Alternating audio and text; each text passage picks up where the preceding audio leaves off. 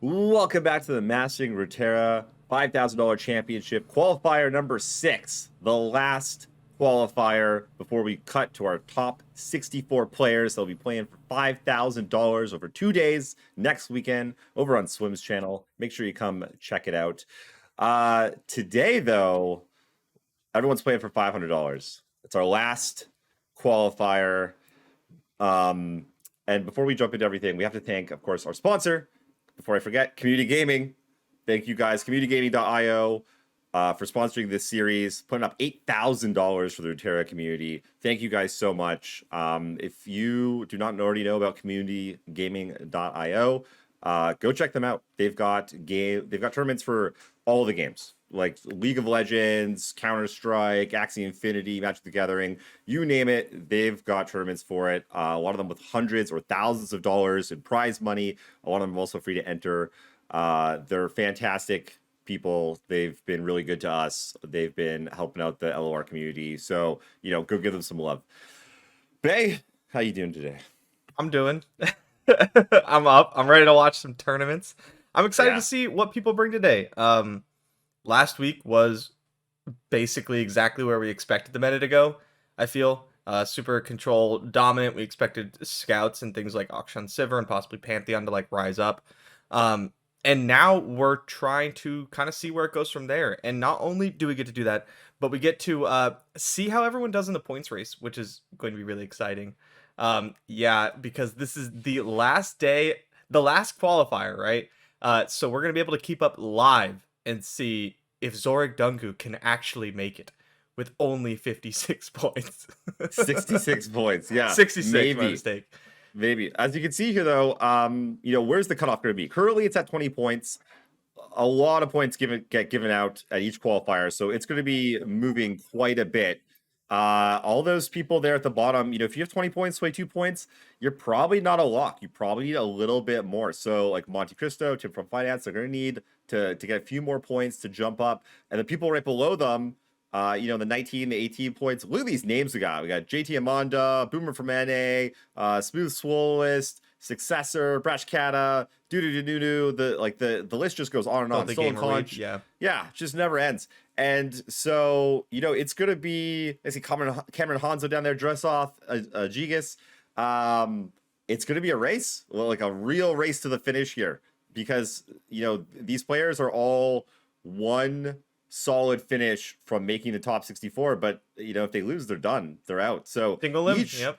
Each one of these matches for them is literally single limb for the top 64. Like, yeah, they've all been single limb, but this is it. This is the last one. And so it's like so much is riding on each one of these matches for so many different players. And we're going to try and get as much of it for you guys as we possibly can. So coming off of last week, let's talk about that a little bit. We had Samantha Honey taking it down with Pantheon, Sivir Action, and AK, Ahri Kennen, but with Absolver, not with Go Hard. What do you think of that lineup coming into this weekend? What do you kind of expect to see the shift being from that win? So I actually expect that lineup to still perform quite well this weekend. People end up back on control, expecting scouts to be hated out. It's a good lineup to be on. If people are on just like normal mid-rangey stuff, it's a good lineup to be on. There are some lineups that look to take advantage of it. I did actually mention that one in my top 3 lineups I would play was Samantha Honey's lineup. I said just run it back; it's really good. What I think we might see, and what I think would be really smart possibly for this weekend, is like the triple burn lineup to take advantage of all these Demacia decks that just can't deal with it. Something like Spiders, Draven Rumble, maybe Pirates, right? To beat this Auction Sivir, to beat the Pantheon, to go over the Scouts. I think that would be really, really strong this weekend. Interesting. I'm always afraid of bringing the triple burn. It feels just so, hit or miss. Hit or miss, coin flippy, and it's not just, you can say that about aggro decks in general, but not only do you need to get those matchups that you just mentioned, you also have to have a lot of things going right, like Ahri Kennen Absolver, or scouts like the Demacia decks, if you kind of stumble as the burn deck, they can just they can just get you. They can have some very powerful draws, that just run you over really fast. It'll be interesting to see though. Everyone's always afraid of the burn lineup, and it's like, how much can you sacrifice without just auto losing to it, or do you just try and ignore it and just be like, burn can't hurt me? It's not real. I do this It's not every real. seasonal. Burn's not real. Yeah, and then my first matchup was always like the triple aggro. I'm like, oh my god. Yeah. So okay, talk to me. I'm an Ahri Kennen lover. That's like the one deck that I've played a bunch. But I'm having a real hard time finding two other decks to put with it. I'm not particularly. I don't love the Demacia decks. I'm not great at playing them. And then it just seems like there's Ahri Kennen, and then there's just a bunch of things kind of tied for second. Is that? Do you think that's accurate, or like what do you think the top decks are in their hierarchy? Yeah, I think Ahri Kennen's currently the best deck in the format, and I don't expect that to change anytime soon. There's a lot of decks that look to like take advantage of Ahri Kennen, and they do that to varying degrees of success. But the problem with showing up to beat, or even like you keep your lineup just kind of okay against Ahri Kennen, right? You're like, okay, I'm slightly favored into Ahri Kennen, right? That requires a lot of change of like your decks. When we saw the control decks that look to beat Ahri Kennen, they have to make a lot of like allowances with the rest of their list. You have to play like multiple copies of the box. You have to like max out on your Withering Whales, right? Or it gets really, really tough. And so what I think Ahri Kennen does for your lineup is it's a ban it or beat it. And that sounds obvious, right? Like that's every deck. But you either have to ban it, which is good for you. If it demands a ban, it's good for you. Or your opponent chooses to try and beat the best deck in the game right now, and that's also good for you, right? But I think we are just about to jump into Monty's match. Let's see what's going on. I don't have his deck list pulled up. I think you said you'd seen a couple of them. I think actually we're gonna go to a different match. I think we're gonna go into Manesia, who is also in the low 20 points in the race. My mistake. This looks like Zilean Ekko. First, Why? possibly go. Why do people insist on trying to make fetch happen? I just look. Okay, I'm gonna get this spiel out of the way early here while we're watching this deck. Actually, sorry. On the NNT side, is this this is Ahri Kennen? I imagine it's Ahri Kennen go hard. We'll probably figure it out really fast. Yeah. Nope. Oh, it's Viego. Viego. Ooh, cool. Well, we got some spice. That is spicy. And people, you can bring these decks, these like off-meta decks that you just don't see on the ladder, and like traditionally there was a lot of reason to do so. What are some classic examples? Like Fiora. Or, Lee Sin Zoe has been the classic, right? Just tournament crusher, but a lot of times was unplayable on the ladder. And it was just like, yeah, people understood that. These decks, though, stuff like this and Scouts, like, I can't get behind in a massive open tournament. And, I would love that people bring them, though, and that we get to see them. And I'm totally willing to be proven wrong, but I just don't get it. I don't understand it. Right now, I definitely feel like Scouts does not belong in that list. I feel like Scouts is a ladder and tournament crusher at the moment. But Manesia, a very strong player, so I'm assuming they see something in this deck that I don't, because I'm with you, I don't really like it.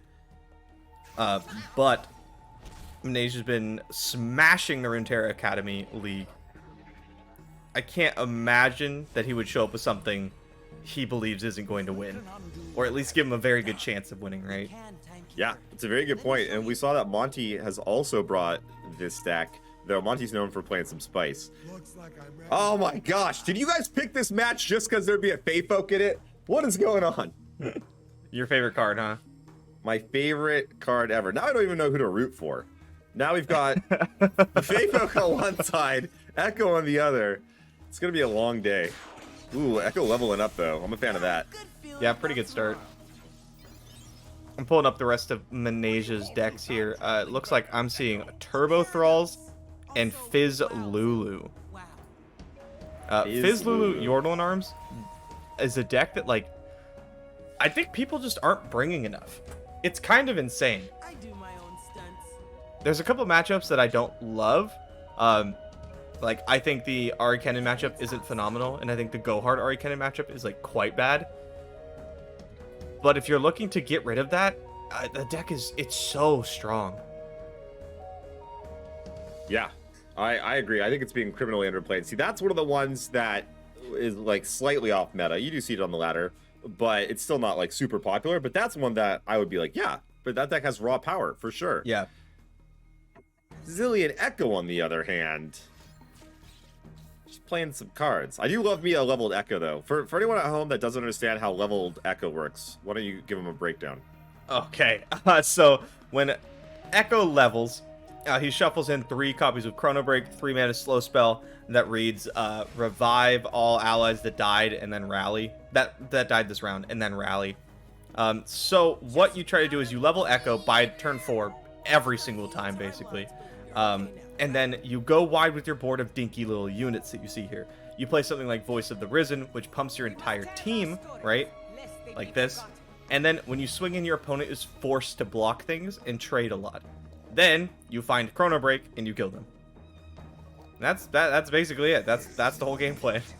Easy game. Ooh, Thresh is gonna come down. I am a huge fan of Thresh. Thresh is one of my favorite champs. Makes me sad to see Thresh kind of get like, why is Thresh not seeing so much play? I mean, I just assume it's, you know, power creep, but it's easy to say. Thresh is still a very powerful unit. Yeah. 5 mana, 3/6 challenger, and then with the level up being ridiculous. Why do you think he's not seeing more play? Do you think he just is he just too slow? Does he not have like the support, like a shell to go with? What's the deal with Thresh? Well, Thresh has always been a champion I'll play just because I don't have anyone else to play, in my opinion. Wow, that Hexite Crystal is gonna be nuts. For example, like in the like Thresh Viego deck, this one, Thresh just kind of there. Like he pulls Viego sometimes, and that's really nice. But I feel the only deck that's ever actually taken full advantage of Thresh is Thresh Nasus. Yeah, my baby. Yep. But the decks with backline units, which is where Thresh really shines, because he, you know, forces you to try to. Yeah, pretty insane. The deck I think runs Deny though, so we're not sure it will resolve. Yeah, maybe Notify. But the deck that Thresh wants to be getting in against these backline units is Ahri Kennen, where you're threatening these 1-mana guys that are just gonna get bounced anyway. It's gonna get bounced, or Thresh will get bounced. Yeah. It's not a great spot to be for a 5-mana challenger. Real quick though, so one of mine doesn't get mad at us. Thresh Asol was technically a deck for one person specifically. Only one person, yeah. One person got to play that. Thresh Asol All right. put up some serious numbers if you were only What Am I? Hexite Crystal coming down. That's disgusting. Clearing up the board. Oh man, that Fey Folk almost did something. So close. This is my future. Still with a decent amount of blockers here though, with 7 mana up. Yeah.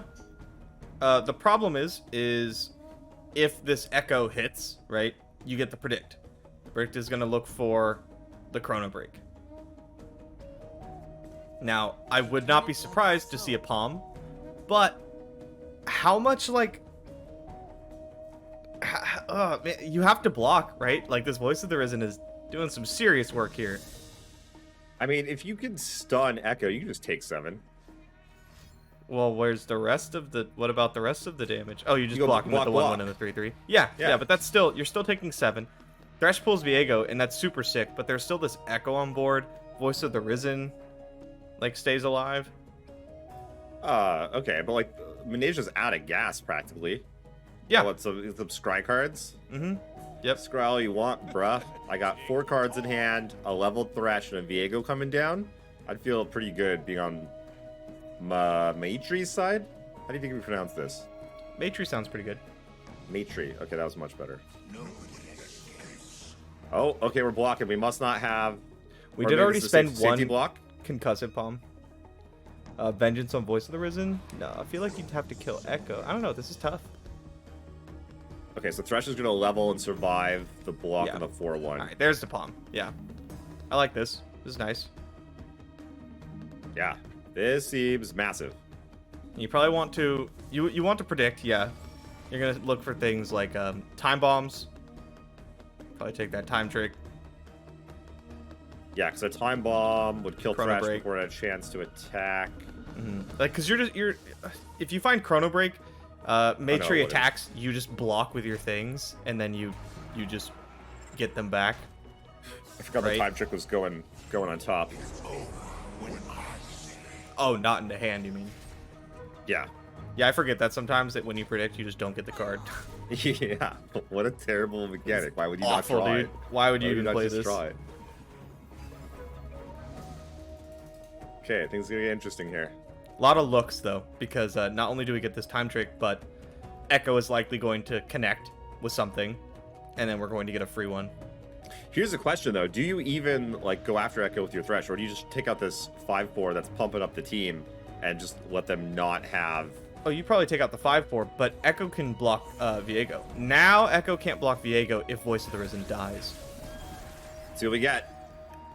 Okay, Station Archivist, pretty solid hit here. Because it just gets deeper. Yeah, goes 5 deep. Go fire off and predict. Nice. Not bad. Skip. Yeah, if you're going to play Station Archivist, you don't want any of those things on top. Ooh, that's a pretty big whiff there. With And Mystic Shot, like, if you take Mystic Shot, it passes priority back, which allows Matri to attack with Thresh. That was a lot of looking and not a lot of hitting.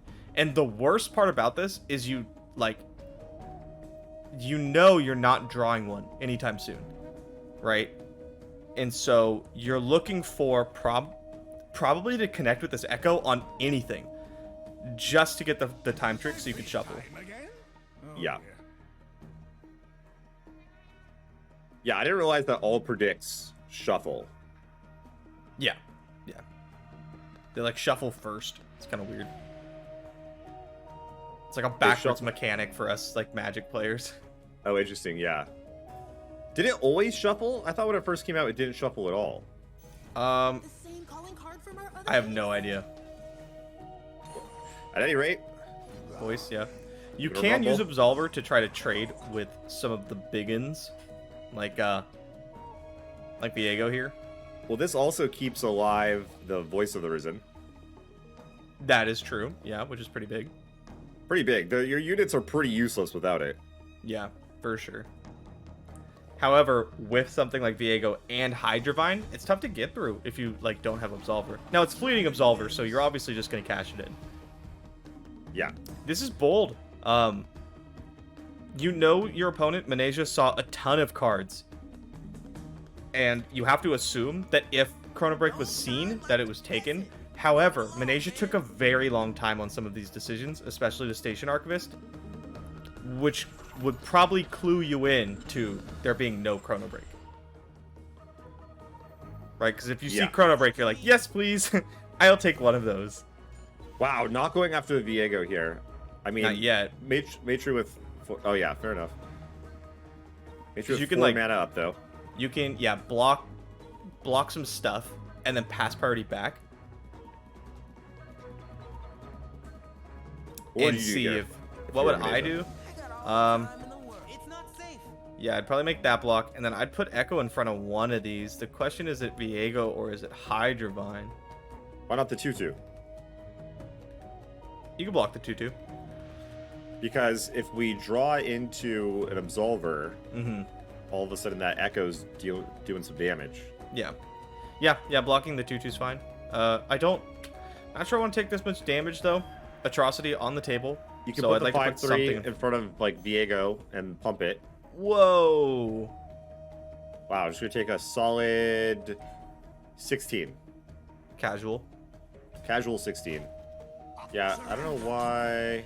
Well, there should be Absolver on top. Okay. We are very wide. We are at least a little bit wide, yeah. Get Heal up. the healing, Heal up, very nice. heal I up. like it. Yep. No vile feast for you. All right. Head and top. Here we Is go. it enough though? Make haste. Send the squad. At once. Put Voice of the Risen at the back. Yep. So something that comes up every now and then that won't hear, but if you Chrono Break the kitty, the 2/1, you shuffle in more crystals If because it's you- a summon effect. So like Oh, if the cat right, dies right. and then you chrono Yes. break, you get more crystals in the deck. Not applicable here, right? But I just thought that was a fun little interaction. I'm a big fan of the kitty. Yep. Not quite lethal Alright. on the swing. Gonna have to commit the Absolver. So Manesia having to commit first is exactly what you want to see if you're Matri. However, this is questionable. The deck does run Mystic Shots. We saw one in the predict. There is one coming up eventually. Yeah, so what do you pump a 3/3 here? To Well, start? here's the worry. If you're Matri, if Manesia just okays, you could possibly be in trouble. I don't know what Matri's hand looks like, but yeah, hard not to start here. I like presenting lethal when possible. I do like killing my opponent, yes. Big fan. It's a strong play. What do we got here? Let's fill the stack. Will of Ionia. Now what? You fired off on Ekko, maybe? Probably not Ekko, because you don't want him to get palmed. Manesia disagrees. You're just gonna let your Ekko die, though? I mean, yeah, and look for Chrono Break, because you want Voice of the Risen back anyway, but no palm. Manesia correctly assesses what's going on here. I was just going to point out, you don't want him to get palmed, but I think we would have seen a palm at a different point in the game. We've already Matri seen had two, it. I'm pretty sure. Because I think you said, yeah. before the last one, you said there was already one. Oh, there's two. Okay. Oh, that's right. The second time we palmed Ekko. So it's really not looking that bad for Asia. Sick Chrono Break. They always find it. Easy game. I'd like my Voice of the Risen back, please. Matri likely on some copies of Deny. Still gotta show me how to ride that thing. Why? Not like Typically, you ever yeah. did anything for me. And there is no better spell to deny than Chrono Break. Hello. Hey, look. It's your boy. I don't know what you're talking about. Never met this man before in my life. Nothing's tasty, nothing's purple. Denied. How about nope? Well, bit of a stalemate here. Ooh, time tricks. Not Time Trick's pretty good. bad. I've seen worse cards, like Tasty Faithful, for instance. it's actually gonna get in here, and Manesia doesn't have good blockers for it. Whoa! Oh, that's Whoa! a pretty good hit. Leveled Thresh. Okay, here's the thing. Matri's gonna win this game, and I'm gonna hear some talk about Faithfolk. Yeah. Look at what Faithfolk. Imagine the board without Faithfolk. Guess who's still winning? Well, not immediately. Uh-huh. Let's go. Off the top. Mystic Shot. Take out that Not good Faithfolk. enough. Not good enough. Yeah, so Thresh is gonna come rumbling in. Or sorry, I mean Viego's gonna come rumbling in off the Thresh. No fearsome blocker. You think it'll have 2 power? It might. It's gonna be close. Let's see. Do 10. the math here. Carry the 1. Yep, pretty close. Yeah, Yep, that's the play. honorable Yeah, well done. death. Yeah, well Mystic done, shotting Manesia. your own Nexus. Yeah. We appreciate that. I like to see it. Love to see it. Faithfolk strikes again, people. Yep, it's too good. We gotta nerf it. It's a 4-2. Fangs is only a 2-2. This is ridiculous. Yeah. What do you think if we made it a 4-3? Tasty Faithfolk at a 4-3? Yeah. I think Nick makes plays would, like, die. Die. Oh my god. Yeah, we gotta nerf I first. It's Yeah. like it happens like a day it'll be like nerf I, like hey, like next day Faithfolk buff. Like no. It's not even the next day. It's just, like, farther down the patch notes list. Oh man, love Like, you, we're Nick. nerfing Eye of the Dragon, finally. For all you aggro lovers out there. So here's the real question. Okay, I was gonna say, Because we're buffing all the other life gain cards. yeah, Fangs back to 3 Fangs power. back to 3. Tasty at 4-3. Okay, we're going Ekko Zilean again up against. What do you think? Is this Field of Rush? Is this This looks like Field of Rush. Could be Iceborne Spiders, could be Anivia. you know what? I'm gonna do You gonna look it up? us a solid and go look up the deck lists. Yeah, I don't know why we didn't do that. Well, we had a change of matches. We thought we were gonna be watching Come on, one Deep, match, and then we watched another match. Manesia just too impressive not to watch, you know? Like, oh, well, Nature's playing? We gotta get in there. Didn't realize. How far is he on the points board? This is low 20s-ish? Yeah, I think so. Yeah, 25 points. So, while currently live for the championship, probably needs to find a W here. Yeah, I don't think that's gonna be enough. It's gonna be right on the line. It's gonna be really close, yeah. Yeah, depends how it all shakes out, who gets the wins and where everything goes. But yeah, really, to secure, it needs to win. So up against it here. Needs to pull this out. This is a riveting control matchup. Edge of my seat here. Will they click end round? Oh, no, we see a kitty. Venetia was deciding between playing on curve with the predict or playing the kitty first, opening themselves up to like a Vile Feast block or something, but shuffling in the crystal for the Chronomancer predict. Yeah. Speaking of cards, I have a bone to pick with. That 1-mana Surfer guy. Drop border. Oh, man. I love value, don't get me wrong. And anytime you hit him off predict, it's like, oh, how do I lose? Oh, look even at that. Still, like, there it is. It's so good, even though it's not. But it's so good. It feels so good. And then every time you draw it, it's like, oh, what? It's like you literally just didn't draw a card. It's like, where'd your card go? I thought you were supposed to draw a card this turn. And you drew nothing. Nothing happened. I can't play this deck because I hate playing anything that causes me to not have cards in hand. Yeah, I feel that. I mean, I would play this deck if it was good. I get that, yeah. I probably still wouldn't. I meant to say better.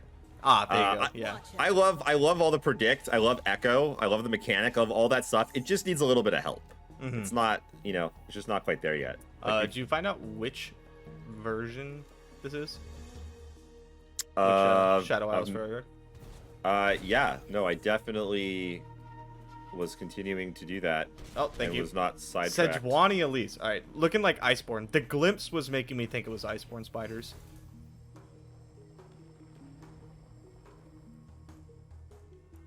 Where are you seeing this? Sparkling Iced Tea hovered it for us.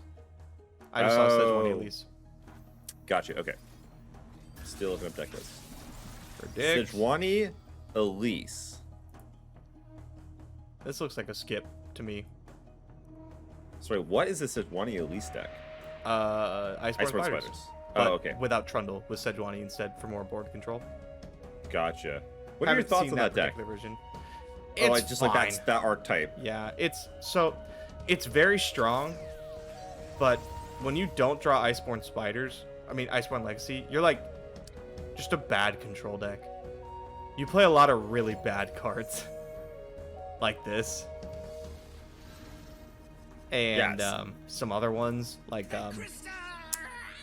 the Elise spell, Crawling Sensation, which is like when you do Iceborne Legacy, the deck's like absurd.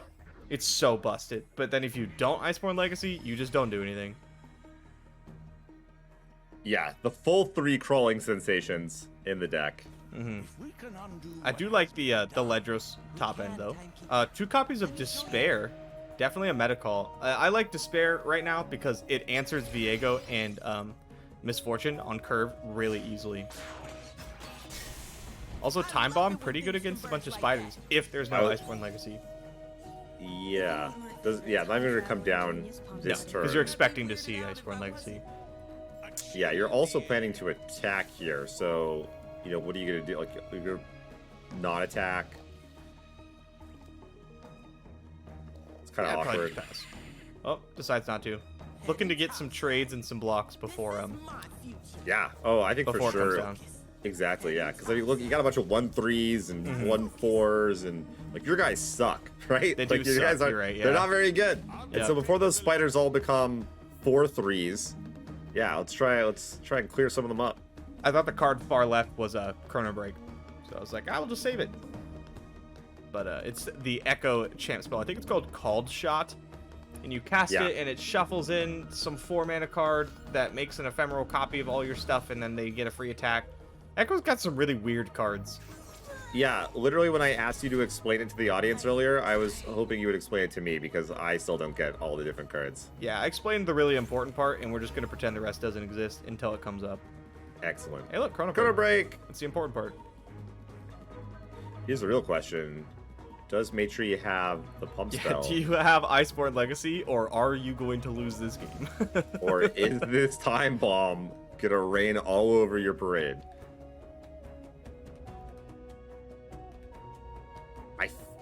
I feel like they would have just snapped it off by now. You just cast it in attack. One of the things I gotta talk about this. One of the things I've really enjoyed doing recently is like timing tells. Like the timing tells are a thing, right? But using them to my advantage. So like I forget what the situation was, but I had 2 units. One was an obvious attack. The other, oh, here it comes, Iceborne Legacy. The other one, I had a trick, so I would have definitely attacked. I think I had an Absolver. But what I did is I dragged out the one unit that had quick attack first, and then thought about the other unit, and then dragged it out, so I didn't make it obvious that I had, like, lethal kind of thing. And so here when Matri was sitting there, I was like, I wonder if, you know, are they thinking about maybe attacking, waiting for blocks? But no, they decided to just fire off. Got a bunch of damage in. Yep, How do you clearly like not 11? playing into Chrono Break, where we've seen blocks with other things.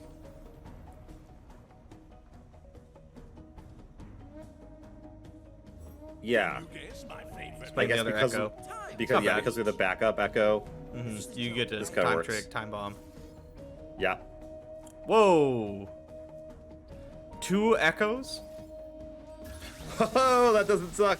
Why not block with the other stuff, though? Yeah. To me now. That's a good question. I think we pulled the old you know what? I'm not gonna cast it. And then now that I what? think about Wait, it, that's yeah, pretty good, I yeah. actually do want to cast it. But One we just thing- took 11 damage for no reason For and no didn't reason. get more time bombs into our deck. It's not a summon effect. That would be nuts. Oh. I would play Zilean Self Recall if it was, I think. That'd be so good. But yeah, I have to admire making a mistake and then not doubling down on the mistake. You know what I mean? Yep. Oh yeah. Oh yeah. Yeah. Lots of people will do that, right? They'll make a misstep and then they'll just keep going with that line of play, digging themselves deeper and deeper. Whereas, you know, sometimes you just gotta like change Gotta go, directions. That was wrong. Let me Yeah. do this instead. Yeah. Though I gotta say, I'm not sure if this was. Do you think this was the correct play? I really like it if you blocked with everything else. Yeah. It's But that's like what I double mean, though. time trick's pretty nice here. After. I see. Yeah. Okay. I get you now. Yeah. Getting the double echo. Yeah. Yeah. I think after the initial damage was taken, realizing that you could get a double echo and then going for it makes sense. Unfortunate troll chant there for the punish. Yep. Ooh, what do you take here? Maybe a time. Do you take a time Probably bomb? time maybe? bomb. Yeah, but I'm so greedy. Yeah, I'm so greedy too. It doesn't even kill anything, but it says draw card, and so I just take those. Hey, look, Chrono But Break.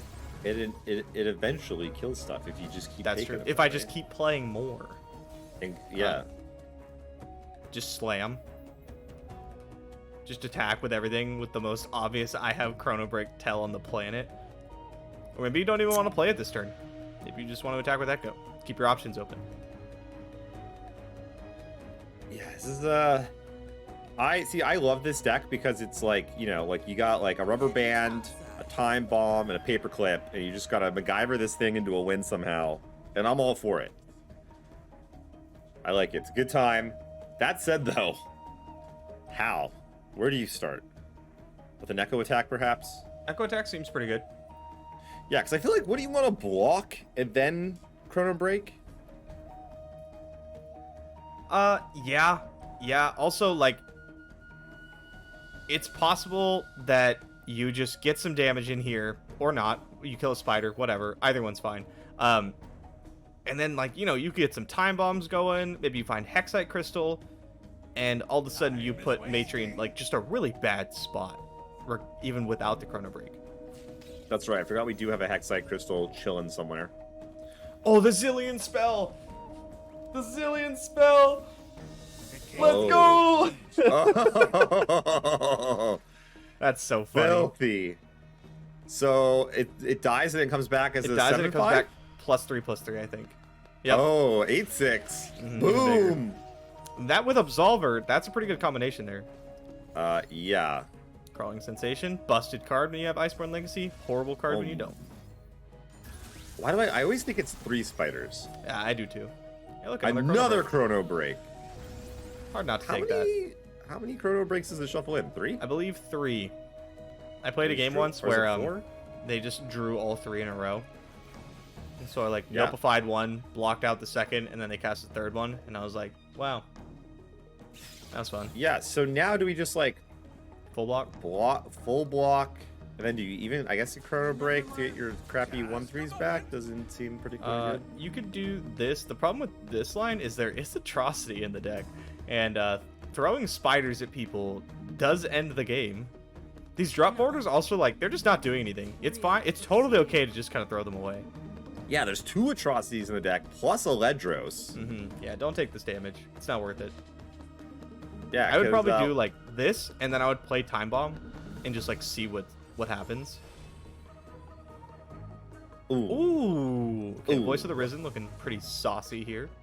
kitty cat hooking us up. Sorry to say, time Love is that card. really an illusion. Yeah, big fan. Really enjoy playing it in Karma Ezreal whenever I get the chance to play that deck. Because you double Yeah. up the Hexite Crystal. It's so gross. I'm looking forward to more. Oh, interesting. Trying to keep Why? the... this is just game over. You just cast Hexite Crystal and you Chrono Break. Trying to keep the time trick from connecting, but it doesn't really matter here. Yeah. Ekko. That's into 6. Bing! Not And bad. guess what? I drew all the Chrono Breaks. Not bad. Yeah, and that should probably do it on an open, though. I mean, let's see. There's Vengeance, technically. Yeah, Maneja loves that Kennen emote. I've never seen that Kennen emote that much in one game in my entire life. What is your favorite emote? Oh, I am a big fan of the top hat. The top really? catch top hat. Okay, I don't yeah. use it though. Yeah. I don't But you use just it. like But it? Yeah. every time BBG uses it against me though, I'm Right. like, oh, I like it. Nice, yeah. Or Blevins used it quite a bit. I don't know. That what- seems like yeah. a Blevins emote to me. Yeah. So I used to love the sweaty Ezreal one. That was my favorite. Mm. But then there was the Earth Flex one, which I really like, and then the Caitlyn one came out, and I really like the Caitlyn one, where she's like Oh, the shaking co- while the holding coffee? the tea or whatever. Yeah. Yeah, I like that one a lot. There's All right, there's let's a get into lot of good ones. Turbo I- Girls you know- went unbanned. Kind of surprising.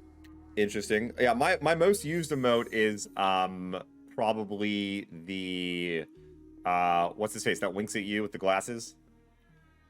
Jace? No, it's That's not Jace. Who is that? the blonde guy with the long hair that copies Tarek. things when you. Thank you, Tarek. Tarek. Beach party Tarek. Wink. That's my go-to. Oh, really? I love it. It feels weird, but I also enjoy it. Okay. I see. If they're out there, So moving on. I'll spot 'em. Episodes of Frozen Century coming down. I gotta give the edge in this matchup to Thralls, as I do anytime. Like, there's Really? a control versus Thralls. Yeah, but I haven't played this particular one. But like the Freljord Shadow Isles versus Thralls tends to be Thralls' favorite. However, Safeguard our home. the Spiders deck has a more proactive game plan Yeah. and is able Like to very, dodge these things. very like, proactive. Very proactive, yeah. If they do it, right? But we can't just assume they always have Iceborne Legacy, even though they always do. Of course, And if they yeah. don't, they're just not doing anything. I always do, because I'm a good player, so I You're just a always better have the player than me, cards that yeah. I need. Yeah.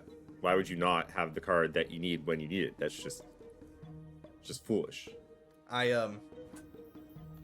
Yeah, I played Iceborne Legacy actually quite a bit yesterday because I know Cephalopod was going on a bit of a run with it. Other people were having a lot of success, so I tried it out, and first thing I ran into is the mirror, where I full mode for Iceborne Legacy, didn't find it, and my opponent cast 3. Is it spiders, not Poros? Yeah, it's spiders. And that was that. And then I stopped playing the deck. So you played one game? No, I think I played like 3, but I am inevitable. I didn't have very much fun in any of them.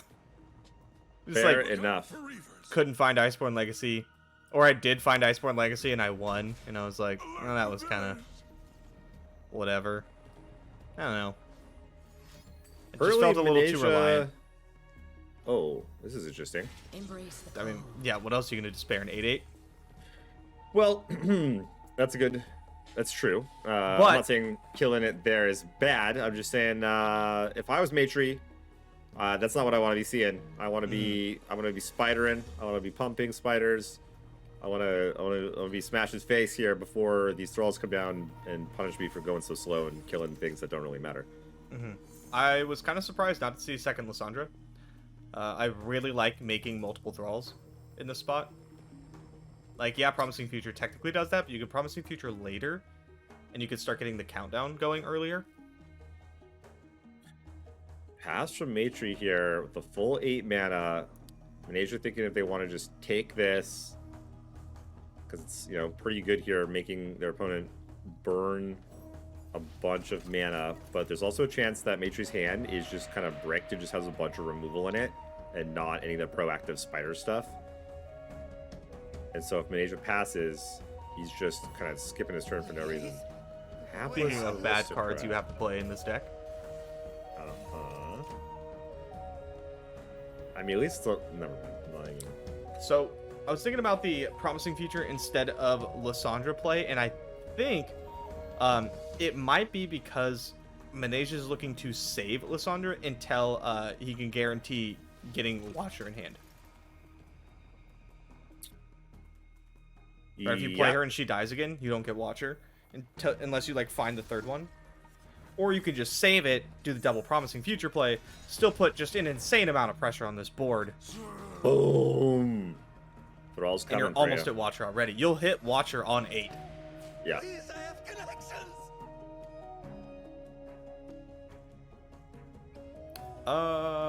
Let's see Can't here. just be Vengeance. Vengeance. Yeah. Vengeance not good enough. Oh yeah, right. Vengeance Overwhelm. Flash Freeze. Yeah, with only 9 mana, that's hard to kill 2 8/8s. They're pretty big. Troll Chant. Alright, that'll do it. Troll Chant Vengeance will keep you alive. It will keep you alive. Not in a good position, but you're not technically dead. Gonna go to 3, it looks like. Mm-hmm. Bang, bang, bang. Down to 3. Yeah, I mean, like, if you're just gonna sit around and not pressure this Thralls deck, it will end do some the things. game. Oh, yeah. Yeah, you get to play Lissandra. Lissandra when your opponent's, like, at low single digits feels so good. You just get, you just, like, tick, tick, tick every turn. Yeah. Thralls is another deck that I expect to actually see more and more in the next coming weeks. Why is that? So I really like Thralls, and I tried it on the ladder recently, and it didn't go particularly well, but it was the same as you, maybe playing Spiders. I probably played like 3 or 4 games. It was just like, I don't know. I lost to like some dumb deck or whatever it was. But I like Thralls a lot. I'm just not sure where it's at in the meta. Because, like, how is it against, like, the Demacia decks, for instance, that we expected to see a decent amount of today? Horrible against Scouts. Yeah. Pretty good against the others. Come close. All right, well, I'll take that. I don't bite. By the way, I just want to apologize preemptively to Cameron Hanzo for We're bad-mouthing his baby. anything I may have said about Scouts. Ooh, 3 Sisters. What's the It's play still here? hard Yeah, to we have not Clock Hand, Just Clock Hand. more Thralls. They have 8 mana to stop a bajillion damage. You could also watch her just, you know, in case you want to. No one. Which I probably would, because why not? Here's a Sujwadi not even remotely close to being leveled, I assume. No. Here's the free Ice Shard. Can't even let a 2/2 hit you. Wow, Maneja looks like he's yeah, okay. Yeah, this is, yeah. Wow, Maneja pulling it out after losing the first game. Still in the hunt now for the points. Like we were saying at the beginning of the match, he only has 25, so he's right on the cusp. This is a huge win for him to try to make that push to make the top 64. Mm-hmm. Yeah, play the Watcher too. You kind of have to. Get rid of the frozen one. Oh, boo! Boo! I want to see the laser. I was gonna say by kind of have to, you mean for your own entertainment, right? Yes, exactly. The only one that matters. Come. The only metric that really matters here. Just goes in with Alright, the well one. played, well played. Yeah, Thralls still alive, still kicking. Yeah, I feel like the thing that I want to note there is that the Iceborne Spiders just kind of O2'd and Yeah. was not super impressive. So I don't know about that deck. Big question marks for me. All right, what do we got up next? I believe we have Kever, who you may be familiar with. I have heard of him. Yeah, heard tell of a man I've named heard Kever. that he takes care of business. He do be taking care of business though, and he was looking mighty fine doing it at Fight Night. And I believe he's up against Sauron 379. Ooh, Mm-hmm. that's a matchup. Last I checked, Kever was also in need of some points. See if we can find him on here somewhere. I'm looking as well. I do imagine he is on the list somewhere. I think he had 10 or something like that. Mm. Oh, here he is. 8 points. Yeah, that's he's got some almost climbing 10. too. He's got a bit to and go. Yeah. Our other teammate Pushby, both with 8 points from the Mastering Runeterra Pro team. They need a big finish here today. Got to get one. What does top 8 get you? Let's talk about the points breakdown really quick. Yeah, so top 8's 25 points. If you already have some points, top 8's probably gonna get It's you just there. gonna lock you. Yeah. Yeah. Top 16 is, as I double check, 16 points. So 24. Oh. yeah, 24 probably not gonna do it. Yeah. Probably not going to yeah. do it because, like we said, coming into the day, 20 points was the cutoff, and it very quickly, there's 2 people, 20 points, cuts to 22, and then goes 23, 25. And there's, like we said, there's a lot of points that are going to, the 4 people from top 8, they're going to jump up. Another 8 people will make top 16 points. Like, they're all, if they have 10 points or more, they're all passing you if you had 24. So, yeah, looking like Kever's going to need a top 8 probably to secure a spot in the top 64. Hopefully he can make it.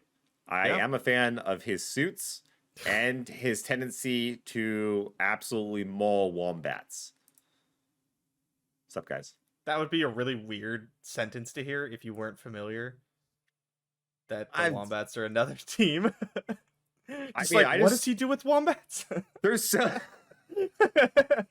so many wombats now. I just assume they've permeated into normal life. You're they're just everywhere. Yeah, I gotta get my oil change. Where? Like the wombat place? The wombat, okay. Yeah. I have it. Yeah. My volleyball league next week. My oil I think change. We're playing the, Wombats wombat. B. It's over at we're gonna play the game tonight at the Wombat Stadium. Mm-hmm. It's just My freaking Wombat phone isn't connecting. I'm interested to see what Kever brought this time. Yeah. I think we're going to find out really quick. We are jumping right into it. Let's see. So he's been a big proponent of the Go Hard Ahri Kennen list, and then also has been on Nami Twisted Fate. Has been very high on both those decks. Nami Twisted Fate. Up against Feel the Rush. That is a lot of mana. Oof. Yeah, it is. Sauron had a pretty healthy life total. I want to point out that Ice Quake in Sauron's hand. I made the mistake of being like, hey, I can destroy my opponent through an avalanche. I got him, and then they slammed down an Ice Quake, and I was like, oopsies. Forgot that was a card. Actually, no, sorry. What I did was I pumped up a 1 toughness thing with a sharp sight, and then it still died when I was like, yeah, right. Yeah, and you're like, it's not avalanche. Yeah. Oh, yeah, right. This is going to be a brutal Ice Quake. It always comes out of nowhere. I mean, the avalanche is in hand too, though. Avalanche is pretty good as well. Yep. You get to hedge your bets with 1. Yeah. Cast the avalanche, and then Kever basically goes, okay, I have to go all in. And then it's going to lose to this Ice Quake. Yeah, I'm really glad we get to see this deck because I've actually played it quite a bit, the Twisted Fate Nami deck. And, well, yes, it can do super powerful things, and I have just absolutely blown people out with it. And you get to draw exactly 100 cards every game, which is super fun, and then burn your opponent out from ridiculous life totals. It's still, to me, is just a little bit too inconsistent and too squishy for me to want to put it in my lineup. Mm-hmm. I don't want to lose games because my deck just didn't show up. Yeah. I want to, that's, you already have enough variance in the game in general and who you go up against, your opponents. Adding that kind of third factor of your deck maybe just not showing up It's like, oh, hey, this is a great matchup for me. Like, I always win this matchup. Your deck just like, yeah, you just didn't see a unit for 10 turns or something. You just lose. Like, that's, to me, that's not where it's at. This is looking relatively lethal. Let's see. Let's do some math here. 2, 10-10, overwhelm. Just cast Flash of Brilliance and hit Yeah, what can Singular you get? Will. Yeah, that would not suck. This is not going to do it. It is not going to do it. Yeah, you get to toss some cards, though, which is useless. That's cool. Yeah. It's fun. You know, if you like tossing cards, there you go. If anyone wants to play in deep. But yeah, these giant overwhelm cards are gonna hit the field, and last time I checked, Poros are not gonna do a very good job blocking them. No. I just imagine like one very small Poro with goggles trying to stop a gigantic like troll. Every time it jumps in front of an Asol, I'm like, what just happened How? there? Yeah. How? How Yeah. did that make any sense to There's a anyone? gigantic space dragon and they're just firing Poros at it. Like, did he stop and just like, hey, what's He's that? like, It's like, yeah, good. We got him for a turn. Guess I'll wait know- to attack you guys then. What do you think of Field of Rush right now? Because that's a deck that at the beginning of the season was like the hotness. It was Yeah. like taking off, and then it kind of Yep. got Still very pulled strong. back. But I really don't want to bring Field of Rush into like a Scouts dominated meta. Even like Pantheon decks feel pretty bad. You know, like the Demacia decks beat Control right now, which is kind of weird to me that like the Like mid-range decks beat Freljord Control. control, you mean? Freljord right? Control. Yeah, the Avalanche, Withering Whale Control. Because how are they into darkness? Less good than they are into Field of Rush, probably. It's still like they're still good. Runeterra has this weird thing where like it's kind of swapped from Magic, the like heuristic or whatever. In Magic the Gathering is aggro beats control, mid range beats aggro, control beats mid range, and then combo beats control, and then in Runeterra mid range beats control and control beats aggro. And aggro beats mid range. It's like really strange to me. It took me a while to figure that one out. Combo beats everything. So this is an interesting deck here from Sauron. This is Elise, Kindred, Vi. I do have quite a bit of experience with this. Got 2 Karina Virazas. Yep. Did I just butcher that name? I felt like I butchered it. I have Probably. no idea. Yeah. 2 minions. Love to see it. Yep. And then the usual kind of assortment of removal and some sentinels. 1 Elise. Because why Yep, not? we call it Sentinel Control. The minions are there to facilitate more glimpses because the deck's big problem is it lacks draw power. And so yeah, you see things like Glimpse of Beyond plus minion, also Static Shock, which was just drawn. These cards are there basically to draw more. Really powerful deck against like the right stuff. Also, this interaction is cool. So you see the unleveled Nami played by Kever, which you just don't normally see. But when Flash of Brilliance is played, it will flip Nami, and then the Nami trigger will go off. So instead of giving +1/+0, it will give the full +2/+1. Yeah, I love that. Flash of Brilliance is so good in this deck. Turbo leveling Nami. Who do you get the edge tier to? I gotta think that Nami should be able to go under this control deck. It's because when you look at it on paper, it's like, oh, they got like, there's a Vengeance there for a Nami, and there's a Static Shock that could kill some Burble Fish. But here's the thing, we got another Nami. We're gonna be pumping our Burble Fish, and so all of a sudden, when your removal is not actually killing our stuff, and we're dealing you a bunch of damage, you're in a lot of trouble. A lot of trouble. Ooh, Kindred though. Yep. If we could just cast Burblefish right now, then it would be a like really, really advantage cover, I think. But it's still pretty expensive. Obviously, we can go like Flash Brilliance, Burblefish. But then we have nothing to cast to like pump it immediately. Ride the surging tides.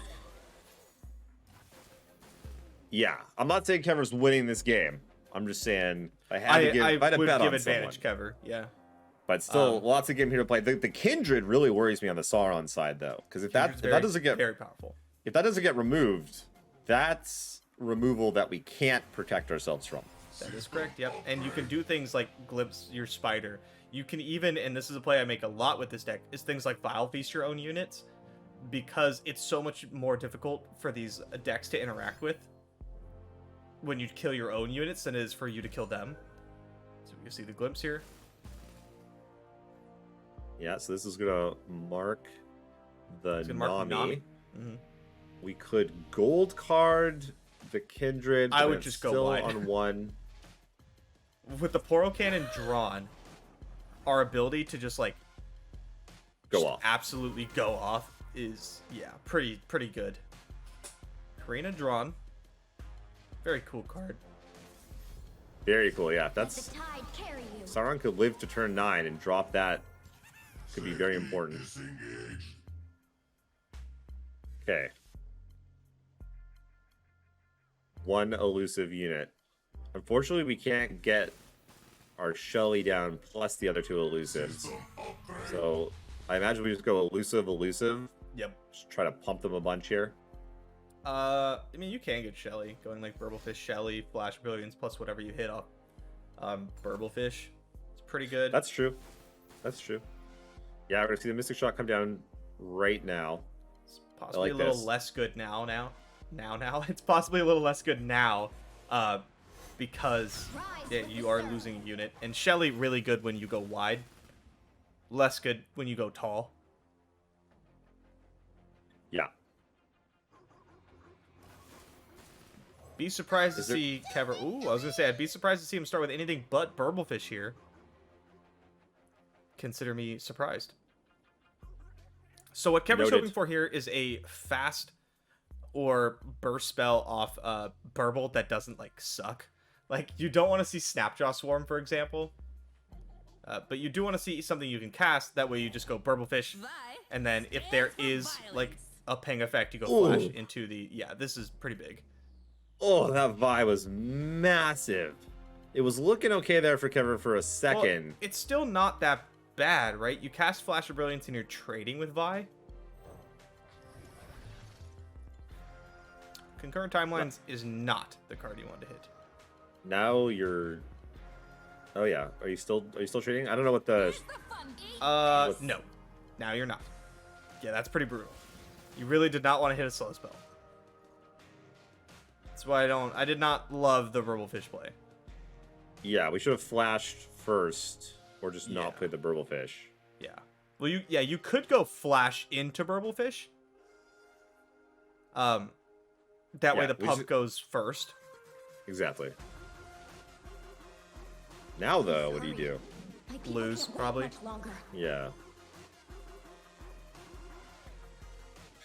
Vi is an absolute house. Yeah. When she's not getting She- bounced or stunned. Yeah. If you're a PNZ type deck with a bunch of burn, Vi is a real issue. A giant, challenging, tough unit is a problem. It's a really And big bot that's never going to do anything. Yeah, if you could flash Brilliance into something that overwhelms, that'd be cool. Or has, Somehow. I don't know, a keyword like elusive maybe? Okay, Burble. We still have another Nami. I forgot we had the other Nami in our hand still. Yeah. So we can still get our Withering Wail. All is not lost, but I really would have liked to kill that Vi. All I know is when a Nami My deck people are counting has on a me. bunch of mana, some elusives, and a bunch of spells, they are far from out of the game. That is very true. Because we could be 3 elusives wide. Could do a little pumping. What do you think about this concurrent timelines here? I don't want to cast it. I don't know how it works with Burblefish. If you get a 6 or a 0, I think it's a 0. I think it's a 0 also. It'd be an 8, wouldn't it? Isn't it 8 originally? Or is it 6? It's 6. Okay, that makes more sense. I am a big fan, however, of playing concurrent timelines with Trundle's Ice Pillar. That Because is that's a good time. Yeah, that's just Free fun. 8/8s are where it's at. I really wish we would get to see a concurrent timelines. In general, though, actually, I want to try and make that deck happen. It's just a good time. I remember the old one with Dreadway Ledros. Man, everyone that was any of you in the chat right now that were clamoring for a ban or a nerf on that deck, shame on you. Shame on you. It was a tier 3 deck. It was just cute as hell. It was not even good, and now it's dead. It's People gone. hated it. They hated it. It wasn't even good. It's the same, probably the same people that were like going off about how dumb Riot is because of elusive Poros. You ruined the game. It's terrible. 2 days later. Sorry, what deck? Yep. The fastest flash of the pan ever. I still think we'll see elusive Poros in tournaments in anti-control lineups. I think like Scouts, Thralls, Poros would like absolutely decimate control lineups. Totally. And that's good, right? That's what we want. Yeah. Okay, so we flash of brilliance here. Yeah, that's a good starting point. Save 1, but that's all we can do. If you hit a 6-mana fast spell, you can save. Ride the surging tide. Oh, That fair is enough. not a 6-mana fast spell. That is neither of those. Nope. Although when you so we click OK and it passes priority back. If Sauron finds the Vile Feast onto Burblefish, this is gonna be a blowout. Because Kever with nothing in hand. What? We got a Poro. We have a Poro, but like no spell to cast in response. Already as is, Kindred's killing the Nami end of turn. Yeah. Just pretty bad. Vi's still alive, which is pretty bad. Yeah. We're getting close to the Karina Ledros turns, which is pretty bad. Go on. Ask me how I feel about this Withering Whale in hand, too. How is the Withering Whale going to affect the game for Kever? I would say it's pretty bad. Gotcha. Okay, doesn't fire off the Vile Feast, though. Nope. Interesting. Why do you think that is? You expect some spell, right? Kever's got 6 mana and 6 cards in hand, only 3 of which are created, but 2, like, not counting the Poro, but 2 of which are created from Burblefish, and most of those are fast or burst speed. So you just expect that there's something that could have been played. Ironically, this Vile Feast probably gonna come down as Poro potentially now. Well, Maybe. if I'm Sauron, I probably just want to try and get out of. Okay, maybe now. Maybe now, yeah. If I'm Sauron though, I just want to get out of this turn without dying, right? If I'm like, if I Yes. just don't die this turn, I don't think chilling. I'm losing this game. Yeah. Finds the There it Vile is. Feast, going to be There it is. successful. This will put the pump onto the Burblefish, though, which is going to hit you for quite a bit. Yeah, 8 is nothing. Woo, okay. Yeah, I like it. I just snap off the Vi trade here. Vi to the bot. Find the bot, Spider in front of Nami, keep that life Fighter in alive. front of Nami. Oh, Interesting. yeah, I mean, go back. so the reason you would think to do that is, okay, there's going to be a Get Excited on this Kindred, right? But if there was a Get Excited, I think it would have been used previously to Right. keep things alive. Yeah. Sauron sniffing that out. Correctly assessing the situation. Everyone, Yeah. dear wolf. That is a good point. This is a good point, though. That's the way you can get people. Mm-hmm. But you're like, oh, that's just gonna die. It's marked, and then, oop, nope. Not if your Kindred's dead. Pretty good attack here. Sauron with literally their whole deck in hand. Yep. So Ever brutal the spot typical- here, yeah. Because you're sitting there and you're going, this is a lot of damage, and it puts me pretty much in atrocity range, right? Assuming Kindred's gonna like get pretty big. There's also like Ledros things to take into consideration. There is burn, but the problem is at some point you're so far behind, you just have to go, okay. If they have it, they have it, right? Like, I cannot beat this card anymore. I cannot beat these lines, so I have to do my best to win through it. Like, I have to hope they don't have a hand that lines up well, and we just have to go for it. Yeah. What is that 8 mana spell? Is that? Sunk cost. Yeah, that's the best card on the ladder. I think it's now being changed to Singular Will. What does Sun But- Cost do? 8 mana, put something on top of the owner's deck or something like that. It's really bad. It's like slow speed. but it hits landmarks. Oh, Woo! interesting. We don't play our Burble out there or much of anything. Yep. I think worried that if you play something that's smaller, Kindred gets to kill the big one, right? Oh, I see. But if you wait, the Kindred effect doesn't go on until end of turn, and this is your last turn anyway if you're Kever, and you know that.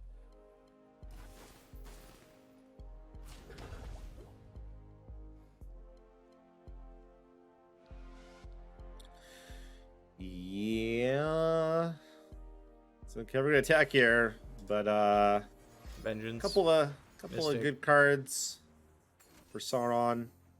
You're expecting, you're Vengeance. hoping to get some And a damage in Mystic if you're Shot. Kever, and getting just 0 is brutal. Yeah, getting 3 in at least would put Sauron into a But you burn like range. possibly live, yeah. They will. Oh man, I mean, we're gonna see a Twist of Fate blue card. Yeah, okay, you sunk cost, nice, and then you Twist of Fate blue card. Got him. So it goes Actually- on top. I don't know. Maybe it goes into the deck. Who knows how that card works? You know what? We'll find out in Oh. a second Reel though. me in. Going for the red card. All right, we're going for it. It says into the deck. Into the deck. Okay.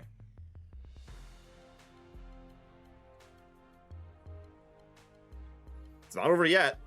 I'm gonna go to no, 7. For all of it is that. technically not over. So young. I would not have hated it. You know, I don't think Sauron's going to be able to close this next turn. Well, we'll see. If he finds the Ledros, then it will be over.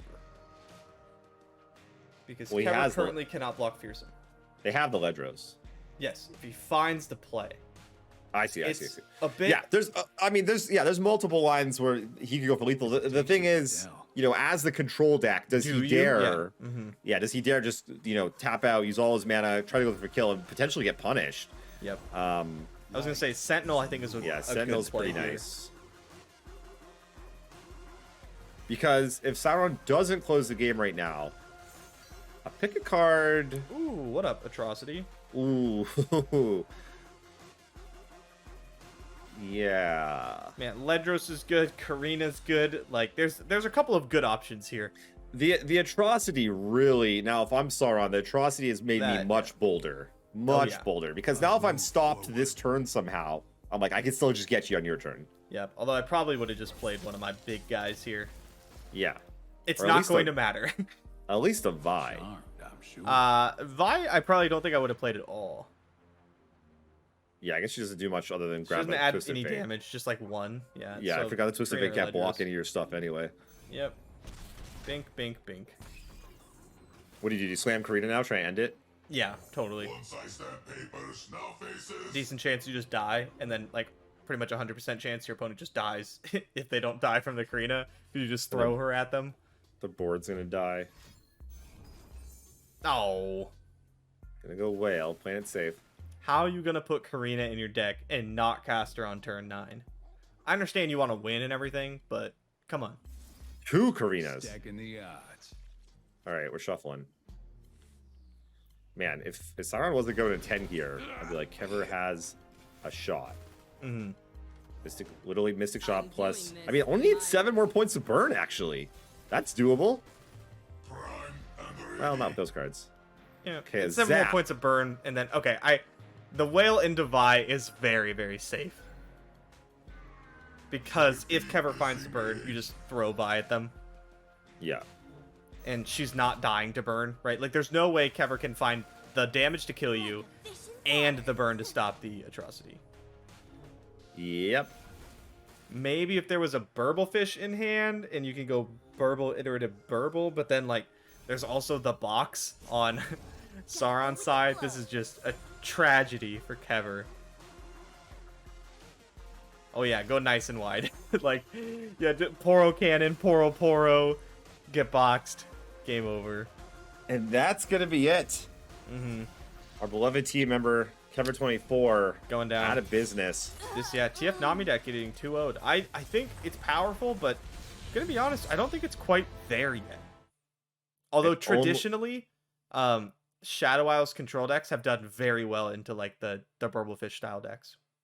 Yeah, that matchup, as much of those like, oh, maybe you go underneath, did not look great. Kindred doing so much work there. Hey, that Oh, yeah. like I was saying, I was really afraid that Kindred was just going to be a bunch of removal that we wouldn't be able to deal with. And yeah, never drew get excited. Just like didn't get that Kindred off the board. Killed 2 Namis, whereas typically it would be much more difficult to just like eliminate 2 Namis.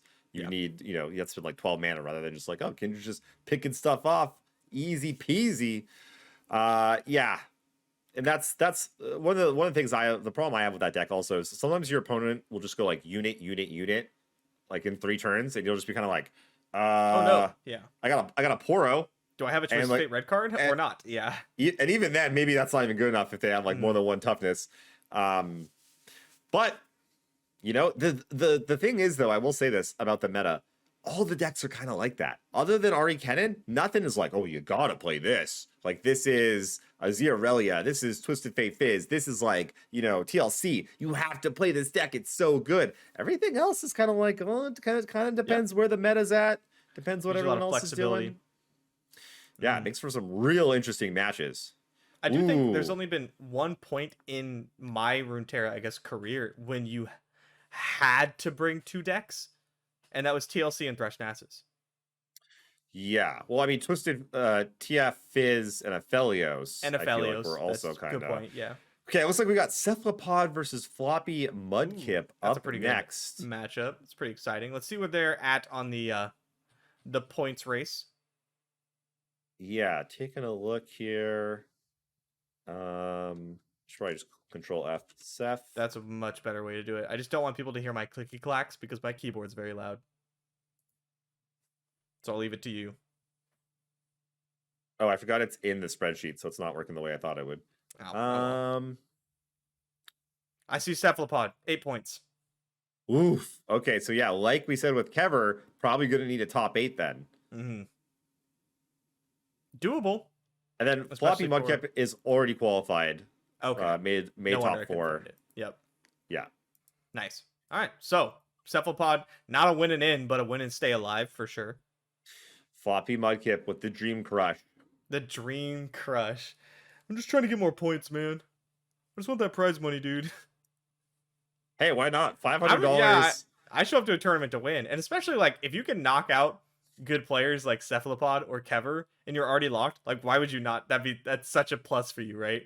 That's a very good point. And then also, this is like the last really good testing you're probably gonna get before the top 64, right? Got to sharpen those skills. Got to figure out what you want to bring. 100%. So I think we're just gonna jump into the game here. These old We got is this Cephalopod?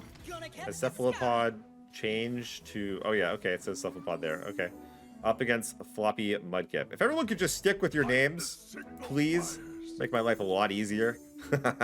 Try to calculate points for everyone. So look at this. We got what seems to be, I want to say Feel the Rush on Floppy Mudkip's side, but we'll see. Oh no, this is obviously spiders. We've got the crawling sensation there. And on the other side, we've got the Xerath Zilean, I would imagine. This is going to be an interesting matchup. I have no idea who would be favored here. This is like 2 decks that were not expecting to go up against each other, I think, when they got brought in the lineup. And I bet both these players aren't even totally familiar with how this matchup will play out. And this is one of the problems I have with bringing these slightly more rogue decks. Like, you got to put a lot of time into them because there are so many potential opponents and like there's not that much good data out there. So, I feel like some people are maybe tricking themselves into thinking that maybe decks are a little bit better than they are. Apparently, I'm being told that this is not Cephalopod. This is actually Cephalo, and they have the same amount of points though as Cephalopod. That is very confusing. Yeah. Okay. So I have to imagine that this matchup, like all matchups involving Iceborne spiders, a huge check is, do you have Iceborne Legacy? And it appears we do not. on Floppy Mudkip's side. And then the Xeraths are pretty important because they can, when Xerath gets leveled, they can shoot down the Iceborne spiders. But I imagine the real test of the matchup is going to be the Arsenal. The Arsenal. When I play the Arsenal, can you deal with it? Why do they call him that? Oh, we are going to find out. Oh, this is the Ziggs one. I thought it was the Zilean one. A little more aggressive. Playing things like, I believe that card on the far right, -1 is like Unleashed Energy or something. Yeah, what does that do? +1 at burst. And then if you sacrifice a landmark, it gives like +4/+2. Pretty insane card when you have Ziggs on the field and he's leveled, because not only do you get like the +4/+2 at burst speed, but it blows up the landmark, which probably gives you a positive effect, and then also deals damage to your face. Man, I didn't realize that ability was called Teen Spirit. Is it really? Did you see that? I just saw it was on the stack just now. I'm a huge fan of the Desert Naturalist. Man, with this box coming down here though, this is huge. Pretty strong, but like the Naturalist, I mean, it basically was free, right? I mean, like you have to deal with it if you're Floppy Mudkip, but like the Desert Naturalist is a 4-mana play. Like, look at this though, but you're killing the 5/3. The other two are gonna have 1 toughness, and that's pretty good. And then we have Withering Wail on hand. I actually really don't like this Hourglass play. I want to see it saved for the Arsenal. Yeah, fair enough. But what I'm saying is like, okay, so you box and then you wail, and that's 9 mana to deal with Cephalo's 4-mana play. True. Yes, it cleans up the board for you, and that's fantastic. But I don't know. I don't love it. Like, yes, that's the correct play. Obviously, is like box wail. It's really, really good. But look at where we're at right now. There's going to be something like, okay, Trundle surviving is big. There's going to be a whale on Floppy's side. And I was going to say, if Trundle doesn't live, this, like, Absolve, it's going to force out, like, a Vengeance or a Freeze or something, because this 5/3 is looking to kill you. What? How's the 5/3 going to kill you? You're going to be at 13. It's looking to do a bunch of damage with the Ziggs deck and Pokesticks and stuff. Let's see, how much damage can you get with it? Right now you can put 9, 11. So not lethal. But I don't want to go to 3 against the deck with Ziggs and Pokesticks. Yeah. Sorry, are you counting all the pump spells in hand? Yeah. This is just going to be the end of the game though, right? Like just Absolver. So, sorry, what does the 3-mana one do? This. +4/+2. Oh, right. Yeah, okay. Sorry, my bad. I forgot that we could... I was like, you're just going to pump the 5/3 a bunch, right? Mm-hmm. I totally forgot we could just pump our toughness on our units and have them not die. With Unleashed Energy going first, Floppy not dead here. Yeah, gonna go potentially to 3. Mm-hmm. I like the Absolver line. Oh, that's right. Absolver not leveled. Duh. I was like, I don't know why we're not just going with Absolver and pumping like one thing, forcing the reaction, and then pumping another later. And that's because it only has 1 pump. Right. Yeah, I forget about that all the time. I just assume like that I'm gonna get the secondary part all the time. Yeah, it gets really awkward with like Ahri Kennen when you're on like 5 of 6 bounces and you're gonna level her, but like you can't. But you can't. Double absolve her before. Yet. Yeah. So you have to try to. You gotta like try to present lethal, and it gets awkward there. Okay. Pillar coming down. 3 points of life. I would like to point that out.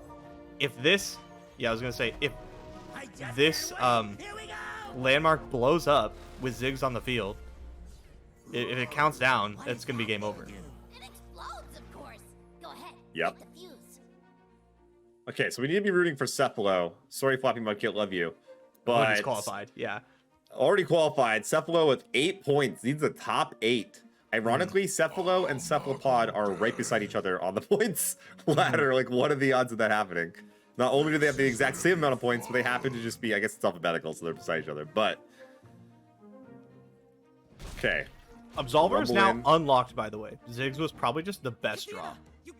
Yeah. I do not know if this landmark pings when it's I destroyed. think it does. If I it think does, then yeah, it forces the vengeance right now.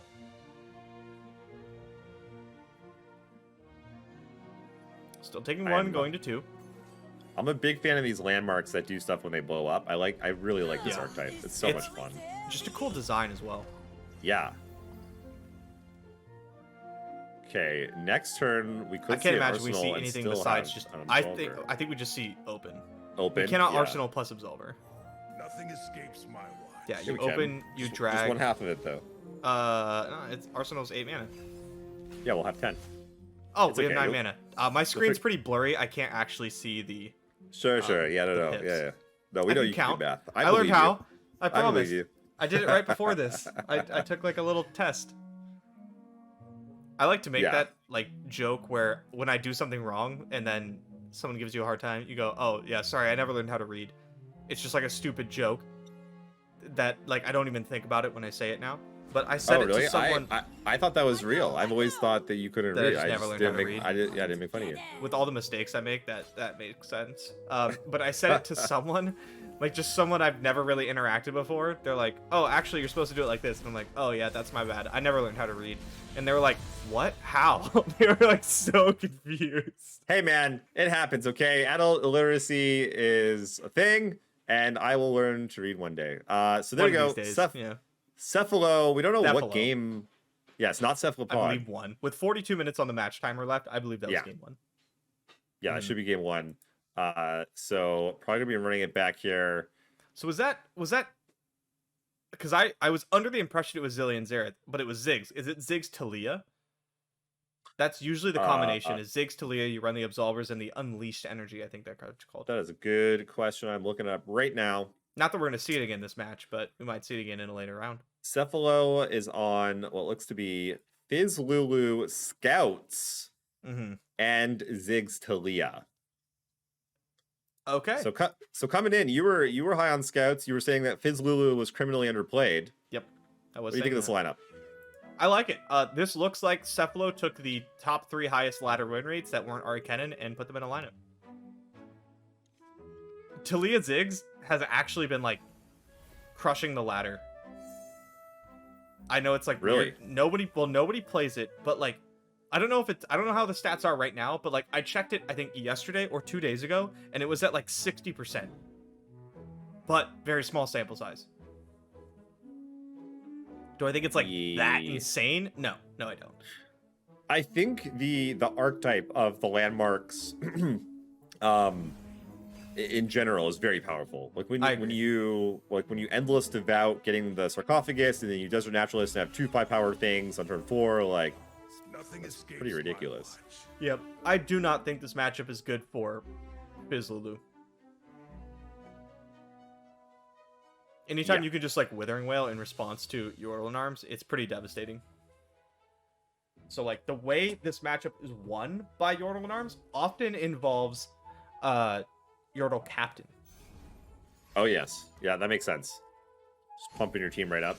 That card is very good. It does not suck. I take back everything that we said when that card came out. People were complaining about it, and I was like, it's not even good. And now I will take that back quite a bit, and the card is very good. It is Not- very good. Not, It's not poppy broken. good. Yeah. Not broken, busted. You need to nerf it good Yeah. by any means. But I was definitely wrong. I didn't think we'd see any play. I thought it would see no play because you were not ever going to play it over Poppy or Lecturing Yordle, but now those cards have been nerfed. Yes, And like there's that really also. heavily. And I mean, it to be fair, it still saw play before those got nerfed. Yeah, it did. I Definitely just did. thought that by turn 4, it's like how many, like, you know, the game's kind of like you're at a different stage of the game. You're not playing out a bunch of guys. Typically, Mm-hmm. you're like, you know, trying to finish the game, close it out somehow with like Yordle and arms or something. Turns out, yeah, not the case. Mayor taking a hit though, also kind of sucks for those decks in general. You can't just spew out a bunch of units on like turn 5 or 6. All right, we'll see if Vile Feast come down here. This just does not look good for Cephalo. Like, just looking at this part, it already is looking not phenomenal. Okay. That said, though, Floppy Mudkip only has 4 cards in hand. That's true. One of them does draw more cards. And one of them And does one of the kill cards on multiple board things. draws more cards. So young. If we could just bait out that Withering Whale, though, or get them, can bait or out get the whale. or floppy Mudkip to tap below 5. Mhm. So, double Yordle. Double Even Yordle though arms, we have to yeah. re-put our team back together, but we have a looping telescope. We got some stuff here. Yep, that's Yeah, kill Lulu down. I like it. No way to discard a Chompers, unfortunately. They won't come. Still, yeah, still going for some damage. Okay, And hugify. Look out for Reavers. it's probably the way to do it. Just start chipping away 4 at a time. Yeah, I think that's just the way to go. Because you're not going to get the big, like, Yordle and Arms OTK that you want. I hate that they get to draw cards still from Pokestick when you remove the target. Yeah, it is a little weird. There's quite a few cards like that where I expect that if I remove the target, the card should not have the effect. And that is not the case. Yeah, and I love Pokestick. Don't get me wrong, love the card, but like, yeah, like if I remove your Vile Feast, you don't get the spider. Like, come on. If I remove your Atrocity target, you lose. Like, come on. Ugh, yeah, man. Looking at Floppy Mudkip's hand, it's like, oh man, that's a lot to fight through. There's a lot of removal. Withering Whale, Vile Feast, 2 Vengeance, 3 Sisters, bunch of blockers. Lady Elise, I mean, what more do you really want? See what Cephalo can do here. Cephalo knows Floppy Mudkip's deck is full of this removal, though. So, you know, we'll be trying to play around it. Oh boy, here I go. There's only so much, like, removal you can play around. Yeah, I just mean, won't, like, you know, probably play out all the 1 toughness units and try to just slam a Yordle and Arms into a Withering Whale kind of thing. Yeah, I mean, hey, if they have it, they have it. This is the America server, after all. That's what we do. That is a good point. I forgot about that. Because, I mean, what else are you going to do if they have it, right? They have it. They just have it. That's They it. have it. Yeah. Next game. Unfortunately, this is not Cephalopod because Oh, yeah, right. Cephalopod did have that tweet. I don't know if you saw, where it's like the blue pill, red pill, and it's like the try to play around things, and then the red pill is like if they have it, they have it, and then it has the picture of just like the flood of red pills with an overlay of the American flag. It just says hee haw. Yeah. I mean, if they have it, dude, then they just have it. That's all there is to it. In my experience, they never have it. They never have it until they do. Except the times that they have it, they never Except have the times they have it, yeah. it. Yeah. But what are you supposed to do, right? Yeah, they just had it. Do you think he has it? Oh, how lucky. Oh, Who god has damn it, he then? has it. Okay, we will get to play another Poro, which will get Vile Feasted. But then, they're almost out of good removal. Well, that's right. I forgot our Lulu and our Chomper still get the buff, of course. Unfortunately, we cannot jam through all of these annoying spiders and 1-drops. Just not even bother going with the Lulu. Yeah, you don't want it to die. I mean, how is it dying, though? I can't see its stats. It's a 7/6 currently. Oh, yeah, well, I mean, it doesn't do anything, though, does it? You just give your opponent a card. Yeah, that's true. They just block with Sentry. The thing is, you gotta get through that sentry eventually. What are you Yeah. gonna do? Just only ever attack with elusives? I don't know why the screen is so blurry on my end. You don't seem to have that problem, do you? Not at all, no. Are you on your phone or something? No? It's been like this every single time we do the broadcast. Yeah, interesting. Is there like a setting down at the bottom? Nope. Is it because you live in a place with bad internet? Sometimes, but I don't think so. Yeah, interesting. This is what you do. Okay. You go watch I'm listening. watch the live stream, and then just jump back and forth between 10 minutes in the I was past. gonna say, yeah, it's and only a 10-minute current- delay. And current time.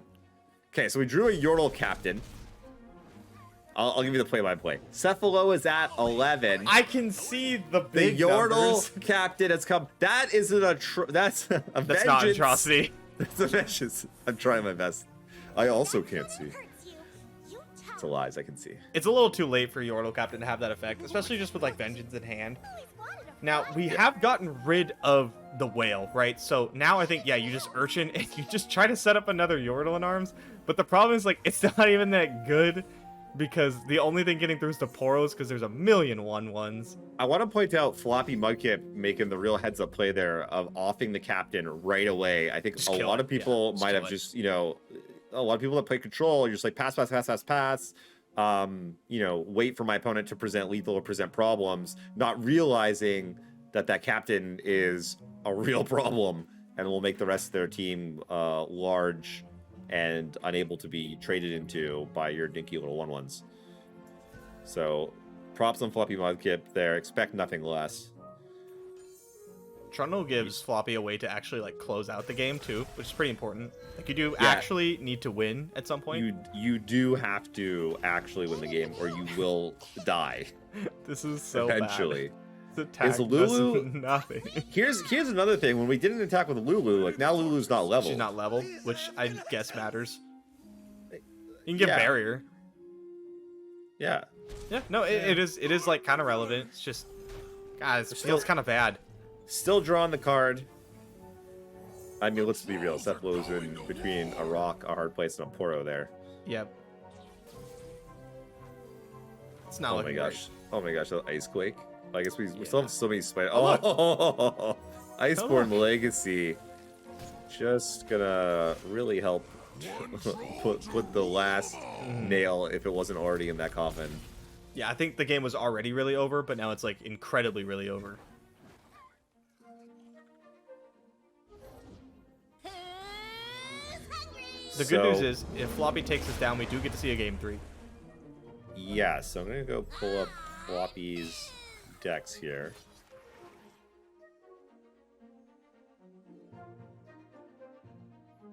See what we might be seeing. We know what we'll see on one side. So it's either Nami Twisted Fate Okay.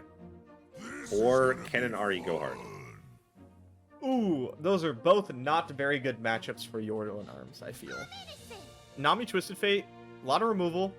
Twisted Fate red card, obviously pretty good against, like, historically pretty strong against decks with bunches of X1s. Nice, got him. Nice. Yeah. Well played. Well played. You'll love to see it. Everyone's playing so well today. They really are. Yeah. I hope we get to see some dominance, assertion, zero power attacks, because That is important. Yeah, you know how I feel about those. yeah. Big fan. Big fan. You should be a part, for anyone listening, you should be a part of our team calls, let me tell you, and the VODs that come in when people aren't attacking with their zero power units for no reason to assert dominance. I hear about I get on them. Yeah. Like, There's- why are you missing this? It's just pure value. No stone unturned. So I'm going to go out on a limb here and say Kennen already got the ban, and we're going to see Okay. Nami Twisted Fate. I don't Yeah. know this to be true. That's just my guess. Who in the right can avoid- mind is like, yeah, let's just get that AK deck up in here. Not afraid, not scared. Hey, you're right. Called So Twisted Fate and Nami in hand, pretty good start. The reason I game. think this matchup is just like not fantastic for the Yordle and Arms deck is one, red card, right?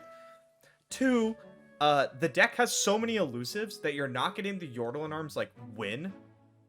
It's tough to get that like just I kill you, because you know Floppy also plays like 3 copies of Poro Cannon and stuff, and the Burblefish. Yeah, you know what I'm a fan of though is a This turn hand. 3 Lulu Chompers. Grab your probably not Nami because it won't be on the board. Grab your bot or something, Bot. kill it, deal a bunch of damage. This is like pretty much the perfect hand for Cephalo. It's pretty insane. Oh wow, goes for the one drop, Oh, yeah. no discard. Oh yeah, you love to see it. Not if you're Floppy Mudkip. You don't want to see that at all, though. I would have been tempted to ditch the Poro Cannon. No, it's so good. One, it buys Oh, you a yeah, ton but- of time. Oh yeah, I forgot you can't get the forgot you can't get the Chompers into play if you Yeah, don't have this the Poro this Cannon. hand is insane. Tasted purple. This Yep. is yeah. Oh my god. This is how you get it done. Yeah, this is gonna be in for 8 plus kill your bot with chompers Pretty good. on turn 3. No big deal. Yeah, I don't know. You guys are always poo-pooing on this deck, and sometimes they do this and you die.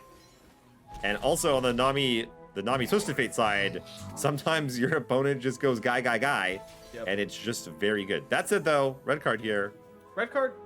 Yeah. So it's gonna Solid. be red card into like.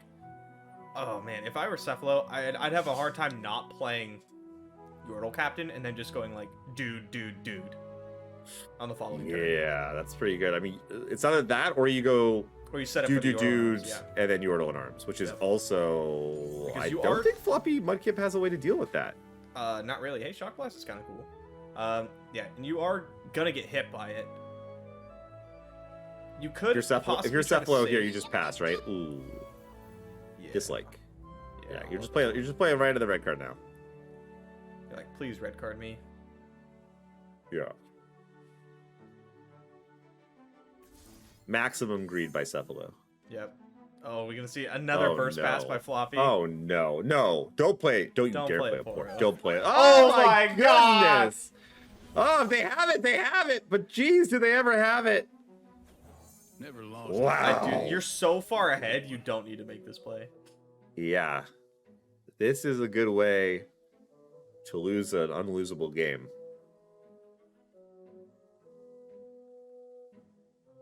Yeah, Cephalo, okay, Why are we doing this in response? I don't know. I don't know why This we're does doing it not at all. Work the way you want. It does not counter it with Fizz. Oh, yeah, maybe that was the attempt there. If only. Nothing. Yeah, if only. That would suck. Are you kidding me? That'd be awful. I mean, it depends which side of the red card you're on. Yeah. Which side of the fizz you're on. Mm-hmm. Hey, look, Fizz. Okay, Oh boy, here I go. interesting. What does the 3-mana one do there? Do you I know? can't even see it. I have no idea. Okay. I Well- don't think it doesn't look like the double impact one. I will find the Moonstone. I will save my people. Nami leveled. I mean, I went from like saying Cephalo was absolutely going to run over this game to Floppy being like a favorite here. Well, yeah, when you red card your opponent out of Yeah. existence. Just, And then this isn't particularly, you get to kill Exciting. some stuff. You do force blocks, yeah. but we're going to see like likely Flash of Brilliance. What is that Burble Fish on? Is it 3? 3, yeah. Flash of Brilliance. You can Burble Fish after. No, you cannot. So you go Flash of Brilliance. You could cast Stress Testing and then Burble Fish and block. Gotta trust your instincts. You're not dying. Which is important, because Yeah. I'm pretty sure you were dead a second ago.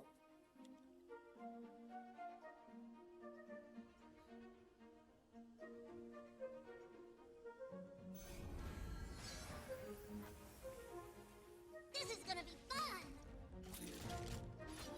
Off we go. I wonder if Cephalo just kind of forgot about red card. I've done that before. Just playing, like, if you haven't played a deck where red card mattered for a while, Mhm. and then you do, you just forget about red card completely. That Yeah, happens. decided not to go with the Burble Fish line. Decides to just take the damage.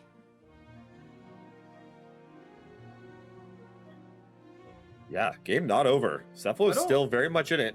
Love that line because even if you don't want to play Burble Fish, okay. So if you're not, yeah, I guess like you could still cast the spells, and you're going to Rise go with the here. sun. Go stress testing. Not entirely sure why we didn't Flash of Brilliance. Not Yeah. entirely sure why we didn't kill this Lulu. Yeah. You know? I feel like I'm missing something here. I don't know what, but I'm sure it was something. Your guess is as good as mine. Your little captain comes down. Floppy Mudkip in a decent amount of trouble now. Yeah. Spot went from quite good to a lot less good. This, man, if we had one of those chess meters with the who's ahead advantage Be bar swinging thing, a it lot, would be yeah. swinging back and forth. Got frickin' teeter-totter. Didn't they do something like that for Magic? Did they? I think like eventually they did, yeah. Yeah, the progress day. I'm pretty sure if you're ahead on life, that just means you're winning in Magic. People in the chat are gonna be like, dude, he's so stupid. He's never played Magic before. He doesn't know. I won 2 Grand Prix, okay? Chill. I like how you're attacking your haters that there aren't any yet. In 10 minutes? You just wait. You just wait. I mean, I'd have to agree with the haters here. I do not believe that the person just ahead on life is ahead. Okay, thanks, bro. I don't play limited though. Yeah. Oh, okay, all right. Back to the game. I play combo decks, man. My life total doesn't actually matter. I'm a big fan of combo decks. They're a great time. Also, that's lethal. GG. Before I won those 2 Grand Prix, I top 8 another Grand Prix. Guess what? With the combo deck. Nice. Is that just... What do you mean? It's just lethal. It's just game over. Yeah. Oh, they just have burn. They just have the burn. Yeah, exactly. Yeah. Well, that was a game. It was certainly a game of cards. Yeah. Back, forth, back again. Cephalo's still alive. Still in the Still hunt. in contention, yeah. Yeah, gonna need a top 8, we think, with our general Poro math. This was a weird game. This was a very interesting game. I am going to chalk this one up to perhaps people picking up decks that they maybe have not put a lot of reps in with, because these are relatively new-ish on the ladder. Maybe. I don't know. Or we just missed the stuff. Who knows? Or maybe we're missing stuff. That's pretty likely. Yeah, that happens. I'm going to go back and watch this when it's live or something and be At like, least oh, yeah. at least once per turn we miss something. So Only. Yeah, only once Yeah. per turn. Not that bad.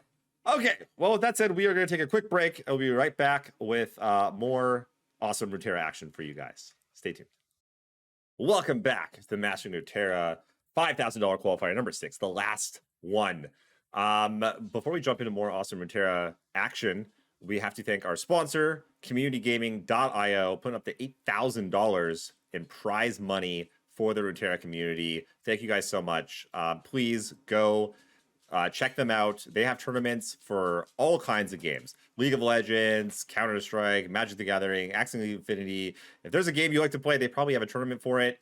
Their tournaments are a lot of fun. They typically have hundreds or thousands of dollars in prize money. A lot of them are free to enter. It's like a gamer's paradise. So go check them out. Give them some love. Let them know that you appreciate them helping out the Runeterra community, so that hopefully we can do more awesome events like this in the future. And then also thank you to Riot Games, who has supported us, has been tweeting out about the events, getting the word out there, and is also giving prize support to the top 16 players of each qualifier. Got 1,000 coins. The top 8 each got the latest board, and the top 8 of the championship finals will all be getting the latest skin pack with all the skins from whatever the latest one that's out. So thank you so much, Riot, for helping us out and for helping us grow the grassroots community. Bay, what are you thinking so far today? So right now I'm thinking that every time we shout out community gaming, you should name different games and see how far you can go. Because so far it's been the same ones. Oh. Yeah, I want to see. I want to see like 5 each time, right? Because that's about what you've been doing, about 5. But I want it to be, you cannot double up. That's the thing. From previous. From previous, yeah. You cannot say. Okay. So you said Magic, you said Counter Strike, you said Axie You're Infinity. saying from all time?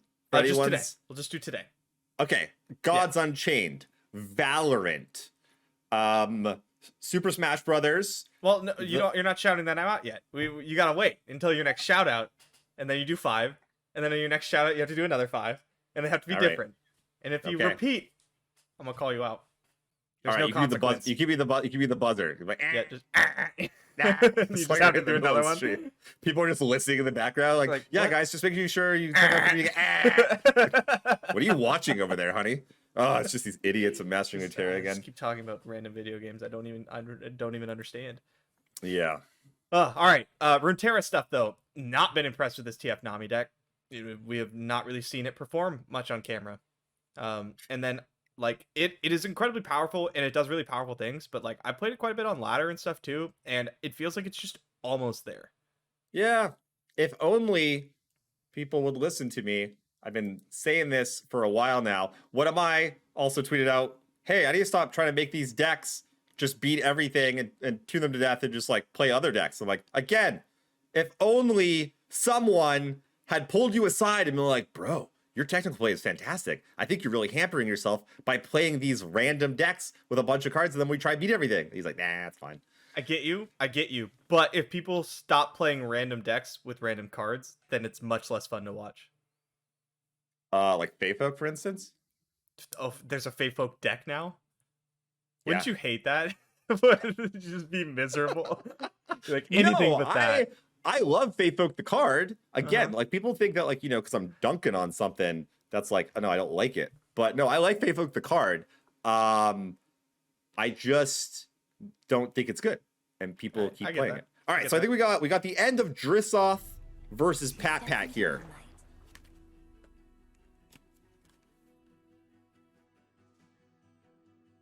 Huh. Okay.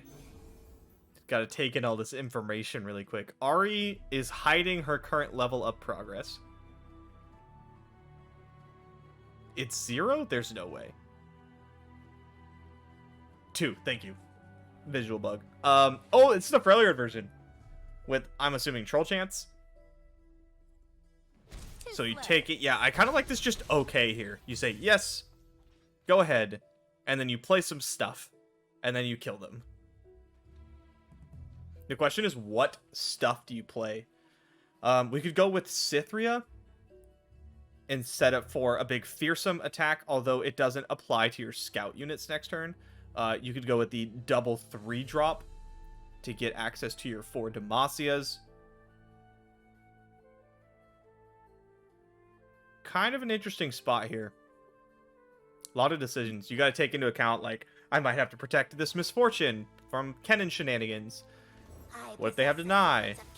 Which is better against Homecoming? All these kind of things. Yeah, what is the deal with this Freljord version? I mean, it's just Ahri Kennen. People just trying to be cute? Do you think there's like actually like a reason to be like, yeah, I think that these because they play the archer, right? Or they got Troll Chant? That's right. Yeah, a lot of the Freljord versions are running the archer, which is cool. It's cool. You could activate it multiple times. That's sick. Just I don't know. I'd rather have like Absolver or Go Hard. Just preference, I guess. I'd rather just play mono and just not miss on my Wayfinder hits. Yeah, I get that. I don't want to like. If I'm going to make... Oh, this is a cool play. Yeah. Pump it out of Kennen range. If I'm going to take the chance to miss on my Wayfinders, I want it to be for a really good card. And I don't know if Iceveil Archer's it.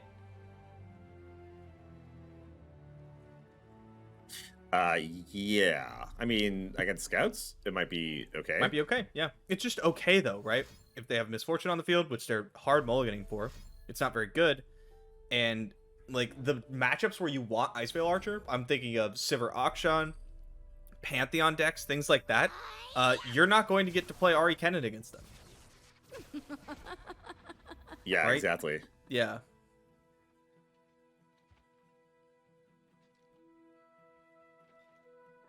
So right now, pretty huge, like, advantage Drissoth, I think. If there's like a, yeah.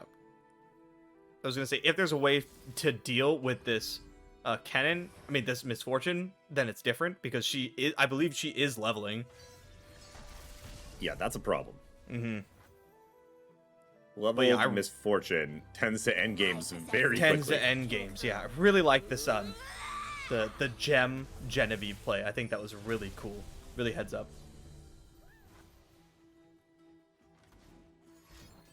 Mark, yep. If there's a recall here, it will level Ahri, which makes Kennen free up. Nope. I was gonna say, yeah, that would allow it. Does it make it free though when she's if it's the 6th level? It does. The 6th. Yes. It does. Okay. It does. Yeah. How sure are you? 100%. Okay. I've been tricked before. The only time it doesn't is if you homecoming, and it's 4, like, Ahri's at 4 and you homecoming, so it levels her. Because the 6th bounce is your opponent's unit, not your unit. That's the only time it won't do it. Just everything's going down here. Seems pretty okay. No stuns, no bounces. This is the heart of the forest. Oh, that's a pretty good start. Okay. Search is over. Now I hunt. God, I love this deck. Yeah, it's really cool. So Misfortune going to die. You can get the attack off and the Misfortune trigger, but you're not killing them. And that's what's important. That is important, I hear. As the problem long is Pat-Pat's as still Ahri on 4 Kennen's mana. not dead. Yeah, right. Ahri can, like, Pat-Pat's still on 4 mana, which means, like, Cythria would normally just be a, like, game-ending threat, right? But it's just not, because it can get palmed or homecominged. You just stack it with the Kennen spell, and then you're not getting anything. So I think, like, unless you go really wide, attacking seems to be the best here. It also forces blocks on your 2/2/4s, which is good. I forgot Ginny has Challenger. Did we challenge something last? Yeah, we killed Kennen. Killed Kennen. Instead of the Ahri. Same after Ahri. Yeah, I believe so.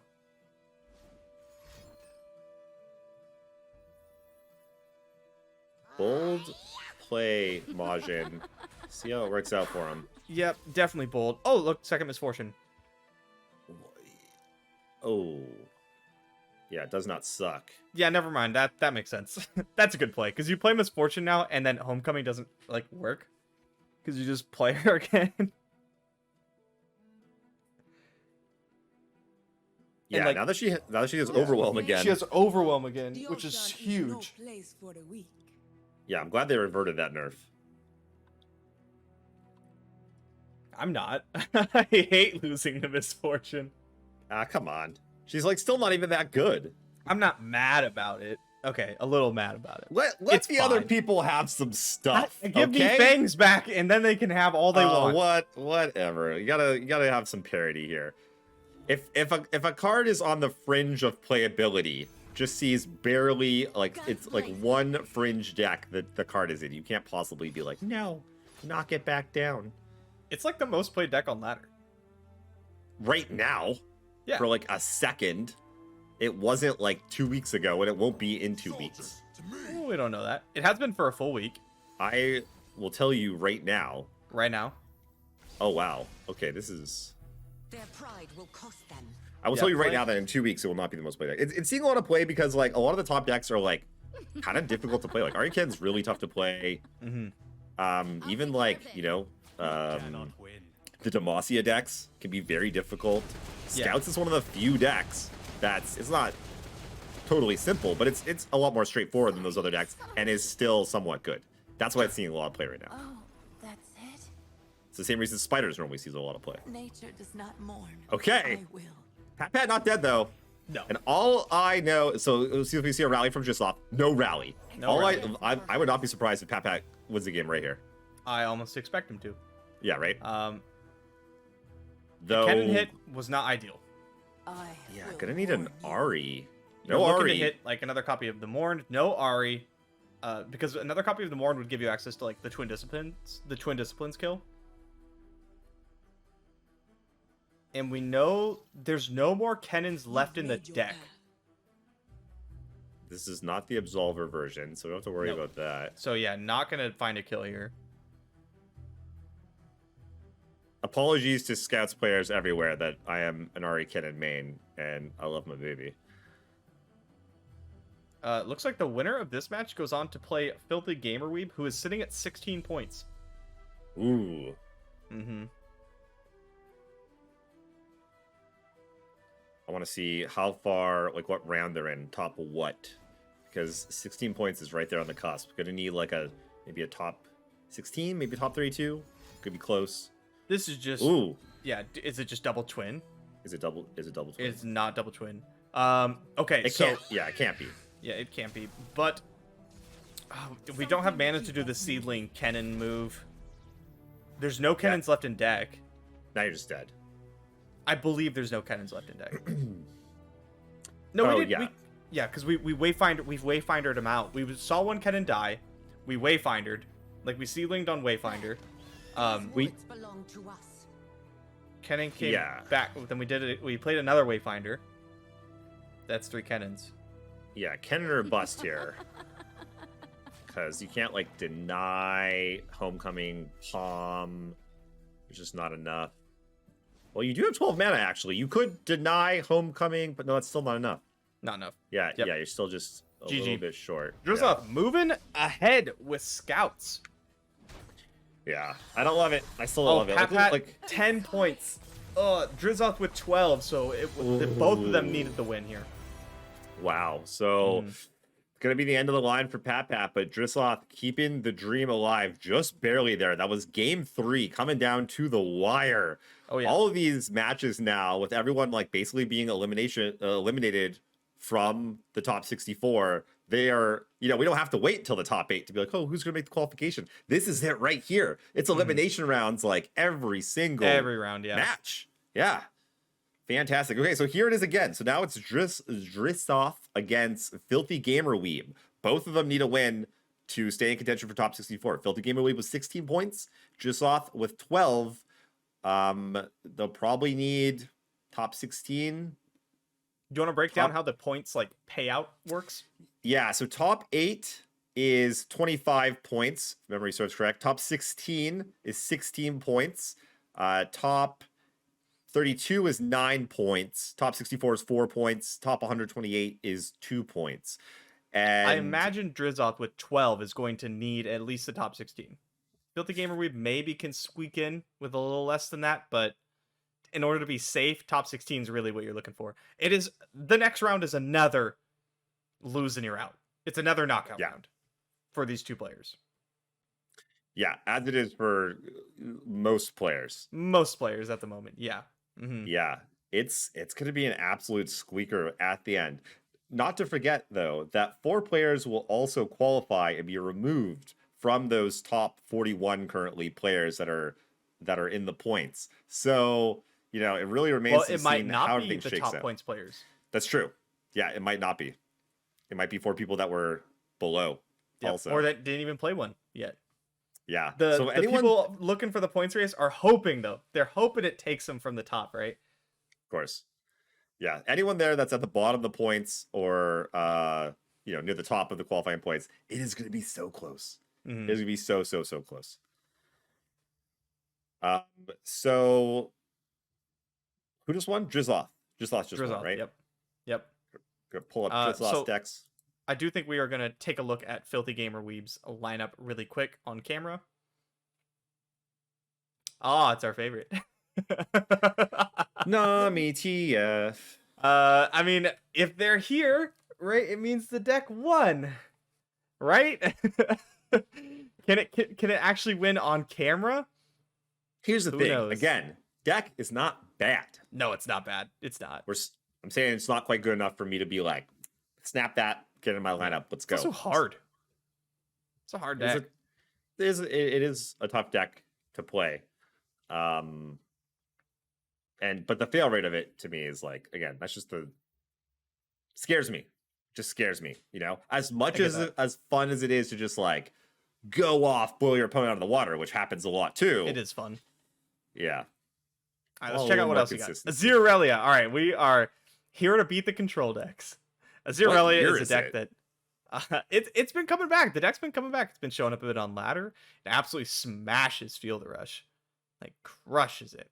I hope we get to see this because we didn't get to see it last time.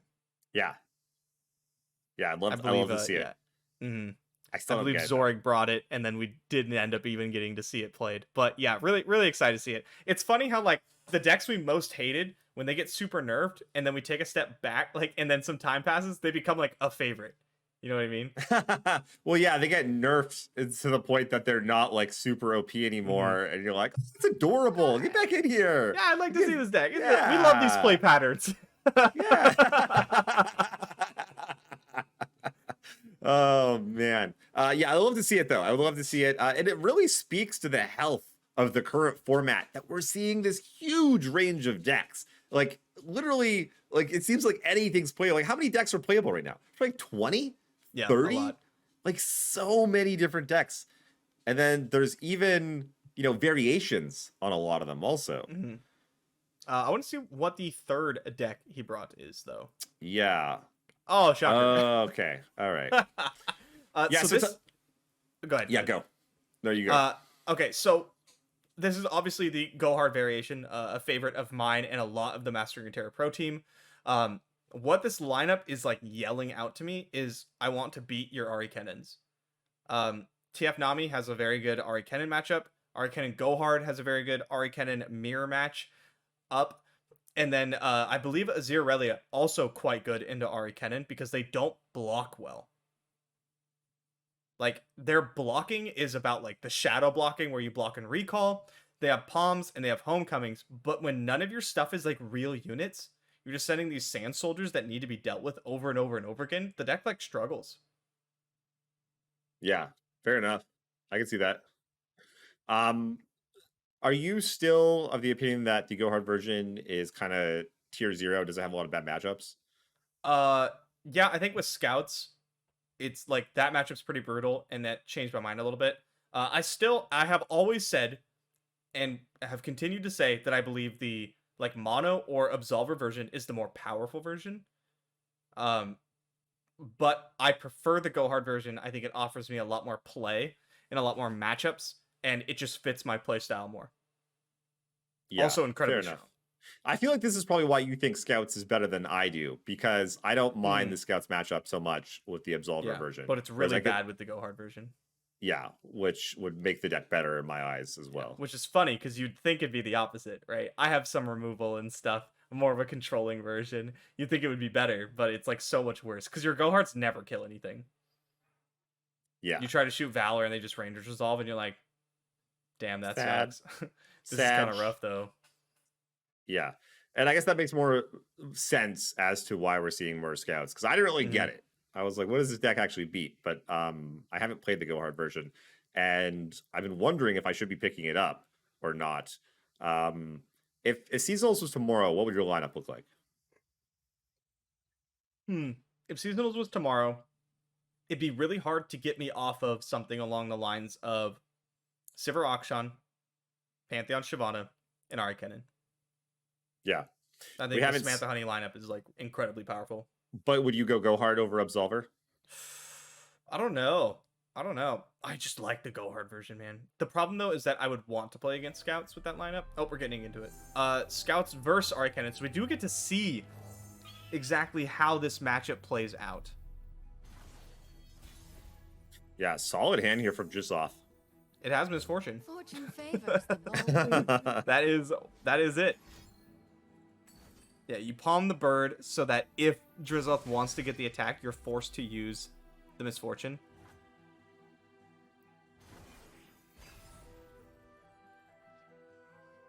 Rally. One of the problems is that you're forced to just like bounce this Misfortune at some point. Misfortune is just such a problem card for you.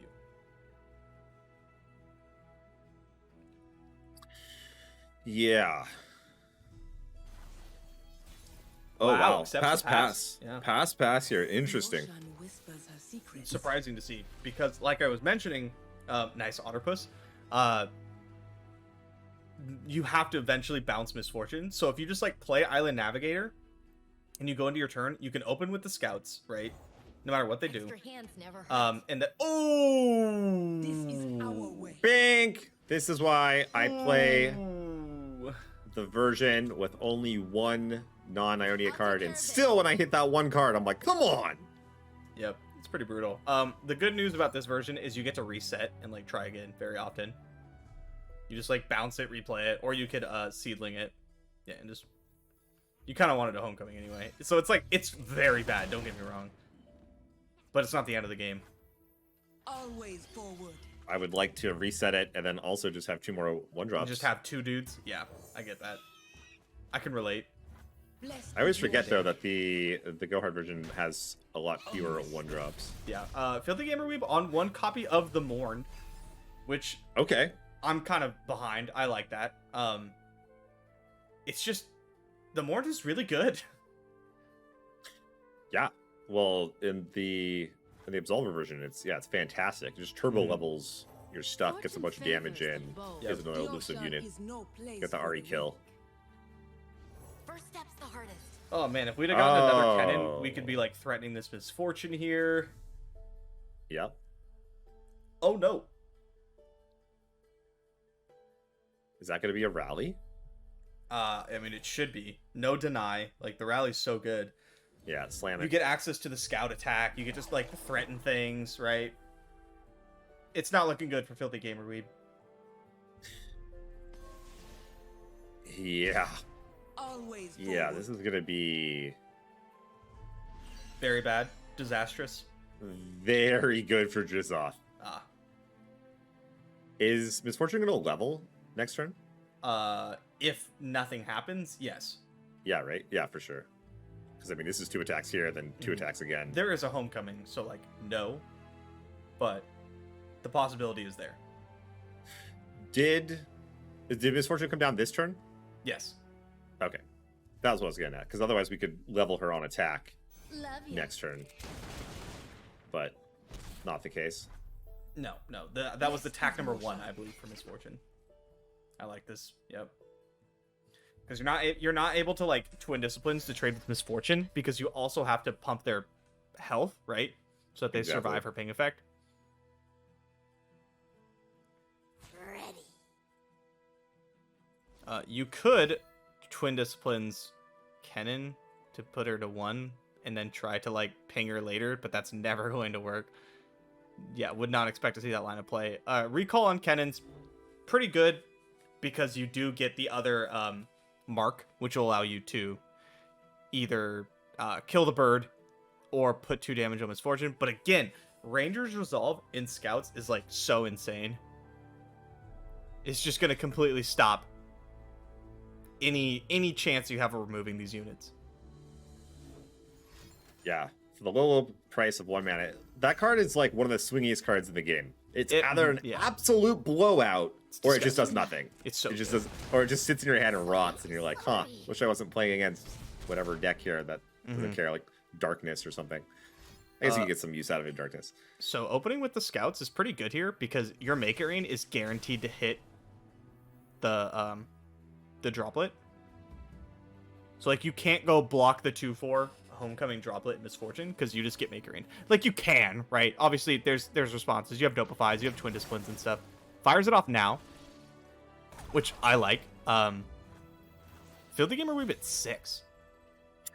Yeah, almost just dead on open. Open Prank, hit the Homecoming. Nope. Oh, Hit the Go Hard. Always forward. Just attack. All right. I'm gonna be honest. I don't love this one. yeah, I was gonna say, because now anything, Homecoming or Stun. Riposte. Oh, we have the rekill. Yeah, no, okay. it's good and it wins the game. But I like to flip my champions.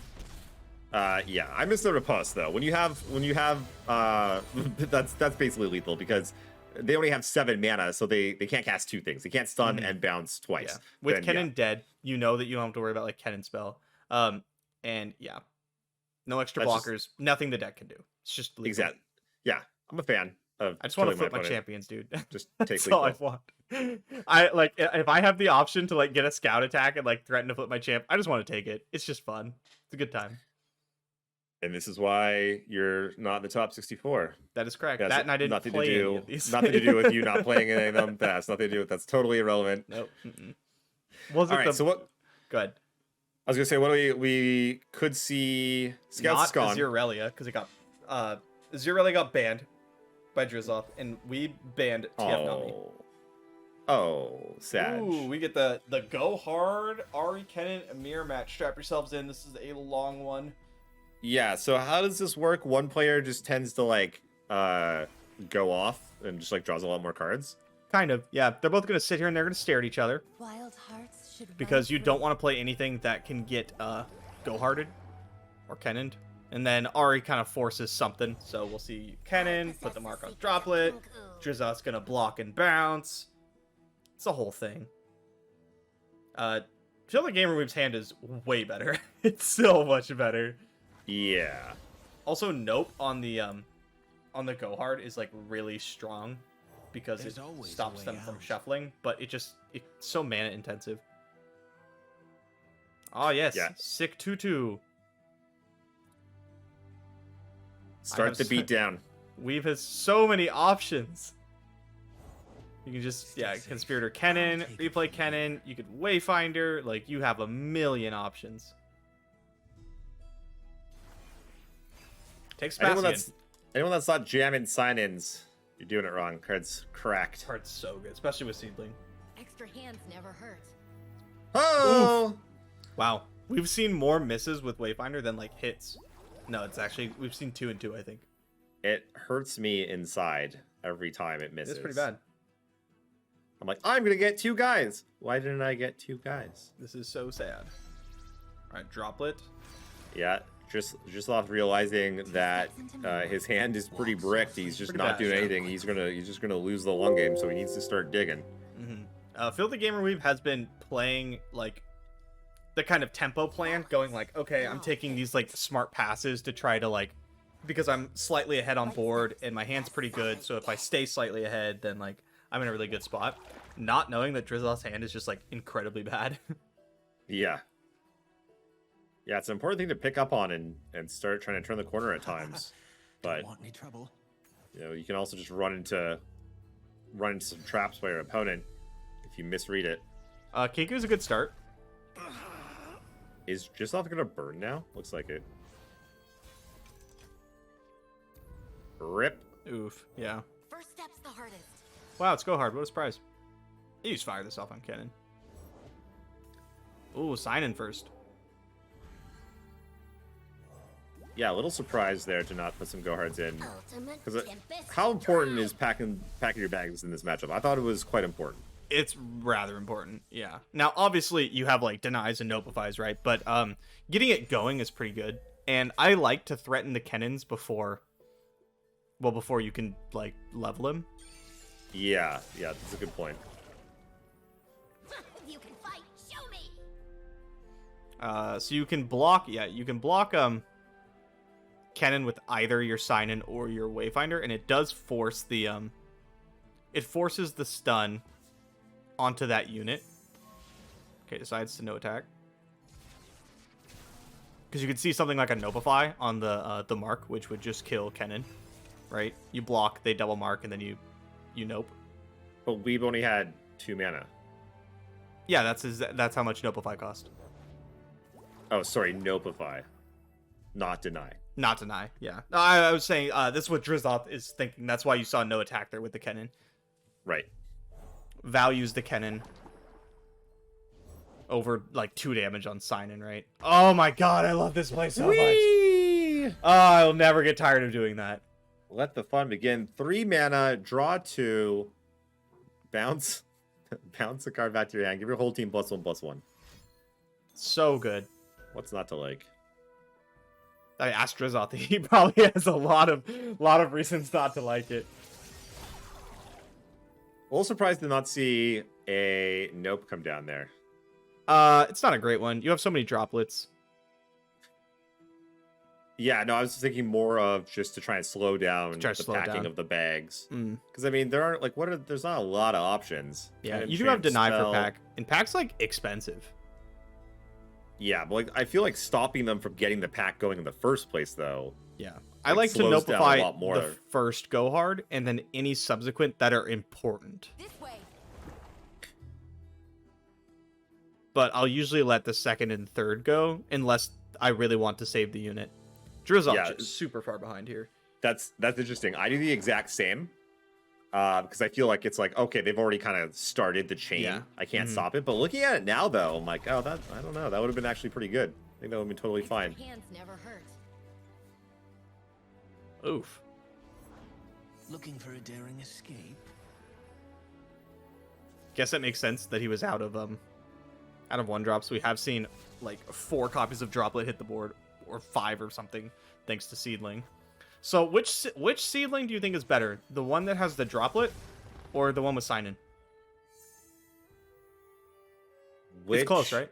It's really close. The forest Yeah. one. One of them is a 3/5 that pumps your whole team and draws 2 cards. And the other one has elusive, though. So, I see you, and I see me. Do you ever lose track of which is which on board? The silent of my seedlings, Yeah. no. You can just I think it count was- back in your head, right? The forest Like, surrounds I don't us. cast 2 seedlings on the same turn. So you'd be like, I what mean, did I how do 3 lucky turns ago? how lucky to even remember which ones you targeted? Who remembers a turn previous Yeah, to the I current don't even turn? remember what I had for lunch. Filthy Gamer Weeb gonna block their hand to just reshuffle the Yeah, cards. I don't really know what's going on there. You call that sneaky? Oh, we're back. Ahri was quite possibly the best draw. So yeah, you get to fight here. You do the marks. But then you see something like the Kennen spell in response, right? And this is where having things like the Nopify and not using it are pretty important. Just letting it go, letting Kennen die. I think that's probably a good idea. The Ahri chain goes unresolved, and then you have another Kennen. I like that. I like that line a lot. What up, Signin? Welcome back. Draw more cards. I will say though, just off of the much more threatening board, Yeah, I think it's about to be much less threatening here in about 2 seconds, though. yeah, that tends to happen when you draw a million cards. It does, yes. Oh, Signin. Back in it. Go hard number 3 for those Go keeping hard track at home. number 3. Ping. Now Drizzoth has to keep up the... Yeah, okay, you could Nopify or you could keep up Deny for the rest of the game. I like cashing it in here. Yeah, makes sense. Sign in. Your arrival honors us all. All Second right. Deny, pretty big pickup. But if I'm seeing this, this is my go-ahead to get Ahri down. If I'm Filthy Gamer Weeb. And what are you picking back up though when your hand is so full? I guess let's see, 2, 4, 6, 7. Yeah, you got some room. You got a little room. I don't know what Filthy Gamer Weeb's Ahri's on. I don't think it's that high. Yeah, so it's not Oh. leveling or anything. 2 steps into So you probably just pick up, yeah, like Navori. Pick up Navori. I'll take care of You this. play like Kennen, right? If you want to. Play Kennen again, if you want to. Doesn't do a whole lot though with the team pumped. No, it really doesn't. Too slow. But it levels your Ahri, which is cool. I don't believe for a leap Filthy of Gamer faith. Weeb's Kennen is currently leveled. But this droplet should get there. You do want to get some cards out of your hand, though, because you're about to draw 3. And if you're a Filthy Gamer Weeb, you're just going, one of these is probably Pack Your Bags. And I want to make sure I have, like, the mana, right? I want to go to the next turn with full spell mana, because I want to have, like, Pack plus Deny. Right. Now, I am incredibly good at not drawing my Pack Your Bags. That's a skill that you have. It is, yeah. I've been practicing it a lot. First step Just like that, yeah. I'd miss there. I'd miss the next time I play Sign-In as well. I like to keep it So- interesting. This is how I always see this mirror match go. I haven't seen it or played it very much, but it always sort of ends up like this, where both players just have boards that can't really push through damage. Though I mean, just off technically with non-elusives currently, but typically the boards just stare to each other, and there's no like absolver, overwhelm, like way to push through a bunch of damage, and it tends to come to someone packing and just clearing out the opponent's board and then finishing them with whatever units they have. Pretty much exactly how it works, yeah. So with that in mind, I got to think like, mulling aggressively for go hards and firing them off when you can before you draw your cards. Like, Yeah, it's pretty you know- important. It's pretty important. The problem, though, is that, like, Filthy Gamer Weeb played a pretty solid, like, just normal Ahri Kennen game, right? And if you don't do that, you don't cycle enough, and you get put behind. It will be done. The Right. go hards and packs kind of naturally come. But yeah, like keeping one in Mulligan, definitely a good idea. but Although- the thing is, the first person to do it tends to win. Like, do you, how many times do you see games ending that aren't from pack? Uh, Like- I have seen, like, normally they end from pack, but a lot of times it's not even the first pack. Aha.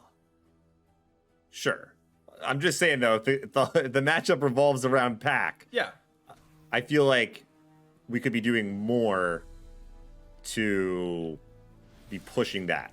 Well, You know, I mean, like, we for cast, instance- like 3-4 sign-ins, right? Like, what Yes, else do I mean, we- like for instance, like Filthy Gamer Leap could have go hearted before sign it Oh, sure. Yeah. the first time, Yeah. and you know, I would only do that if go hard was like super important, which it seems like it is. It is, yes.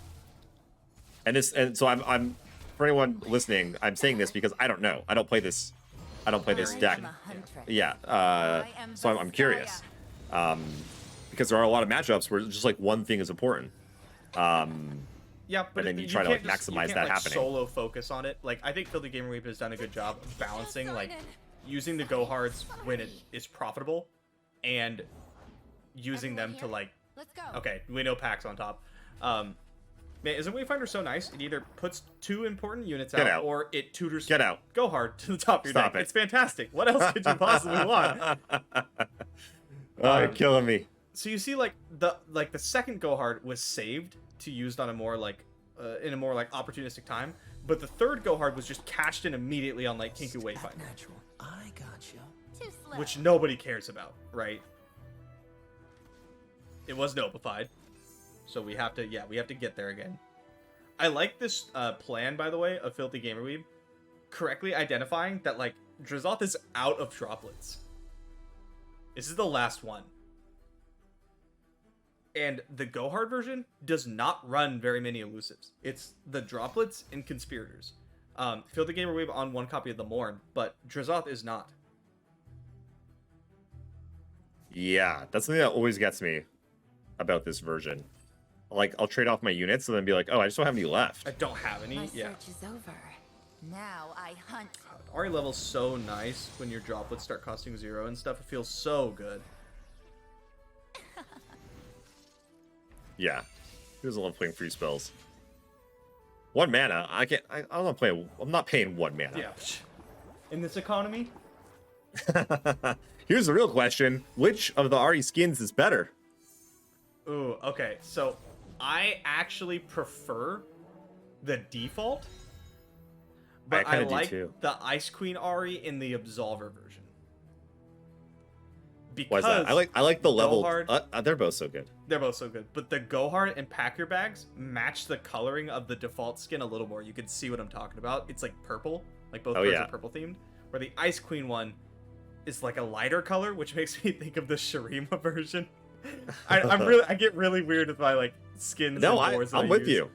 I'm with you. So this first pack though gonna get denied, and Yeah, I then mean, you the don't even second pack cast also it. gonna get denied. You just start with an attack and you'd be like, deal with this first, and then Oh. then you cast it, right? Why would you not cast it first? Here, that's You still can. mine. Yeah, Just make you 'em have can it? Cast it. Yeah, just be like, have it, and then I attack you. Yeah.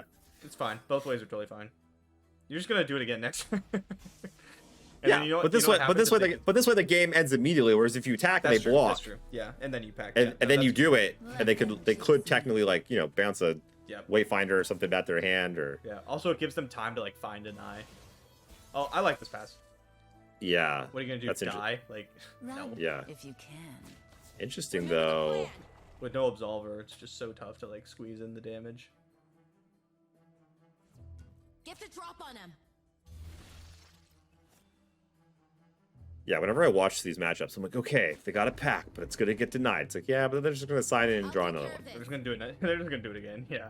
You call that or they'll sign in first, find a deny, force it through.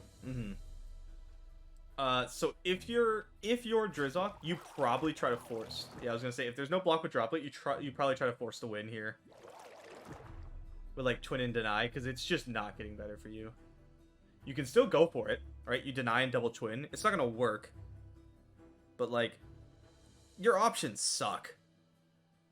Yep. You know you're getting packed, and then you know that if you deny it, you're just gonna get packed again. You could, however, just like Interesting. let a lot of this go. You are killing most of the board here. Yeah. But I don't know if your Wayfinder's like finding anything. think you're kind of out. Has Xerath cast any packs? Go-hards? Or go-hards? One? I think like maybe one. Interesting, the stun on the Ahri. I almost would have like let the 2 damage go through and try to kill her. Well, we're denying Palm, right? Oh, So we're denying Palm. They're stacking them. I think Xerath is, putting like one on Sign and one on Ahri. Like, because you have to empty your hand, right? Right. Yeah, everything's gonna come bouncing back. Boop, boop, boop, Boop, boop, boop, boop, boop, boop, boop. Well, things get interesting now, because now the pack it's not lethal.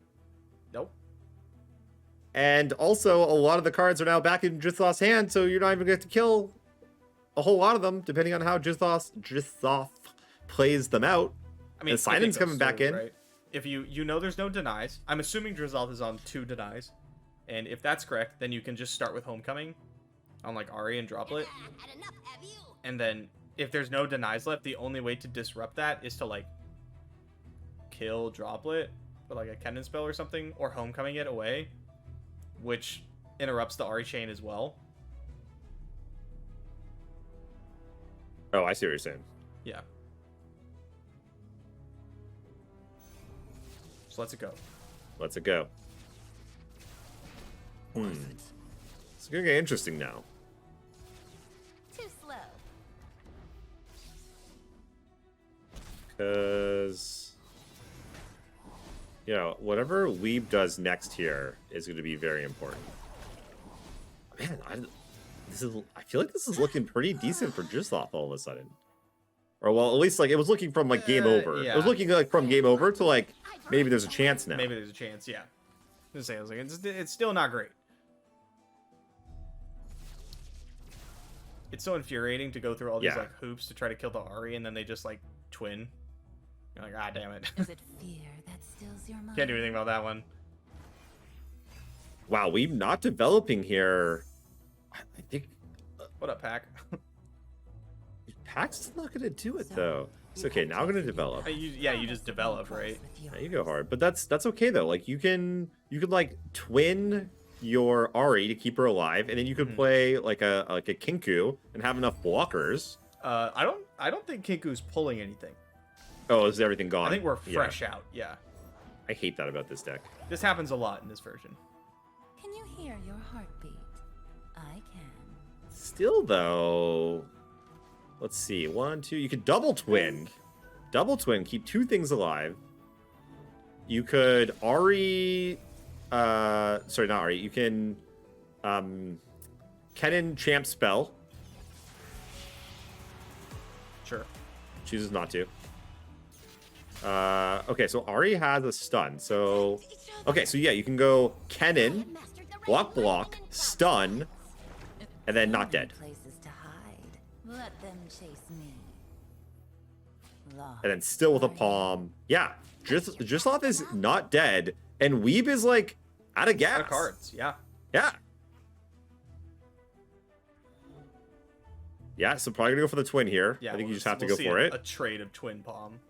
And then we'll see, yeah, palm. And then all of a sudden, Xerath will have like probably like a totally wide board here. Mm-hmm.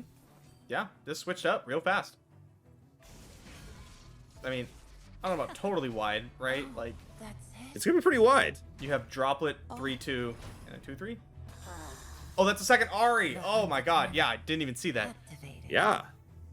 Yeah, no, that's good all of a sudden. Watch your branches. Whiff, obviously. Here's Droplet, and then Yeah, but you that's just open? super lethal. That's super lethal. Oh, they put a no droplet. Droplet. Why? I mean, Homecoming would stop the lethal part, right? But I definitely would have played the Droplet.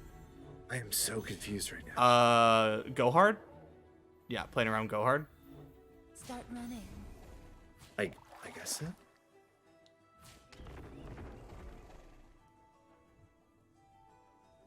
Also, though, at this point, why not just go for broke? Like, why not play the droplet out? This is game now? over Yeah. because twin Win. back. Game. Yeah. Wow. Wow. That's what I'm saying. That's what I was Wow. saying. Wow. Wow. What just happened? That was very surprising. How exactly did that just transpire? Yeah. You know what it was? It was the not packing when I don't know if there was an opportunity there, but I got it. It's when the Ahri was not homecominged, when everything went on the stack. Yes. And they just let everything get picked back up. Yep. And now Pack was not doing nearly as much damage, killing all those units. They went back into hand, got a bunch of value from replaying all of them. Yeah, I think that was it right there. Wanted to see that homecoming. Needed a homecoming that Ahri right there. I think that was the game. That was because that one looked firmly in Weeb's possession. Yeah. Like seemed to have it all, drawn more cards, had packs. Yeah, Drizoth able to win without any packs. Yeah. Well played by Drizoth for sure. I did not expect the game to end in that manner, even a little bit. Yeah, these matchups are so tough. Trying to figure out, like, you have so many options every single, like, I was gonna say every single turn, but every single time you have priority of every single turn, you have a million options. Wow, that was 2-0, right? Drizoth quick 2-0. Yeah. Moving on. Wow. In my head was already we were getting a game 3. Like that was what I was thinking about. And then, kind of caught off guard now that we're not. Yeah. I was in the same. Like, what do we just see here? Okay, let's go 1-1. Cool. Go to game 3. Yeah. So Filthy Gamer Weeb, I think out of contention now, if I remember correctly. They both 16 points. Yeah, it was an elimination for both of them. So now Drizoth still in it. How many points does Drizoth have? 12? Drizoth has 12, yeah. 12 points. So needs at least a top 16. Yeah. Yeah, I would say. And we're closing in, every round getting a little closer. We're not there yet, but it's going to be really interesting once we start getting to those rounds where we're like, okay, you win this one and you get this many points. Is it enough? I don't know. We'll find out really soon because we'll be able to keep up live. Yeah, we'll see people actually cross the finish line. Okay, next up we have Ahri Rogi versus a Russell. Ahri Rogi has 2 points currently. A Russell has 9 points. So Ahri Rogi probably needing a top 8 or top 4. A Russell with 9 points, maybe a top 16 might do it. Either way, they need to win this match. Or it's over. I gotta say, it makes this last couple qualifiers real interesting with the points race. Whereas, like, the first one, it's like, yeah, everyone's just in the same boat. Cool. They're just hanging out. We're top playing 4. Tournaments, fun, whatever. Yeah, get some points or whatever. But now it's like, now get to see. It's like it's been like everyone's been racing. It's like 100-mile race, and at the finish line, we get to sit and watch and see who actually makes it across. And as people are surprisingly close. I gotta say, I'm a fan of the way that we ended up doing the point structure where so many players are still in contention. Yep. Love it. All right, looks like we're gonna jump in here. In a second. Any moment. There we go. There it is. I spy my little ice and pirates. Something that goes burn. Something that goes burrs. I don't know, but I am going to go out on a limb here and say that Sushi Boy is the best name I've ever seen in Runeterra. And I'm a little jealous that I didn't come up with that myself. I don't like sushi that much. Oh my god. Oh. Hear me out. I really enjoy sushi. I refuse to hear you out. Hear me out. Okay, go. You got fine, it. all right. You're stuck here fine. with me. That's unfortunate for me. Enjoy sushi. I cannot eat more than 3/4 of a roll. Oh my god. I start to feel sick. I don't know why. Any roll? There's no, a million rolls under the sun. But like anything more complicated than just like a really basic one, I can't handle more than like about half to maybe a full roll. This is classic relationship. You're really pretty. You're a hot thing. I was like, yeah, let's jump into this relationship. Deal breakers, man. And then later on, I find out you don't like sushi and you don't like limited. Like, how am I supposed to live with this? Unbelievable. Oh my goodness. All right. Well, we've got Pirates up against Sivir Akshan. This is a close one, I think, right? Like Pirates can just get them. I know you're a Sivir Akshan lover. Bit of an edge to Pirates here. Oh, you do give it to Pirates. Okay. Yeah. Dealing with Misfortune requires like multiple cards usually, like granting vulnerable and then something to throw at her, or you know like a concerted, which is so mana intensive. This is like the classic matchup where I'll kill all their things and stabilize at like 4 and be like, I got it. And then they're just like, oh, hey, you see this decimated? It's true. Good game, bro. Did you enjoy that? You have a good time? And I was like, I did not. I did not enjoy that at all. Did not have fun. I killed all your things. Oh, just get in there. Doesn't care. Yeah. Oh, yeah. Yeah. Get him. Yeah, what are they gonna do? Block? Nuh-uh. Okay, get in there with 2/4. So attacking with the 2/4 allows you to attack with Misfortune, but you don't want to attack with Misfortune. Because, like, if you attack with the 2/4, they block the 2/4 with the 5/2, and then you attack with Misfortune, and they just sharp sight the 3/1 and kill your Misfortune, and you're like, oh, that sucks. Also, yeah, you just get to, like, it has quick attack. Honor is the rust on a dull blade. Now you can attack with Misfortune if you so choose, and I think you should so choose. And the 2/4. I'm not gonna lie, I forgot about the Misfortune ping. Oh, Spell Shield stops it. That's right. Ooh. So Sivir can block the Navigator. That's all. I always forget which things Spell Shield blocks and which things it doesn't. Yeah, anything that goes on the stack. Or burst speed spells. But, this Maker Rain, though. Gonna find a gift for Renekton. Right, Yeah, looking pretty good here, hey? Maker Rain, though? Maybe? Do you take the Demolitionist on Misfortune now? Yes. Okay. Yeah, get that damage in while you can.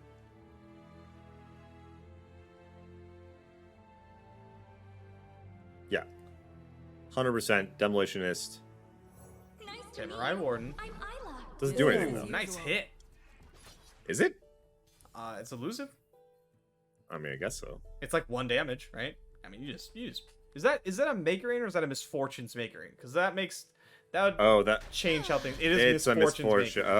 Okay. Alright, yeah. Okay. That's different. Now, that makes more sense. Looking for Yep. trouble? It found Single you. combat check. We'll Does see not have which it. one of us is stronger. I wish our slime had Scout. That would be dope. That'd be disgusting. Try to keep up. Yeah, get in there, This Augment 1/1 doing it, man. Doing work. I'm not gonna lie, I'm super happy to be watching Pirates right now. Really? After that go hard mirror, Mm-hmm. Cover I'm me, ready to just in general, I enjoy Pirates. It's like burn them. Did we get there? Yes or no? Didn't matter. Easy peasy, it's done. Fast, fun, Runeterra. Love ya. Son of a... It's all. There's just not a lot of waiting around either, which is oh, mama. That's a good card. That's not bad. I've heard. What now? Aroshigi on the bottom playing Pirates is a multiple-time seasonal top cut player in EU apparently. Ashirogi. Ashirogi, Aroshigi. same but different. Yep. The Yeah, Indian so name interesting. different than the... Interesting here. I was going to ask you if you even attack here I think with that, we're well, like currently this. doing the math. because you Yeah, could have just gone. We could have just gone with the elusive. That would have brought them to 7, and then you play the 2-drop that brings them to 5, and then you go block on Radiant. Play Burn Spell, play Fervor, deny the life gain, put them to 2, theoretically kill them. Okay, I hear you, but this is just lethal, right? Is it? I count 5/8 at the moment. That would not be lethal. Well, look at the other card we have in our hand. That card doesn't count. Oh, okay. Let's see. 3, 4, 5, 6, 7. I counted 7. What am I missing? There's one more. Oh, the trigger for the 2/1. There you go. Yep. 8. Yeah. Well, winning's good. I hear it's pretty strong. I'm a fan yeah. of killing My opponent. Missed. Math is for blockers, okay? I wasn't here for... I never. Wow. I don't know how to read, and I never learned This is math. what I'm talking about. Look at Sushi Boy with the Radiant Guardian coming down and being like, I got you. Still at 10. Big board. And then just being like, oh, got me for Xaxes with the last card left in your hand. It's not even like Fervor doesn't do it. You Make It Rain doesn't do it. It's like, oh, I hope he doesn't have exactly... Yeah. Yeah. You just stopped halfway through that statement. That's what happened. Oh, that's that's exactly you. what Okay, that's you. me. That's Yeah. me where I'm just Uh-huh. like, I got this. It's in the bag. I even got the single combat. If they have Fervor next turn, don't worry about it. And then it's just like, no, they have exactly what they need. Sorry, They the light need of it. my face is just really weird right now. It's like incredibly bright. I just assume that's what you look like. I'm just angelic in nature. You just giving off, just Yep. glowing, Mhm. just absolutely radiant. like a little like a radiation guardian. battery. Yeah. Oh, I see what you did there. Radiant Guardian, I feel like almost never enough unless you pair it with single combat or some kind of Yeah. combat spell, right? Like just playing Radiant Guardian against Noxian Fervor has historically not been enough. Yeah. Remember what you thought it was? Like back in the day? You're like, oh, this is good. I can't lose to burn. And then I was like, oh, they learned how to play around it Mhm. and use Fervor to their advantage. Yeah. Looks like Ashirogi banned Darkness and Sushi Boy banned Spiders.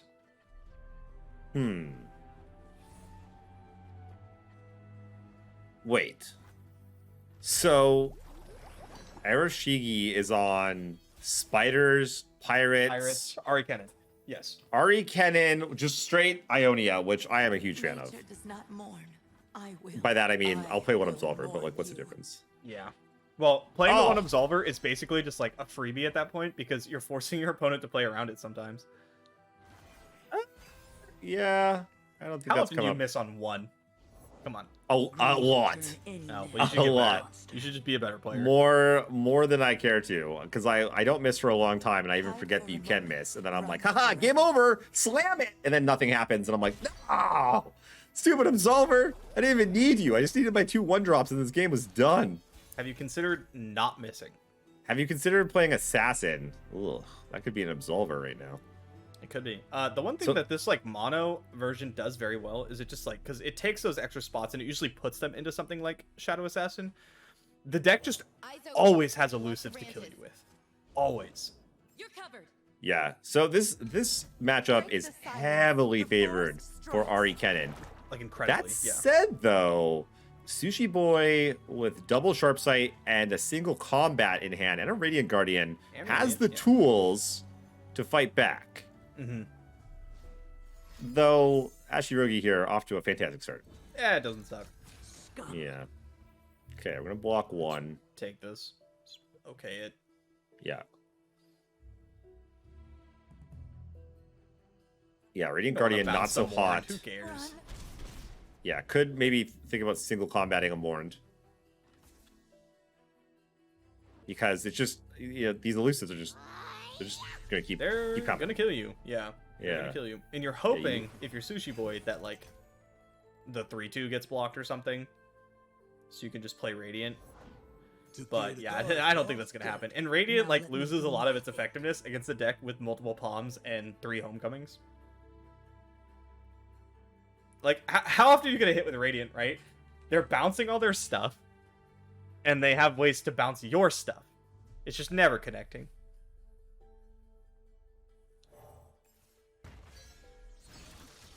Nice. Yeah, so I like the, what is it, a bruiser? Miracle time. Yes. Honor Yes, it guide me. is. Yeah, I like the Big bruiser coming bruiser. down. So the Radiant. Like, it's going. It also, it gets the landmark moving, like, really fast. And I really think you just need to be presenting damage, or this Ahri Cannon deck's just gonna kill you. It's probably just gonna kill you anyway, but this is your best shot. Yeah, racing, putting them under pressure, I think for sure the way to do it. Mm-hmm.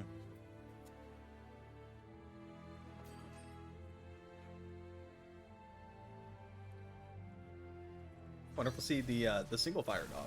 Does not. I have to agree with that.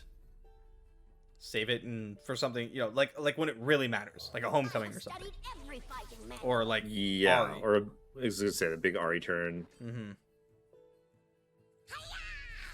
It's a problem with these Demacia decks that don't have any sort of elusive on their big guys. Like a one drop just jumps in front of them, and then maybe Bounces, you squish it, yep. maybe it bounces. Yeah, So no, really- yeah. By elusive, you mean just like overwhelm as well, just any evasion, basically Yeah. any way to push damage through. Yeah, Fearsome. I Yep, live just anything. For those who do not.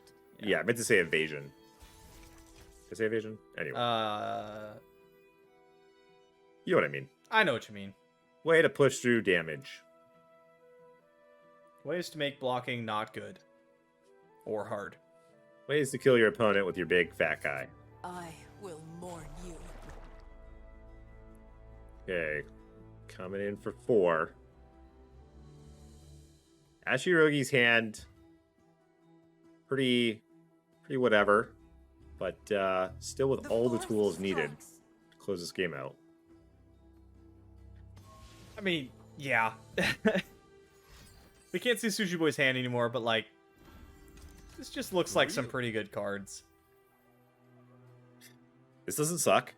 No, it does not suck. It's a good start. I think Sushi Boy is going to need something like an Absolver to even start threatening, but you need a level champion for Absolver to do anything.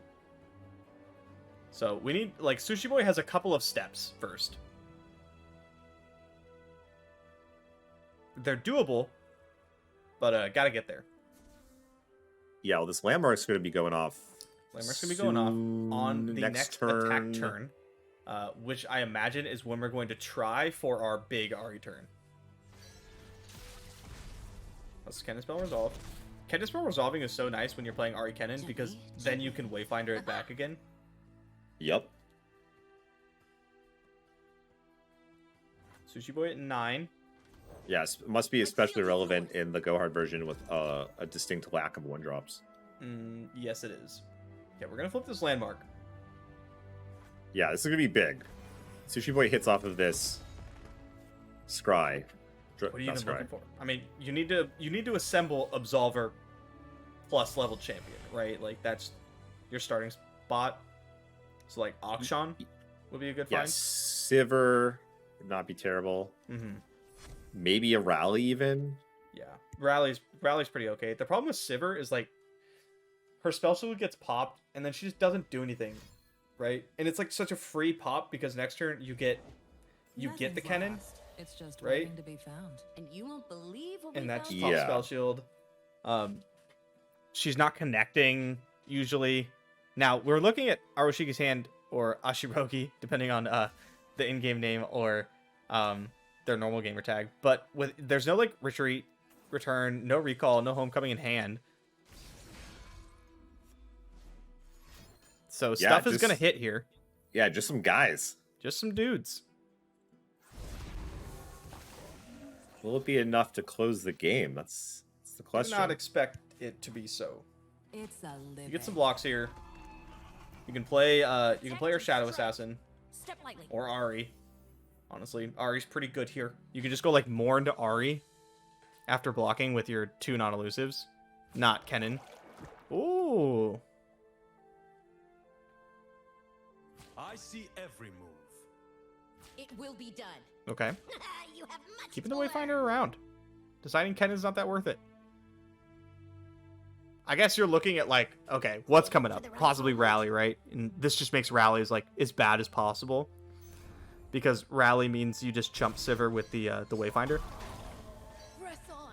Right. And if you go like mourned Ahri, like you get to keep up Notify, and you're still presenting lethal like easily. Nature does not mourn. I will. Yeah, we do know there's one single combat left, right? There is one single combat in Sushi Boy's hand, but like I live the deck for those the deck who has do not. interaction, but there's not that much interaction. What I expect to makes see the 2 earth? pieces if I'm Companion. Ashirogi. I expect like a single combat and concerted. That's what's on my mind currently. Yeah, we've got a nope for one of them. Mm-hmm. Cash that in. I feel like we might see another single here. We might, yeah. Yeah, I was gonna say Yeah, doing it there it right is. now seems pretty good. The problem, you're still taking 5. Like, at I least, know where right? the trouble is. Unless you have other interaction. We know one of the cards in hand is Radiant Guardian, right? Yep. This'll look great on my mantle. Looking for Overwhelm to give to Sivir. 5 is not lethal. 7 is also not lethal. 7's also not The lethal. assassin. Yep. As long as you're not dying here, I think you're happy if you're Sushi Boy. You get some stuns here, though. You can stun the Bruiser. True. And pop Sivir's Spell Shield as well. Let's see what's drawn. Can drop a Radiant, though, if you need another blocker. Blade Twirler, Bluff. not quite the business you're looking for. Not the business. Where do you It's start? pretty You start good. With, start with an Assassin, maybe? I'd probably start with the Assassin. But, like, Blade Twirler on this board, not bad. It does, like, force a block out. Deny, okay. Ooh, nice deny. That's a nice draw. Yeah, you have to deny here, right? Otherwise your whole board is probably gonna get You probably wiped. just deny, and then you could stack a stun on the Bruiser and get in there. Yeah, I think that's what you have to do, because that's lethal actually. 2, 4, 6, 8, 9. Just representing, yeah. Yeah, stun. Besides Put not the the stun. stun. Put the stun. Put the stun. Put the stun. No stun. Break the Because silence. now it's not lethal. With Fearsome on Sivir, this Wayfinder Make not it worth my not really while. doing anything. I mean, you can go after Sivir, right? Like you click OK, and then you just put 3 things on the Sivir. Oh, okay. Here's the hand. But then you Yeah, it was- activate Radiant Guardian. It was lethal though. If you stunned, I mean, they do have 5 mana though. Yeah, right? I mean, you don't know that. Like, we know that. I'm going for it there. Though. I know you're ripping it. I know you are. If they have it, they have it. Killing Sivir here, that's like kind of lethal. Also not bad. Yeah, killing Sivir, pretty good. You obviously turn on Radiant Guardian, but it's more important to get rid of this Sivir in case of, like, Absolver shenanigans and stuff. Radiant Guardian though, gonna Very add good. this life total. Very good here. Yep. Yeah. Probably see a pump Now, if spell we come see, down like, on a it, maybe. home coming off the top, the game's over, though. Huh. Yeah. Oh, Sharp Sight. Sharp sight, not terrible. Conspirator's an extra draw. Yeah. A Russell gonna go up to at least 6. So this attack is so good because Ashirogi is at exactly 9, which means you can't okay it, but you really want to because Absolver's lethal, and Right. it forces you to make another block to play around it, Oh my which gosh, you yeah. don't want to do. Ashley, are you probably sweating here? You're like, oh my god, it's like How many yeah, times have you died to like a last card Absolver? Like, of course that's their Yeah. last card, right? Because you don't play it until you're like killing them Yep. typically. decides not to play around So it. Says happy. if So they happy. have it, they have it. If they have it, they have it. All right, draw some cards. Do we play a fluffy tail first and then draw cards? Yeah, I mean you might as well, right? fluffy tails Yeah. fool ya. Blade Twirler for those not initiated. Oh, interesting. Gonna go there. Okay. I guess so. You can get the +0/+2, which might do something. Looking for a daring escape? Overwhelm. I Okay. love drawing cards. Deny. Not doing much. Not enough. I live for those who do not. This is still a lot of elusive damage, but we were It's a lot of gaining like elusive damage, 6 But at the least. yeah, Sharp Sight. Recall is exactly what Oh. you're looking for. The forest That's strikes. probably. Oh, they're not playing. They're not. Hold on. They're not playing. Oh, that's still enough. You That's don't still need enough. to. It's enough. Yeah. Yeah. Okay. Wow. Off the tippy top. Very nice deny. Both these deny draws have been rather. Oh, sorry. Recall. I was gonna say both the top deck of the deny and the recall have been rather timely. Hold back the darkness.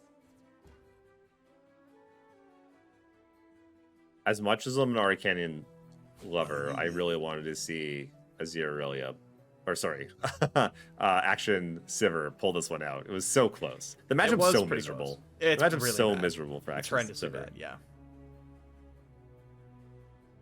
Auction would have been a nice starting point. Getting that vault moving. Yes, an action at any point probably would have swung this one. Homecoming's such an important piece of this like puzzle for Ahri Kennen, and when they don't have it, that's when like the deck is able to Here's our chance. the Akshan Sivir deck is able to like pull it out, make it happen. But Ashirogi moving on, quick 2-0. Pretty good. Keeping it alive. Yeah, Ashirogi with 2 points currently, so needing like a top 8. Gotta keep on going. 2 points is almost enough, right? Yeah, I think so. Yeah. Just add another 25, and you're good to go. A 0 and some extra, and it's fine. Yeah. Mhm. I don't know what round that was, but we're getting deep. We're getting in Single there. elimination tournaments. You climb pretty fast. So probably only needs to win like, I don't know, 3 more maybe. Yeah. Something along those lines. That wouldn't surprise me. Yeah. Then you're in. Then you're doing it, man. Next weekend is gonna be nuts. It's gonna be fun. It's gonna be really fun. Okay, we're gonna go to a quick break. We'll be right back with more awesome Runeterra for you guys. Welcome back to the Master Runeterra $5,000 Championship Qualifier number 6, the last one. We are seeing the players either drop by the wayside or continue marching on, trying to make the top 64 for next weekend's championship. Who do we got next, Faye? I think we have Jay Tamano coming up really quick. I believe we're jumping into the middle of the game. Not sure though, but I'm pretty sure that's what we're doing. We should be heading into that in a second, and here we are. What is this? Yeah. Looks like Viego Kindred versus Scouts. Interesting. What are your thoughts on this matchup? I probably have to give some sort of an edge to the Viego Kindred deck. I think it just like its units get so large. Yeah, interesting board state here. Very interesting. Real quick, JT Amanda has 18 points. Ooh. We're right on the cusp. So something like maybe 25-ish around there is around where we're thinking the cutoff might be. It's at like 20-ish right now, or 20, 18. So yeah, maybe 25. So 18 points, very close. Would need a top 32, I think. Let me see here. 16. Yeah, top 32 would be 9 points, which will put him at 27. So he is dangerously close to locking up in top 64. This attack kind of awkward for exactly 10, which is exactly how much damage you need to do. Forcing a block, which gives a Kindred Slay, which trims down the board just a little bit more. 7 points of life against a Misfortune, though, which we're not sure how close she is to leveling at the moment. At least we know she's at least one tick in, probably a little more.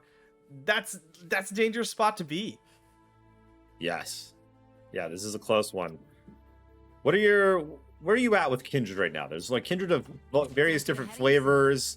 You know, like a couple weeks ago, I was pretty hot on Kindred, and then I cooled off a little bit. But my feeling is that, you know, because there's so many different variations and so many different cards you can play in these Kindred decks, that it was kind of, you know, it was a feeling out process. Mm-hmm. But, you know, now we've had more time with the deck. What do you think? We've seen it do pretty well here today. Yeah, I think Kindred, the card, is quite strong. I don't love Kindred Viego. It's kind of like Thresh Viego. I mean, it's basically the same deck, but it's just like, it's kind of like a mid-range deck that is there to beat control. It's very, very good at it. But the deck still feels a little clunky. Like when it draws its champions and it does its things, it's very powerful. Very powerful. But a lot of times it just doesn't quite get to do that. Yeah, Rangers Resolve here, huge. Very strong. Real interesting, you know, you mentioned when it, you know, it can be a little clunky. It's one of those decks that kind of does two different things. Some parts of it are units and beaten down. Some parts of it are control elements like counter spells and such. I feel like you could say that about a lot of the decks in the format. Like I was just saying that about Nami Twisted Fate. Mm-hmm. And you could maybe even say that about some of the Pantheon decks, like Mono Pantheon for sure. Sometimes like you don't draw Pantheon, it's like, oh, okay, good luck. And I feel like that kind of separates the decks. Like that's kind of like one of the things that, you know, like Ahri Kennen pretty consistent, and one of the reasons it's maybe at the top. Even like Thralls is another one that's like, yeah, it can hit or miss sometimes. And I feel like that fail rate of a lot of these decks is what makes the format so wide open and gives kind of like a window for a lot of matchups to not always be like, yeah, this deck beats that deck every time, because some of these decks maybe like lack a little bit of consistency. Yeah. What do you think? No, I'm on board with that. I think, yeah, some of the top decks do lack consistency. Like Scouts Without Misfortune is barely even a deck. Yeah. For example, right? And then this Kindred Viego deck, like we were saying, it's clunky. Imagine this draw, but without Kindred, it just doesn't do anything. Misfortune at 3 means we're gonna see her flip on open, which is looking not lethal with the palm in hand, but very scary. Yeah, because that's going to be 3 damage to the Nexus, bringing JT down to 3. And then I guess we have blockers. Yep, you have could blockers. play the Wings in the Not Wave dead. if you wanted to. Yeah, do you play it here? Probably. I think so. You're gonna get a Slay in combat with you could like Twin Disciplines Kindred to get a Slay in combat. Yeah, I think you just need to. Preventing the damage is really important. Okay, we're hearing that JT is up a game currently. This is game 2. Okay, so looking for the 2-0. Everyone, dear wolf. Yeah, and like we said, JT is very close to qualifying. Mm-hmm. Ooh, Spirit Leash off the top. Don't Leech hate is a it. pretty good draw. The first thing killed, like if you Leech right now, for example, Wow. Kindred does get bigger. So, I guess this doesn't matter that Doesn't do much. I was anything, thinking, no, it doesn't. But you get the blocker now. You get the 3-2 to block with, which you don't even Yeah, really need, I guess. which could be Because it'll just yeah. die. Mhm. Yeah. I'm suspecting there might be a big 6-drop in hand. Oh, really? What's tipping you off there? It's either a big 6-drop or a rally, because Because otherwise, why else are we doing this? why else are we doing this? Yeah. Yeah. Perhaps like you're opening yourself up to a vengeance, Exactly. Yeah, risking the not level. which is just Are you sad? question. Game over. Yeah, Yeah, because exactly. if you're not leveling here, you're dead. So I do believe there is something in There's gotta be a reason. 04 drops hand. There's got to be a reason, yeah. Yeah, you're not just... Because the barrier's not even... Well, I mean, I guess they could block It's with fine, the yeah. You can block with Kindred. Kindred. It's like the barrier's not bad, but there's no way. This is not some random like 1-drop in hand. I don't think. When you see this, like alarm bells, for me, start ringing. My guess is it's the second All rally. eyes on me.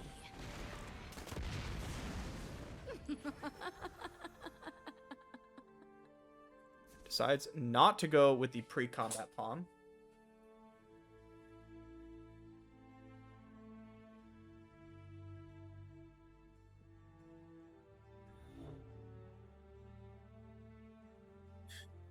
Yeah, I mean, if you're not going to block with the 3-2, there's not a lot of reason to do it.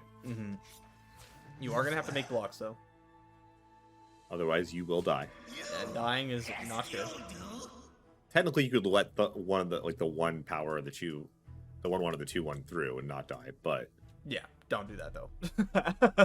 But- I mean, you can, yeah. So the problem here is a rally. I think like just kills you. There's just nothing you can do about it because you take That's 3 correct. damage from Misfortune again anyway. that's correct. Yeah. Yeah, JT up against it here. Not sure. Let's see. Is it another rally? That would make it rally Also- number 2. Also, though, what do you do if you're JT? Do you drop the leech here? You drop the lead. I think You're dead to you have rally. to. There's absolutely nothing you can do. You might as well You just have cast to. it. Yeah. You got to start trimming this board. And you have to try to, present lethal. Looks like Ah, it is a Yeah, rally, that's a yep. rally. Mhm. All right. So we're going to Game see 3? a game 3. We go pull up Team 04 drop list. It's going to be Kindred Viego against something. Now, if you're playing Scouts, there's a lot of other possible things that something could be. And those things, they could be Fizz Lulu Mm-hmm. or Pantheon Shyvana specifically? Is Lulu or Pantheon Shyvana? I don't think Kindred Viego bans Pantheon Shyvana. Unless it's packing a bunch of whales and stuff. In which case it would be totally okay playing against Fizz Lulu. It's not Okay, the worst deck against Fizz Lulu, but it's probably not the best one. Your call is Pantheon Shyvana. My call is we will see Pantheon Shyvana. Okay. Talk to me about Pantheon Shyvana, because this deck is obviously one of the top decks, Yes. and I lose to it often enough. It seems very powerful. But when I play it, I feel like I just got like some guys and some lackluster removal spells, and I die, and like this hand is it doesn't feel like such a beating. Yeah, so it is the biggest of the current popular Demacia decks. So it goes like in smallest to biggest. It's like Scouts, Sivir, Akshan, Pantheon, Shyvana. And as far as Demacia mirrors are concerned, usually the bigger Demacia deck will win. And so, yeah, Pantheon, Shyvana beats the other two. However, it loses incredibly hard to some decks. The big one being, it loses very hard to Ahri Kennen. And also, it has not very good matchups against a lot of the aggressive decks because it's so go tall. Now, this... oh, yeah. Why are they're like, oh, sick, and then thought about it for a second. So this version, the Shyvana one, does do better into the aggressive decks as compared to like the Taric one, right? Or to the Mono Pantheon one, because you're able to control the board so much more. And with this curve, like the Chow into White Flame into Shyvana, you put so much pressure on the field. How do you feel about triple Viego? I feel not fantastic. But what's better than Viego? Tear them apart. 3 Viegos. I guess 2 Viegos is pretty good. Do they become Viegais? A flock of Viegos. They're just a gang. Yeah, what would you call is it a gang? I was gonna say, what do you call a group of Viegos? Yeah, a gang of Viegos for sure. Okay, yeah.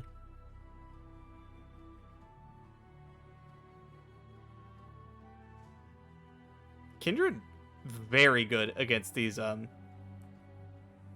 like Pantheon decks. So likely what we'll see is something along the lines of like Are you sad? maybe like Viego this turn. It would not surprise me because you have the backup Viegos. But you can play like Viego, and then if you see a Concerted Strike, what you can do is glimpse your Viego, right? And then Kindred kills the Wounded White Flame. I do not love leading with glimpse here. Yes, you have Deny. So, like, you can fight a single combat, but do you really want to deny a single combat? I mean, maybe. Maybe you do. Maybe you do. Rather than getting the glimpse countered, I would rather deny a single combat. Mm-hmm. But yeah, opponent with 8 cards in hand, like you're. I think the Viego line, I think, is the one I prefer the most. Definitely not the worst. Yeah. Okay, it goes through. Markham. Now, if we do see like a concerted onto Kindred, the deny is available. Kindred likely not dying this turn.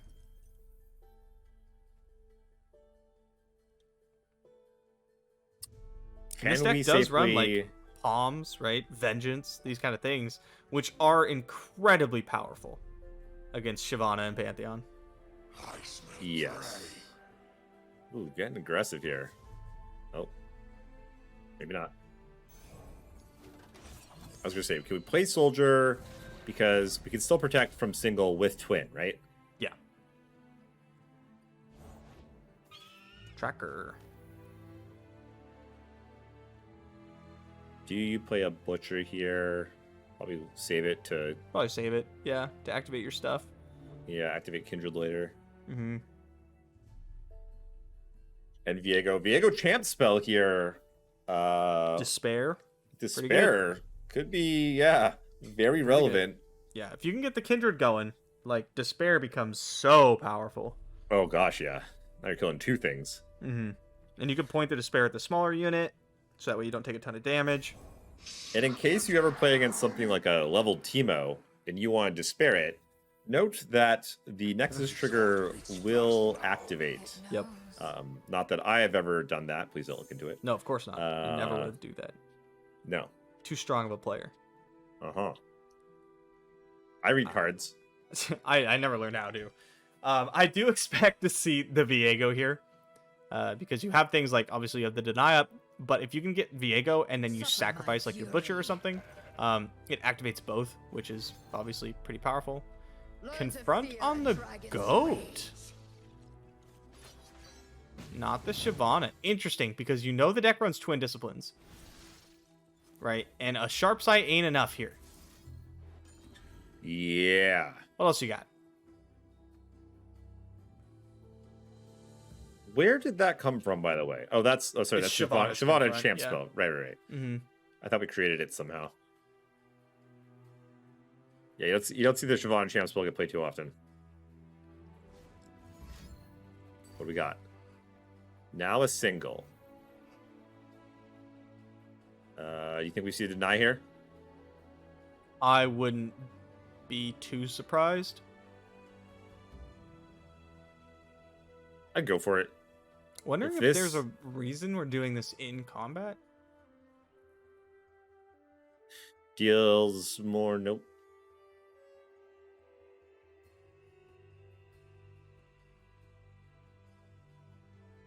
I don't know. I just work here. Well, perhaps like once the mark goes on, a Vile Feast on Bird does like make Kindred slightly bigger. Like me. I don't know if that matters, but it could. When did the Kindred die? What? It was a 4/6. Shyvana was only attacking for 5. I do this for her. Hello, Viego.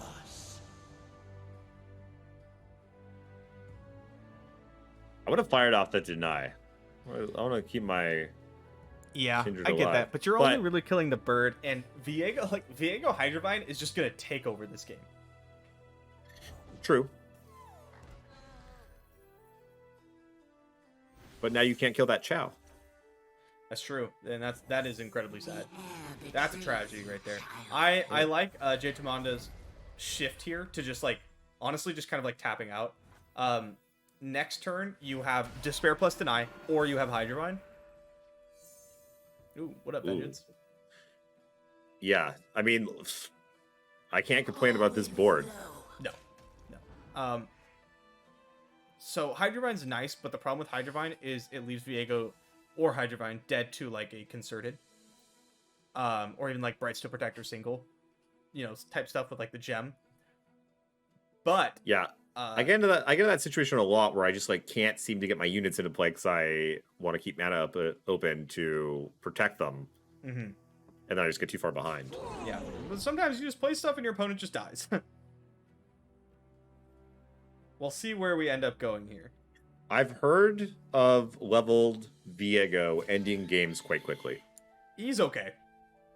Well, Viego's pretty decent. It's all right. Yeah, it does some stuff, I guess. Doesn't suck. I will not be made to wait. A little surprised to see a Shyvana block here. Probably going to see some stuff. Guy in touch, yeah. Don't hate that.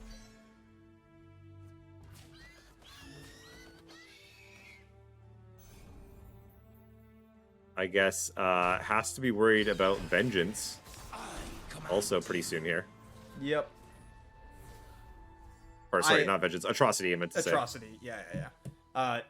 Jay Tamanda looking to be in pretty good shape here. I think the way Team 04 Drop wins this game is with like a leveled Pantheon. Yes. Card also does not suck, but JT with ability to pop a spell shield and some stuff going on. And now, kill it afterwards. I think if you despair a slamming leveled Pantheon, it does. I like this play. If you despair something and it has spell shield, I do think it hits you. Yeah, I think it does too. Which is so annoying. Which is so weird. Oh, nice blindedness. Oh, 1-4 Chow. Game over. How do you come back from that? I have had some decent 1-4 chows, not gonna lie. This is not one of those times. Killing the Hydrovine, or well, silencing the Hydrovine, very important here. Stopping, man, Hydrovine is so annoying to get through. Just makes all those blockers, pumps up your Viego. Viego's got to be close to leveling. I haven't been paying attention. I'm not sure You can see that the second arrow is blinking. I wonder if we'll see a Hydrovine jump in front of a Shyvana for like a level. Yeah, I mean, that seems pretty good. You'd put anything in front of stuff, right? Hydrovine blocks for the most. It's not incredibly relevant since it's like silenced. And then once Viego levels, I don't see this game ever going Team 04 drops way. Yeah. Yeah, level Viego Especially- with deny backup. Especially with 2 more. Yeah, Just that's in the case. disgusting part, right? Just in case. Mm-hmm.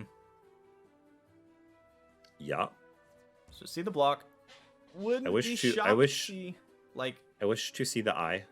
you wish to see the eye. I wish to see the eye check. I'm always surprised by how little.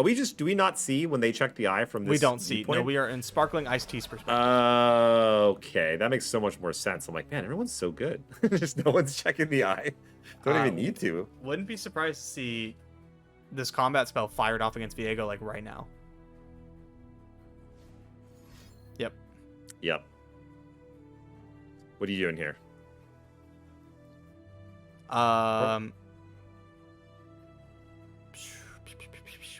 So if you deny, the problem becomes. It's a trade, though, right? Yeah. It would be a trade. Okay. Oh, I was gonna say. So if you, I don't want to deny because then my opponent gets to concerted strike, which feels bad. I just okay this. Is this they a put level? This must be a strafing level. Strike on the stack. Yeah. Yeah, and then like if they strafing strike, you just let it happen and you play the other leveled one and the game ends, right? Yeah. Well, you steal their blinded mystic, which is OP.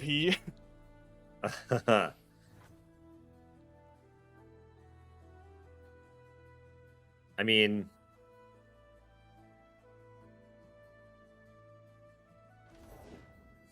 Uh-huh. okay. Pass again. Okay, now you can just vengeance though, if you even want to. I don't think you do.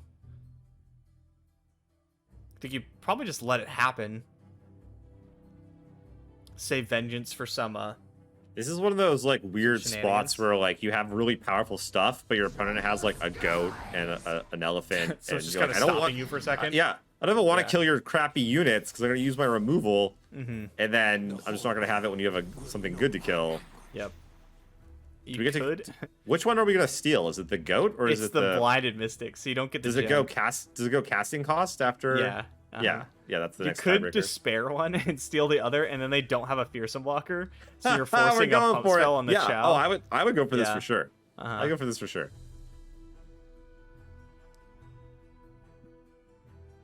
I hear her calling for me. Well, You don't have that's to. close. That's close. Besides, not That's what I'm to. saying. This is what I'm saying though. Like we don't have like a great, like okay, we steal their thing, we hit them for some damage. That mist is pretty good though. That mist is pretty good though. Yeah, I forgot we were getting the mist, so maybe I would have killed it. Oh, hello! Hello, friend. That's gonna seal the deal. Oppose me and die. Yeah, just slam the attack. Here's some blocks. Take 9. Okay, yeah, you go. Just pass. Just pass. Show me something. Command you. What you got? Maybe we throw a Nothing's 7. even remotely close to this, like, Viego in, like, okay. just fire it off, whatever. Nah, just go. Throw it on the mist. Take your turn. No, not the mist. Sorry, they could have like Hush. I don't know if they have Hush. Well, what could possibly stop this atrocity? That's J-Tamon is true, looking actually. through the list and going, Yeah, look hey, through the list. Hey, there's nothing nothing. stops this. There's Wow. actual. Here's the thing, though. They could. Yeah, I was gonna say you have to go on Viego because they could have a guiding touch to go up to 4. I was gonna say yeah, you but put it on the nothing stops mist, but I was like, this. oh, Hush puts it at 1, Yeah. right? So don't do that. So, Boom. slam it on Viego. Win the game. JT Amanda taking it down. That was pretty convincing. Also, JT Amanda's hand was not very good. Not great. No, it worked out That- very well for this situation, though. That Kindred off the top on 4 was huge. That changed the entire game. Yeah. Yeah. And then the Viegos going Multiple. leveling and The gang of Viegos. Vieguys. Yeah. Interesting. I'd like to see some more of that matchup specifically, because I want to know where that one lies. That seems I like an do have to important put one. it. I mean, it has to be like Kindred Viego favored, right? You got Vengeance, you have Palm, you have units that get bigger than theirs. It's pretty good. Yeah. I would have to give it there as well, just because the other deck is like a very fair middle of the ground. Demacia kind of just comes right at you. Is not super tricky. Yeah. Interesting. All right, looks like we're going to follow JT Amanda on his climb, trying to make top 64. Where do we say he needs to finish? I got to go look up just how close he is to locking up that top 64. He's going to be up against Death Wizza. I hope we get to see some more of that Kindred deck, because I am very interested. Could you play a Kindred deck with an Ahri Kennen? I feel like you can play anything with Ahri Kennen, right? It's just good enough. Yeah, you can just put Ahri Kennen in any lineup and it'll be all right. The thing that's a little awkward though is that the Kindred Viego deck is incredibly strong versus control decks, but the Ahri Kennen version that is incredibly strong against control decks is the Go Hard version, right? Right. And you can't do that because they're the same regions. They're both Ionia Shadow Isles. That's right. Yep. Now you could tech your normal one to be better against control decks. You play just more sign-ins and stuff. Possibly even pods plus like rally, that version. But it's not as great. Yeah. Fair enough. Okay. So let's pull up Death Wizza's decks. Do you want to check the standings? See maybe where Death Wizza is with the points? Yeah, I'll see if I can find it. So it looks like they are on Darkness, which we haven't seen today, really. Feel the Rush. Nice. See a little bit of that. And Elise, Ezreal, Kindred. So this is kind of the lineup that we saw do very well maybe 2 or 3 weeks ago. Yep. Originally kind of broke out this like just triple control lineup that kind of led to the rise of like scouts coming in. And I gotta be honest, I don't love the P&Z Kindred deck right now. It is quite strong against scouts, but it's just, I don't know. There's a lot of matchups that just like don't feel good enough. You know what I mean? Yeah. What's the difference between this version and that version that we saw with Vi? Is it not much? It's just champion difference. Just I mean, there could champion. be like differences between individual cards, but I didn't have that list, so I don't know what the difference is. Death was on 4 points, by the way. Needing a run here. Yeah, so Death Wizza needs to make top 8, we think. And so I think this is currently top 16, apparently. So if that's the case, then I think JT Amanda is a lock now. Yeah. Let's see. So top 16 would be 16 points. Yes, that would probably be a lock. Whereas Death Wizza will need to win. Yeah. And we'll probably make it if they win. What do you say? 2 points? How many points? Like 4, I think it was. 4 points. So yeah, that put up to 29.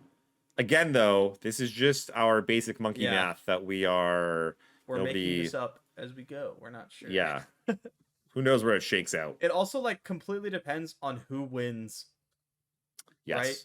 Who like if a bunch of people who had 10 points end up with 23, that changes it a lot more than if a bunch of like people with 0 points top 8, if most of the points go to people who already had a bunch of points, that kind of stuff, right? It all changes where it shakes out. Yeah, it could shake out in a lot of different ways. One of the things that I love though is, you know, we're saying 20 points right now was the cutoff. Like something like 25, 27 will probably make it. And so, you know, if you were able to string together, like your top 32 was 9 points. So if you had like 3 top 32s out of 6, you're like just that. Yeah. No other like top 128, top 64, like that was enough. Even like, you know, 6 top 64s would have put you in contention. And so it's kind of nice to see that, like, yeah, you can just like, you know, make a top 4, make a top 8 and get there pretty easily. Or you could have just like, you know, just like consistent finishes all the way along and also made it, which I think is fantastic. Nice to reward people for their, consistent hard work. Mm-hmm. Consistent, like, top finishing, especially in, like, a single limb. When, like, going, 3-0 is, like, something you can kind of, I'm not going to say plan on, right? But, like, getting a couple wins before you get knocked out in the majority of single limbs is something I think, like, I and a lot of other top players could be like, okay, yeah, like, in most of these, I'll at least, like, get 2 rounds or something, right? And then if that's enough, if you play in all of them and you don't need to, like, spike any, you can just have consistently decent finishes, and that's enough to make it in. That's really nice. Yeah, it's doable. It's definitely, it's very attainable. Yeah. Because, we've had hundreds of players playing these, and we're cutting down to top 64. It's not a lot of room, but to know that you could make it with just, consistent finishes every single week, that's pretty cool. Pretty nice. I do think we have Death Wizard's list here pulled up. Let's go ahead and take a look at that really quick. Here you go. Yeah, here's the Elise, Ezreal, Kindred. So you're saying not hot on this deck for this week? Yeah, I mean, this might be its best week, honestly. Like, there's a lot of scouts running around. When the deck is on, it feels very good. I am going to be honest, I don't love the Go Hard version. I chose to forego Go Hards for just other spells, usually more expensive spells, like an Atrocity, right? Stuff like that. Although, I love the 3 Aloof Travelers. Huge fan of that. It really helps you out in the control mirrors and things like, well, this matchup against Field of Rush, against Darkness, and like the Aloof Traveler is just such a big deal. And I do want to highlight the synergy, even though I just said that it, like, I don't like it. The synergy between Go Hard and Station Archivist is, like, undeniable. Right? You cast one Go Hard, you Station Archivist, find another Go Hard, and then there's another one coming up, and you're shuffling more in. It is really cool. Yeah, Station Archivist was one of my favorite cards coming out of that set. And it didn't really find a home for a while, but it's like it's starting to see more and more play now, which makes me so happy because it's, I don't know, just the kind of card that I love. It's like it's fair and it's fun and it lets you cast a bunch of spells and do silly things like pack your bag super fast, which I am all about. Yep. Going down to only 2 copies of Kindred. This deck is very good at beating down early, shockingly. The 3 Elise, 3 Sentinels, and 3 Brewer Sentinels, alongside things like the 3 Go Hard and 3 Thermal Beams, mean that you have incredibly efficient, incredibly powerful starts. Yeah, really, really interesting to see the aggressive slant and then also the Go Hards. All right, let's take a look at what else we have here. Field of Rush. Pretty standard, except for a couple choices. Do you think you can spot them? Yeah, let's see. It's definitely the Vile Feast. That's it. Yep. 1 copy of It That Stares, which I've been incredibly impressed with lately. Just in general, like doing 3 damage is really, really good right now. We see that with the box. Also, Rasa the Sunderer, pretty insane card. Big fearsome attacker. When on play, if you had an ally die, destroy like the 2 weakest enemies, I think it says, and then only 2 copies of Field of Rush. Yeah, interesting 2 copies of Field of Rush. I kind of get it. But yeah, It That Stares and Rasa the Sunderer, I both, every time I see them, I'm like, come on, why? And I've been blown out by both of those cards on the ladder. Yeah. Just like, I'm like, oh, I can't possibly lose here. Then they're like, Rasa. And I was like, dang it. Yeah, I kind of like it. Both of them give you something to do on that, like, turn 8, which is right before the Field of Rush turn, right? When normally your play is like, okay, play Ice Pillar, maybe play Trundle or a spell. What I'm seeing here though, with the rest of the cards, is this deck and this lineup by extension wants to play against Ahri Kennen. 2 copies of the box, 3 copies of Withering Wail, the full Avalanches, right? Like this deck wants to play against Ahri Kennen. Even Rasa and It That Stares are surprisingly good, and they're better than Tryndamere, which is hilarious. It That Stares is quite good against Ahri Kennen, but let's see what the third deck is. I was like, I bet it's gonna be Darkness. Not surprised here to see a third deck that just looks to line. Oh, my camera froze. Oh, it's back. Okay.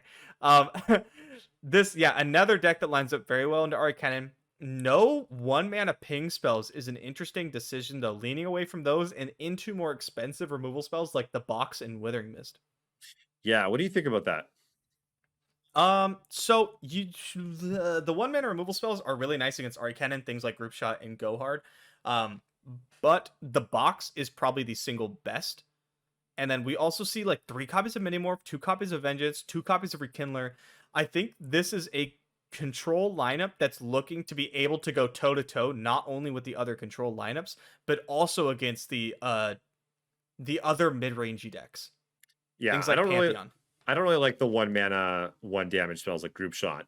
As an Ahri, Kennen, Absolver player, I just don't care. I have so many random dinky guys. Like you will fight over one, and maybe you'll finally get one. And I'll be like, cool. I got like just a whole bunch more of them. And then I feel like it just makes your deck like if you go into the mirror or against another control deck or anything that one damage doesn't do anything. It's like, oh, you have a dead card basically in your deck. So I like this list a lot, actually. I think this is close to where I would be at with the deck. It's very top heavy. Yeah. Very top heavy. There are 6, 9, 12, 15 cards that cost less than 4 in the entire deck. Yeah, but they're so powerful. They are very powerful. Yeah, very powerful. But man, very top heavy. And I'm kind of worried that will result in a more clunky game. Like, I've had so many times when I play Darkness and I draw a Minimorph, 2 Sentinels, and a Senna, and my hand sucks, right? And this is just that taken to an extreme. I have to imagine that happens a lot.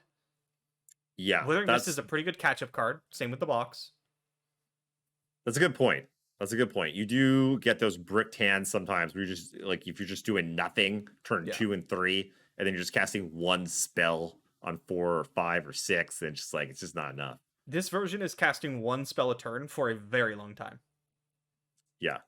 That said, though, you get that nice curve with those 2 drops, and then you're in a fine position going into the late game, and you just have hits you got it all. For days. You never miss. Yeah. Yeah. You've literally got everything at your disposal. Darkness is a strong deck. I've kind of leaned away from it recently because things like Scouts have been really, picking up steam. The Pantheon matchup isn't as good as I want it to be unless I'm like giving up points against some decks like Ahri Kennen, right? And I'm dropping these 1 mana removal spells. But yeah, maybe we'll see a return. I love this kind of lineup. This is something very similar to one of the lineups I brought for Runeterra Academy. It went fine. The lineup went okay. The Darkness deck just lost some matchups I didn't want it to lose. And the Kindred deck, sometimes you don't draw the aggressive start and you just don't get there. Yeah. Darkness is an interesting one. At the beginning of the season, it was everywhere and it was doing quite well. And it's done quite well throughout the season, but it has, like you say, the Rise of Scouts, I feel like, has pushed it down a little bit. And also we're just seeing a lot of just like the format's so wide open. We're just seeing a little bit of everything. Like a Zilean is popping back up, all these crazy decks. And as a control deck, it's tough to be able to handle all the different threats that can be thrown at you. Yeah. I need to buy a new camera so bad. Oh my god. It hurt me and it focused. Yeah, it's like whoa. Like, I oh don't my god, trash just yet. We're good here. Be cool. All right, I think we're gonna be jumping into the game here soon. Oh, I thought we said short break. Oh, we're doing a break instead? Okay, my bad. Well, we got a short break. We'll be right back with some awesome top 16 action for you guys. Stay tuned. That's what I was going. Now we're back. Now we're in it. Yeah. JT Amanda, Death was a Darkness Mirror. Darkness Mirror. Yep. It took a bit to get going. But we're here. So started from the bottom. We're in for a long one. Darkness Mirror's taking age. So when I am playing the Darkness Mirror, there are like 2 checks in the beginning, and the first check is like, do you hit with Catalyzer? Does anybody hit with Catalyzer, right? And it looks like Death was got 1 hit in with a Catalyzer, which is pretty big. So Darkness does 3 damage. If it goes up to 4, it kills the champions, which is really important. And the second check is, do you have the champions, right? Do you have, like, the Vhagar? JT Amanda with Vhagar. I was going to say, yeah, if you're JT Amanda, are you slamming down the Vhagar? Yep. Leveling up your Darkness. There is no 1 mana ping spells, right, in the deck of Death Wizza. We don't know what was hit off Conchologist here, though. But yeah, with no 1-mana ping spells, you know you're going to get at least one hit off this darkness level up, I guess you could call it. Ooh, Catalyzer is a very nice draw. I would love to see an open pass here. Ooh, yeah, I like that. It also gets Rekindler online, which is really big. Okay, decides to play the Catalyzer. Soon, Lord Vagar. It will be ready soon. Rabadon! Sorry, what gets Rekindler online? Vagar. Playing Vagar, because he either dies or you win the game, right? So, yeah. Pass. It's gonna be the Vile Feast on Vagar, most likely. Could possibly, I think we're a little ahead of Death Wizard's hand cam, but a lot ahead, in fact. Could possibly have like passed in Minimorphed, but I don't like that play. If you attack with Catalyzer first, the darkness goes up to 4 damage, which will kill Roadmaker.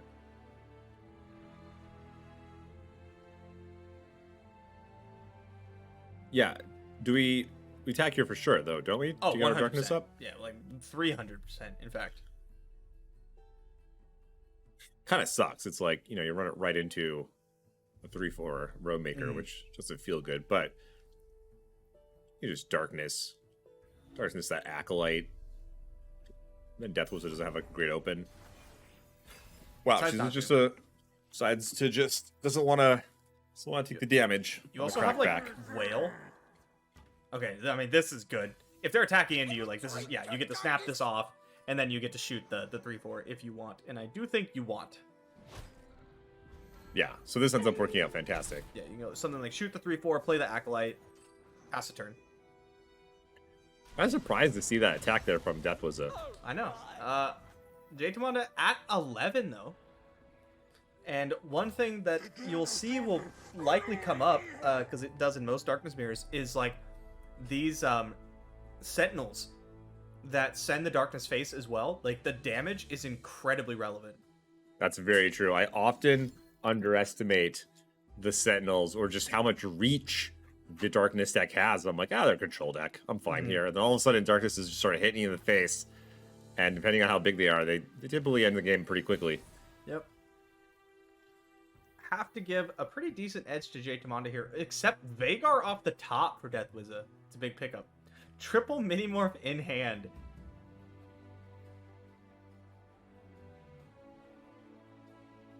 Yeah, this is going to be an interesting one. It's hard not to Rekindler with Mistcall being the draw. Right. Like, you don't get an extra darkness, but I think you're kind of okay with that.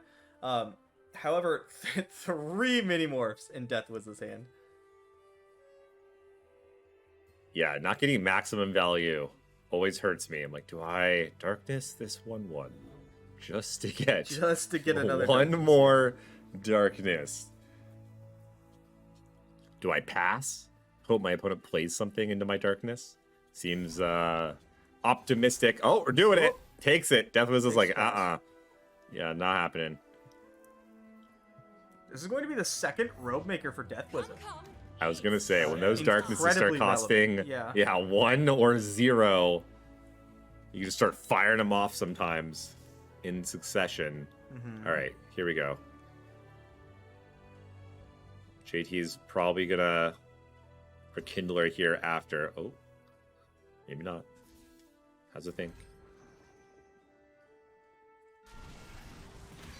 Well, if Death Wizard just plays Vagar, I expect to see like Minimorph on him. Yeah, so that's one thing. If JT Amanda does go for the Rekindler, then Vigar gets to come down for Death Wizard. So I think that's why we see JT Amanda not going for it just yet.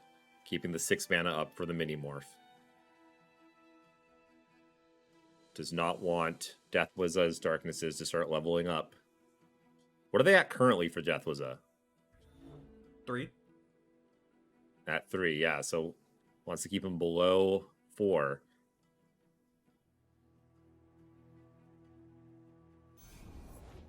I was gonna say, if you're Death Wizard, you go for it here. I think you're kind of locked into it. Yeah. It's also like, you know, you get to kill this catalyzer, and so it's like Yeah. worst case. You could also Still like not you that could bad. still kill like a Veigar that hits the board, right? Because you could Darkness plus Vile Feast since your Darkness is so cheap. But yeah, now you just probably fire this off on the catalyzer. Or not. Interesting. Playing with fire here, just letting those darknesses get leveled right up.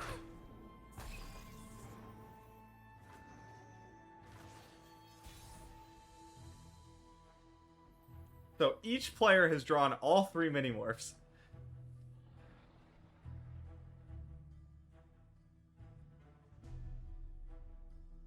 Yeah, this is going to be an interesting one. No sentinels yet for Death Wizard, though. I expect to see a Vile Feast here.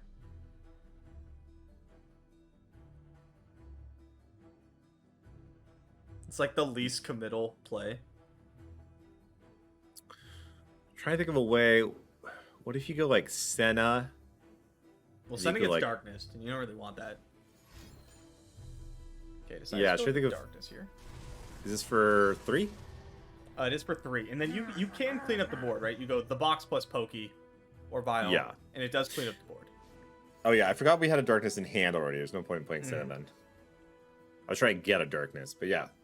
Okay, so this isn't the worst. No, none of this was too bad. The problem is like, if you look at Jake Run out of Mon's hand, cards. like Missed Call plus Rekindler and Hidden Pathways. Ooh, okay. Oh. Interesting. Okay. Reach too far. Pretty fine. Another Pokestake. That's a pretty good card. Yeah.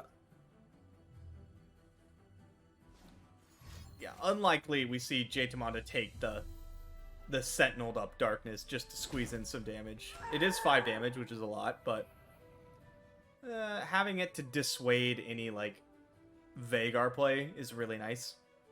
Because if you just cast it, they play Veigar, you're like, ah, damn it. Yeah.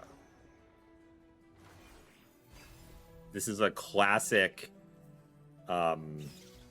you know, trying to get your spells in under your opponent's removal. Because, you know, having like a Veigar in play for one Veigar in play for like one extra turn even can make a huge difference. Yeah, Death was a wishes Darkness dealt for. Yes.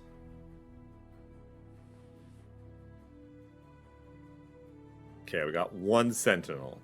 Not quite gonna do it. Hidden Pathways in both players' hand. We'll keep the cards coming. For every soul. Problem with Death was his answers also. They're all mini morphs, so like, they're gonna leave behind a bunch of 3/3s. The Yeah, elements I bind expect the though living this and turn, the yeah, dead. we'll see like the box plus Darkness instead of the mini morph, which opens up to a Missed Call. The darkness consumes. Man, having your Sentinels die to a 1. Ooh. Should we have not maybe mini morph there in response? It doesn't matter. Veigar like technically still levels. Oh, that's true, right? Yeah. Sorry, I'm Yeah. thinking we have to remove the target. This, I believe, is going to not end the game immediately, but it's gonna be rough. We're gonna see the pass into the box, into the Missed Call. Revive Veigar. Yeah. Yeah, JT's hand was just a pretty good. lot more powerful. But Death was still with some removal, a Senna, ability to draw a couple more cards. I think the box Darkness line might have been a little greedy. Yeah. Because if we just went for the mini morph, then none of this was going to be possible. Yep. Now you are getting beaten down slightly, so you're gonna have to like play something else, right? But the box. Wait, no, you don't even have to. You mini morph Veigar, and then you block And then the you Kindler, box. and then the box just wipes the board. You take 0 damage. Exactly. That seems way better. Yeah. Also, much easier for us because we have caster vision. Oh yeah. Just want to point out to everyone that No, I'm not saying that like not saying it seemed like a way better play, but it would have ended up being incredibly better for Death Wizard by like an order of magnitude. yeah. I was thinking, oh man, the 3/3 like still beating you down. The Rekindler doesn't lose any health, but yeah, no, they would have ended up being pretty insane. Going Also, face. like, yeah, you go face. This is do it for again. 5, 6? 6 now? 5. Oh, 6. That's right. 6. Sorry, Viego was alive one more time. That's a big distinction. Let's go, Concologist. One time. Look us up. Gonna have to be a mini morph on this Veigar. Now, you are not like dead and you're not dying. Right? You're gonna see like the Dark Wolf Acolyte played, mini morph on Veigar, and there's still a game here. Triple mini morph, and with Death Wizard at 11, he's like really good. Because you're not going to die from any like Ishtali Sentinels, not gonna kill you, right? And then if you can keep Veigar off your back, the problem is you are gonna get beaten down. I mean, JT though, not with a lot of units left. No, but you can go Acolyte, right? You can shoot the 2/2 if you want, or you could play the discounter. Yeah, fair enough. JT is gonna push a lot of damage here. Okay. Just attacking. Oh. Okay. I don't think Death was as unhappy to see this. Block. Yeah, take 3. That's cool. Death was his hand, pretty clunky. You get 1 darkness out of Senna before she dies. Only need 1. I would like to have more than that. You kill that adorable 3/3, and then all of a sudden JT Amondo, I mean, drew a unit now, but just had a Robe Maker, which was not super scary. Okay, Death was in now with a Veigar off the top. Has multiple. I think you mean a 3/3. Yeah, has multiple 3/3s in hand. Yeah, I can't believe Death Wizard just drew a Minity off the top. I would give the edge to Death Wizard right now. I agree. Yes, I agree. Okay. I thought you were going the other way. No. Because until that Veigar off the top, Yeah, I it would needed, give it it needed to be to a JT. darkness maker, for sure. Yes. Yeah. The old double whammy. Death Wizard still only doing 3. Yeah. Sad. Is relevant, right? Because Yeah. it doesn't kill Robe Maker. Here's the thing, though.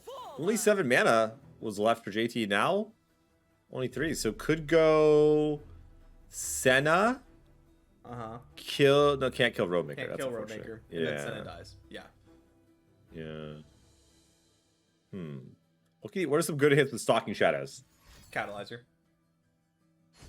Or what about Concologist? I mean, with Stalking Shadows, you want to hit Catalyzer or Ishtali Sentinel, usually. Yeah, Sentinel would have been good. Concologist Sentinel's close. was a nice hit, actually. Sentinel's close to game. Ooh. Yeah, what does that do again? I don't remember what bounces it's called, but it basically gives you your next unit you play +1/+0 in Spell Shield until the end of the turn. So you could likely get a Senna attack. Yeah. Oh, Wow, another Sentinel at the top. Man. This is the Sure, game. It's a game, but like it'd be such a different game if Death Wizard's Darkness dealt 4. Oh, yeah. Yeah. That could very well end up being the difference maker here. Death was wisely hiding their hand from us. It's very smart.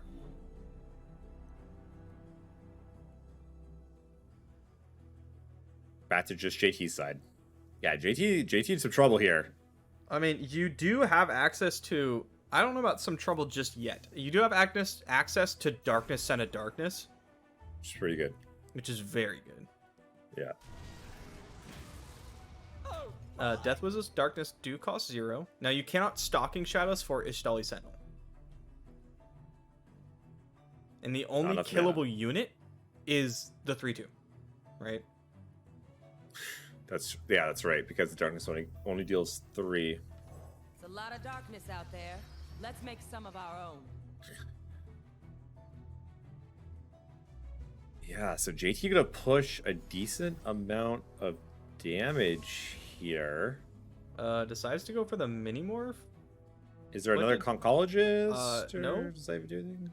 We're gonna eat 6. Is there anything? I don't remember there being something. Yeah. Well, didn't we find the conchologist off of the house Nope, or not? I thought we just just drew drew it. Yeah. So we're just dead. Yeah, I'm pretty sure. So we just died. I think so. So we're not alive anymore. I believe that's how that works. So our nexus is going to take 11, but we are at 8. So It's gonna take 10. Yeah, 10. I don't know about that one. You know, sometimes you die. That's true. I have been told that's what happens.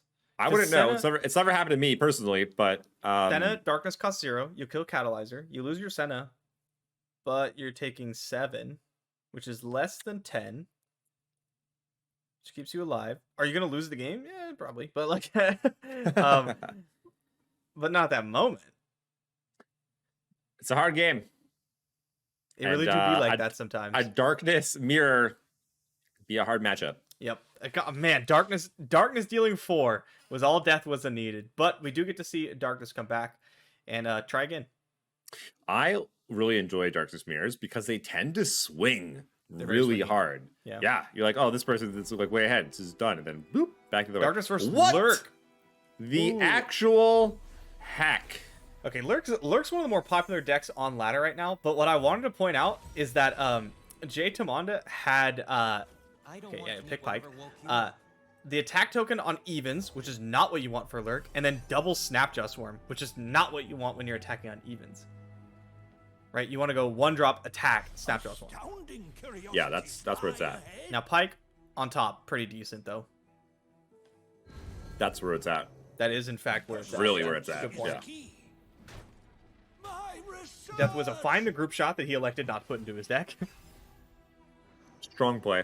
Yep. So how does this matchup normally play out? You block with stuff, you ping some stuff, and then if your darkness is big enough to kill the overwhelm guys, it's pretty good. Ping some If stuff, it's block not- some stuff. Excellent analysis as always. Well, that's how the beginning works, right? Like nothing really hits you. They don't really accomplish much, but they lurk a bunch. And then what really ends up mattering is your darkness big enough to kill the big stuff? Can you deal with a Rek'Sai, right? Can you kill the overwhelm guy?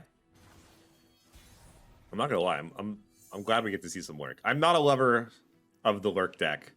I like it in theory. I'm not a lurk fan. I hate losing to it. Yep. Makes me feel pretty miserable. Luckily, that doesn't happen too often because it's lurk.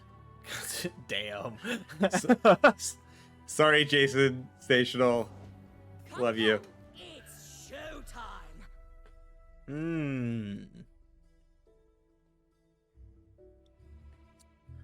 We made a robe. Could like pulling the 1/1 with the 3/2 is fine. It's probably gonna die to some ping spell eventually, but you activate your lurk, you kill the 1/1. You're dealing no damage. You could pull the 1/1 with the 2/1, get in.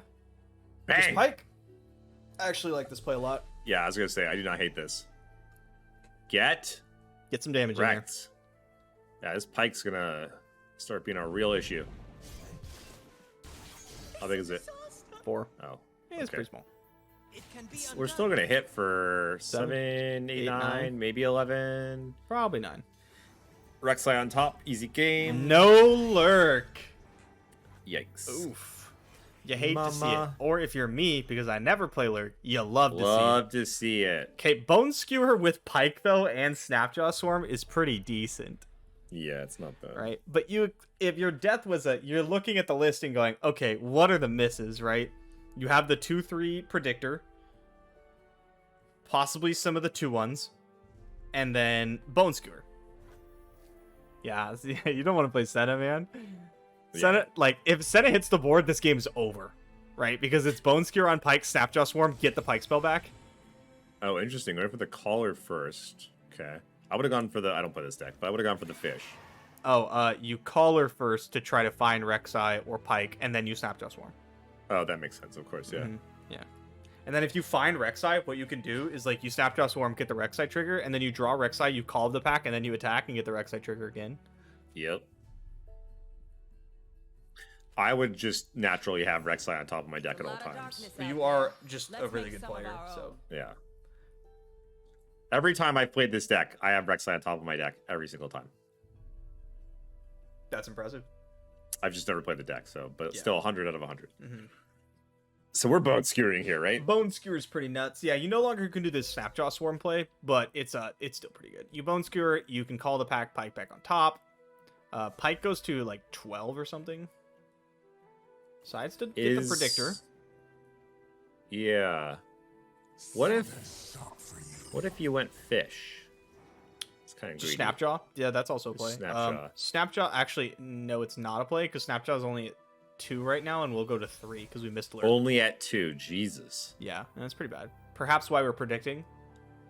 I don't play Lurk ever, but when I Rek'Sai? do, I hit all my Lurks. No, I don't. I am the Dos Equis man of Lurk.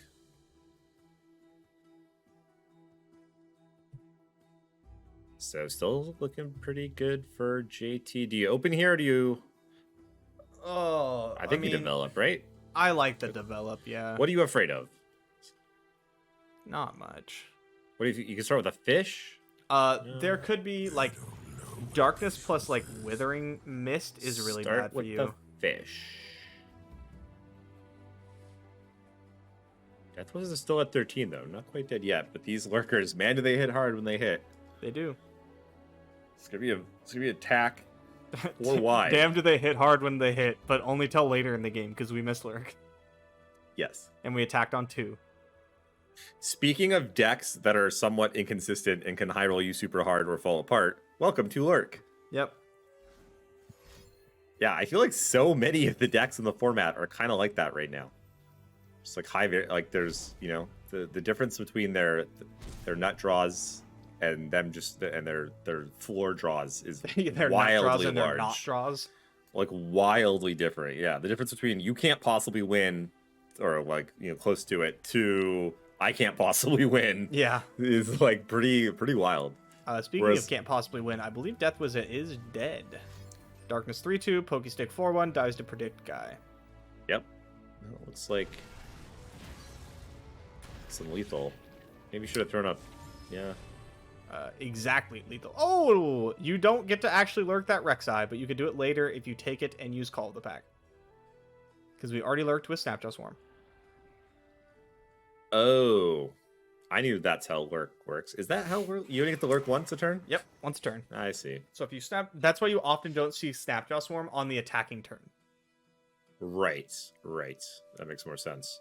It's funny. I knew that when lurk first came out, and I was like, "This is the craziest mechanic ever." And then I was like, "Oh, once a turn. Okay, that's much more reasonable." Yeah. And then I just didn't play lurk for 100 years, and was like, "Oh, is that how it works? Cool." Still lethal. Vile Feast would be way better than Pokestick here.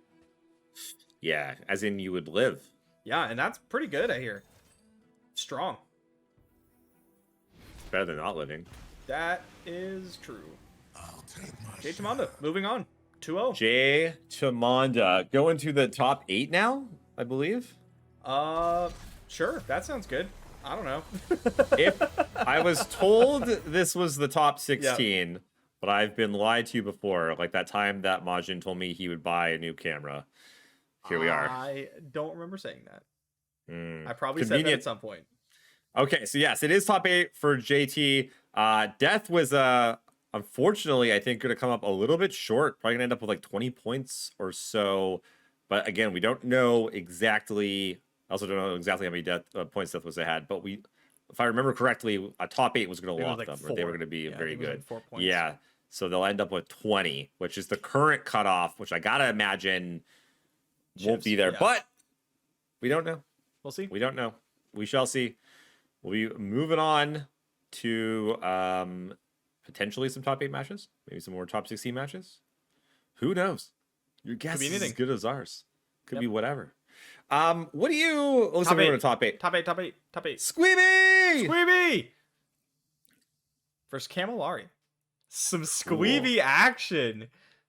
Banger of a match. That's what I like to hear.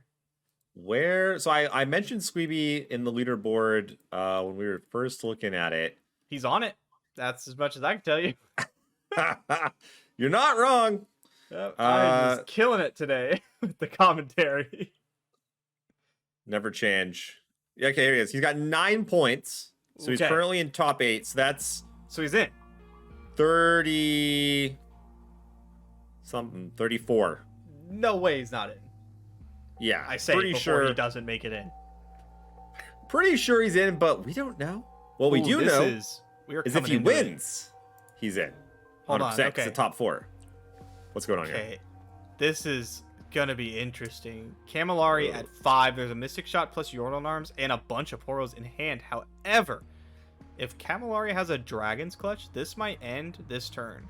Squeeby down a game. I mean, Camillari only has 6 cards in hand. What are the chances? What are the that odds? One of them is definitely Dragon's Clutch. How much damage is this? 25. It will be 28 with Clutch. So no clutch. Yeah, I was gonna say No so clutch. like a preventative Yordle and Arms just isn't good enough. I thought for block. sure we were seeing a clutch there. Could see a rally.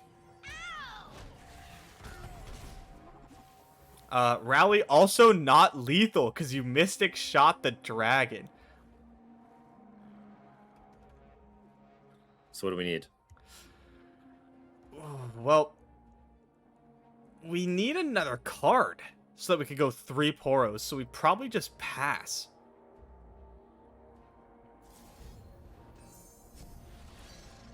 Because if there's a rally, then you stack Mystic Shot and you play a Poro, right? But what you really want is 3 Poros in Yordle and Arms. Here is the rally, so we'd be forced to make the same play anyway. Mystic on the dragon. Yeah. You don't have to Mystic the dragon. You can play another Poro and you can go to draw Get Excited, but that Go for the seems Get Excited. less good than keeping a Poro and going for possible Yordle and Arms. I don't know. Honestly, both seem bad. Maybe the I would burn go for is the I would move. go for the Yordle. I would go because Yordle's like guaranteed, whereas like Get Excited is like you still have to draw it. Yordle is guaranteed, but yeah, I mean, there's sharp sights, there's singles, like there's so many bad ways. You're probably going to have to play and block with the other Poro this turn anyway, though. Yeah. Oh, Maybe that's might need to draw runner then. that's the worst of all worlds. Yeah, it's pretty bad. So yeah, there's the other problem. You're talking about Sharp Sight. Well, it's lethal anyway. If you don't Mystic Shot the Screeching Dragon, Sharp Sight goes on Shyvana. and you die. right. Yeah. Oh yeah. So had he not Mystic Shotted there, he would have died right now. Yeah. Yeah. Okay. Yeah, I missed that part. Although I expect if you had let Screeching Dragon die, attacked with both your other dragons, Squeeby would have not safety blocked and died to the Sharp Sight on Shyvana. Trickster. What does that landmark do? It discards your hand, and then you create 3 random cards in your hand and you grant them fleeting every round start. It's really weird. You could possibly take it and then go for it and try to hit burn. Oh. But yeah, it's hard not to take Trickster and go for the Yordle Arms. It's from any region, right? Yeah, they're just random ass cards. The likelihood it does anything relevant. I would have is so loved. low. Yeah, Trickster actually does something. But if they're having no Trickster, if there was just 2 blanks, we had to take. No! Oh, come on! Why did Should have taken the landmark. Oh, should have taken the landmark. You fool!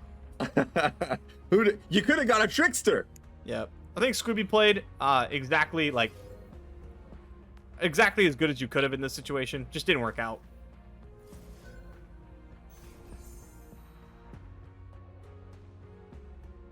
Unfortunate. But this means if this was in fact a top 8 match, was there also like a concerted strike or something? Yeah, there's no way you were winning then. If this in fact was a top 8 match, this means we will see Squeeby next week, which is exciting. Yeah. Go, Telescope, Alright. go! Get in there. You could do it. This Maybe is he'll where forget to block. You gotta play to your outs. Damn maybe it. Maybe they You're live where good. you live and they'll just lose internet. Mhm. Oh, so close. You They gotta saw try. it. How they see it? Attack with the Chow. And everything else. Make sure the Chow gets in there. It's important. Maybe And the they'll Chow. misclick. And the Oh, come wow. on. No Come Chow. on. Let him feel Cavallari included. with the obvious misplay here. Yeah, it's kind of ridiculous. Unbelievable. I Just a don't. good I little expect Chow. this level of play in the first couple rounds, not in top 8. This is a top 8 match. Yeah. I mean, come on. This is It's just unacceptable. that was rough. That was hard to watch. Let's just go on. I don't. Can we get someone else in here? Can we? No, it's just me. All right. Whatever. Oh man, yeah. Happy to see Squeeby gonna make it. Cavallari We moving think. on with the Pantheon Shyvana. We think, yeah, we think. Congratulations, Cavallari, for locking up a top 4 slot and making it to next weekend's top 64. Well done. We're just joking about the Chow thing, but not really. But But not seriously, really. Yeah. congrats though. Attack with the Chow. Do it. It's free. All right, we'll see what else we've got coming up. Gonna be Not real surprised interesting to see Pantheon Shyvana up there in top 4. Yeah. Are you bringing that deck? To what? Seasonals? I don't know. It's 2 weeks away. Yeah. But I'm much planning. considering it. It's on the short list. If there's 5 decks, it's one of them. Yeah. I need to find 2 more decks because I can play Ahri Kennen, Ahri which will Kennen. eat a ban, which is just going to eat a ban or get targeted, and then I got nothing. Yep. I This got sounds like the Thresh Stone, Nasus era. That's what that sounds like for you. And to be fair, I Uh-huh. have tried a lot of the other decks. Okay.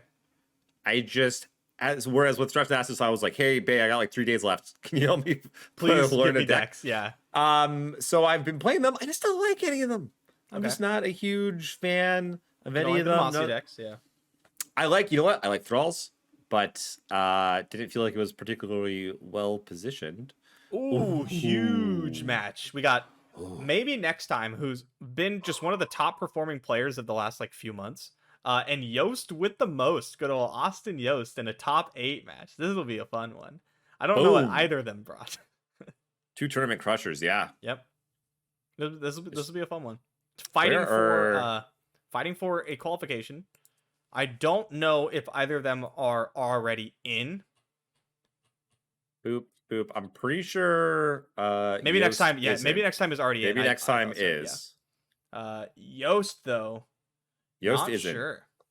I'm Yost pretty been playing, I sure. think, some other stuff recently. Unbelievable. I know. Checking out Yu-Gi-Oh! That trader. Yost with 11 points, so probably now locked with this top 8. Again, though, we don't know. We don't know. But having the Well- threshold jump up like 14 points would be crazy. What we do know is that a win guarantees a top 64. We do know that. That's true. It's a good point. And Yeah. money. Are we jumping in this match or are we going on our break here?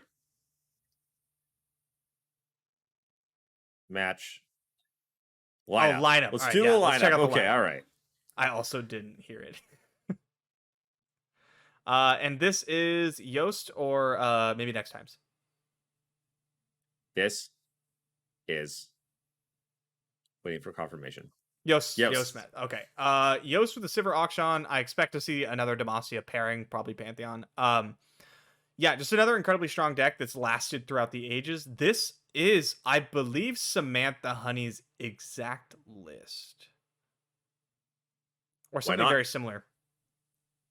The triple Aegis is something that Samantha Honey ran to a victory, and I was playing this deck on ladder last night. Still felt very, very strong. Really enjoyed having the full 3 rallies. What else we got? I gotta learn how to play this deck, man. It's really good. It also takes a lot of practice to play it. It's very confusing. Mm-hmm. Yep. I like Cataclysm.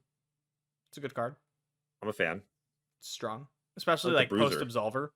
Yeah, Bruiser's been impressive, honestly. Does work. It's hard to fill. Oh my god, what's that card's name? Ready Guardian? The 5-mana one with Overwhelm, the old one. The 6 Oh, Ruin Runner. It's hard Ruin to fill Runner. Ruin Runner's shoes. God, I hated that card. I'm so That glad I don't card have to deal with was it anymore. insane. It was so busted, man. It was so good in this deck. It's like a good card elsewhere, but like in this deck specifically because of Sivir interaction, it was just disgusting. Absurd, yeah. Mm-hmm. Absolutely. All right, what else? What else do we have here?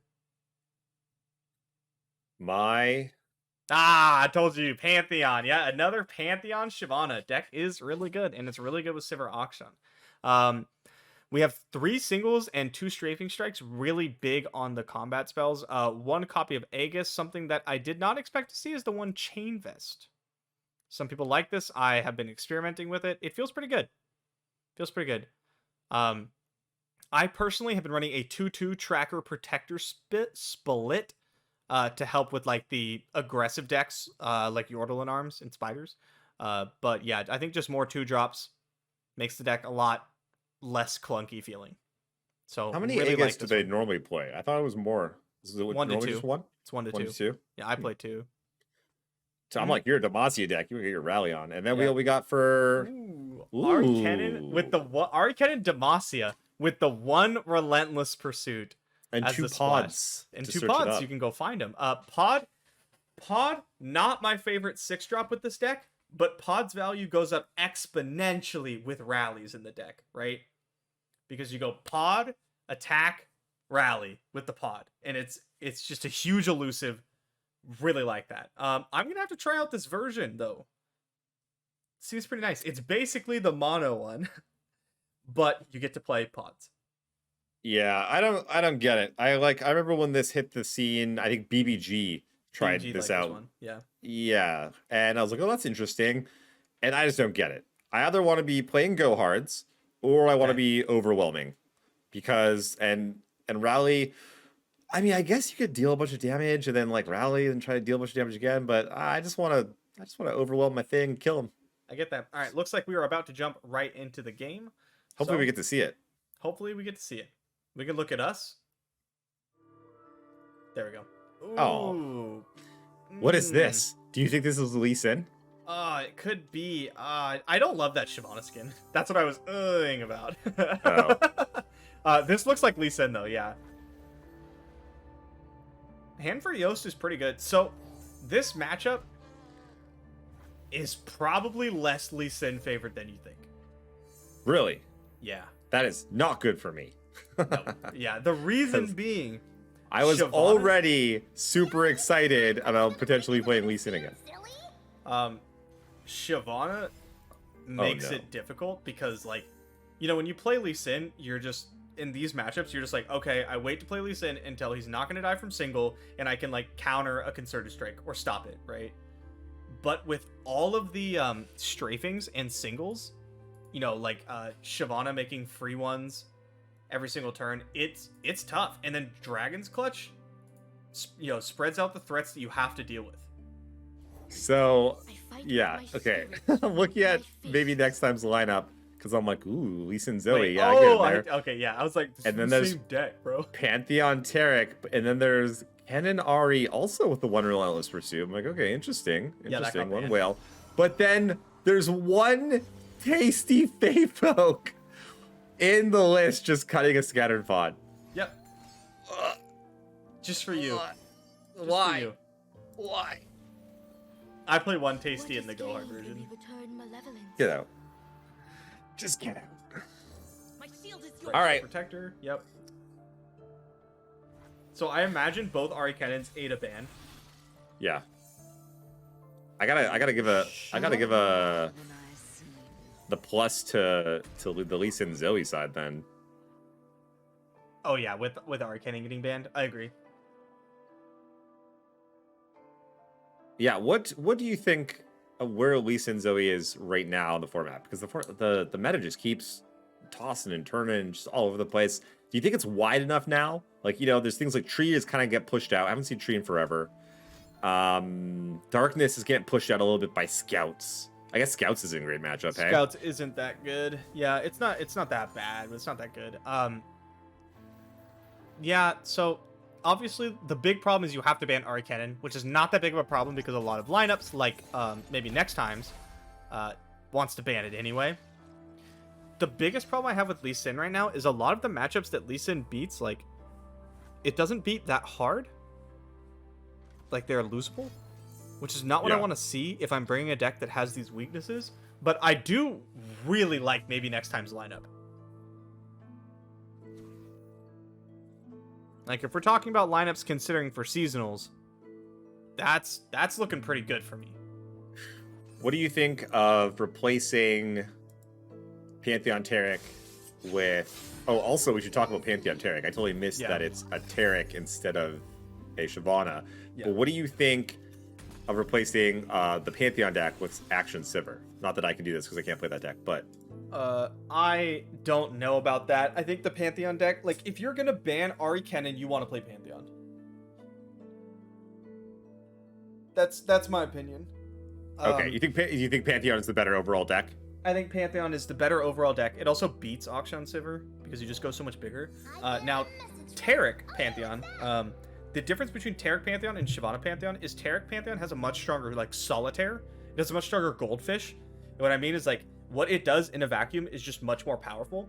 Shyvana Pantheon, however, interacts better against, like, the other mid-rangey decks. So think, like, you know, Akshan Sivir, like scouts and stuff like that. It does better against the more aggressive decks like spiders, but Taric Pantheon does better against the control decks like Feel the Rush and Darkness and things like that.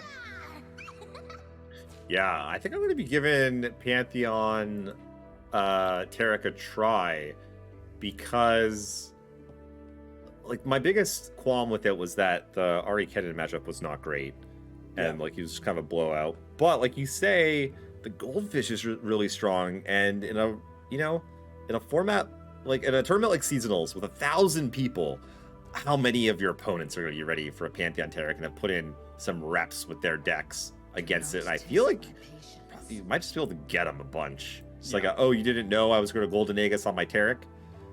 You didn't know that Bastion was coming onto this open? Yeah, I feel like you just get some people. And also, I'm not very good at the game, and I just want to Goldfish people. So I'm not very good at the game, and I just want to do powerful things. I just want to do the powerful stuff. What spooks me about maybe next time's lineup, however, is I think if the Yordle in Arms deck starts to see a little more popularity, that could really be troublesome for you. Can't beat everything. I don't think that deck's gonna suddenly see a big uptick. I could be wrong, but I feel like it would have happened by now. Yeah, I mean, it's still there. Like, we've seen it a couple times on coverage today. To be frank, though, I'm not sure why anyone plays anything. Is that right? I'm always surprised. Yeah, like, everyone picked up Scouts. I'm like, what? What are you talking? Like, what? But it was winning. Not really.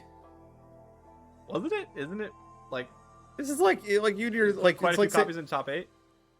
It did 1 week, sure, but so did Rumble Draven. Where's your Rumble Draven players? Rumble Draven had like half the top 8. Yeah, Where's I'm actually that? surprised we're not seeing more burn. Even how about Ahri Kennen Absolver? No one is playing Ahri Kennen Absolver. What is with that? Or maybe just everyone's losing with it. I don't know. Didn't we see it win a second ago? But we saw like what, 1? Yeah. Yeah, but I mean like week like it's over banned week, every though. time. Oh, that's a good point.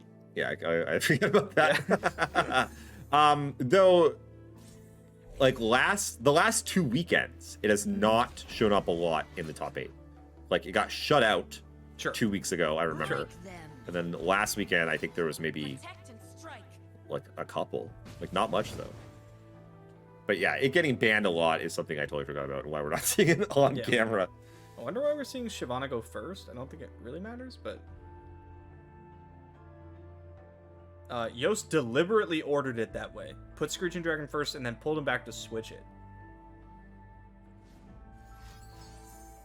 Yeah, so what's the thinking there? I don't know. Eye of the Dragon's now online. You cannot win. Looks like a pretty decent Dragon's Clutch, though. You just shove a bunch of damage in.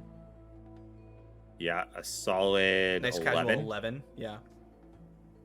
Now, squeaking in damage against Lee Sin, not as important as it is against other decks, right? It doesn't have the same sticking power that it does.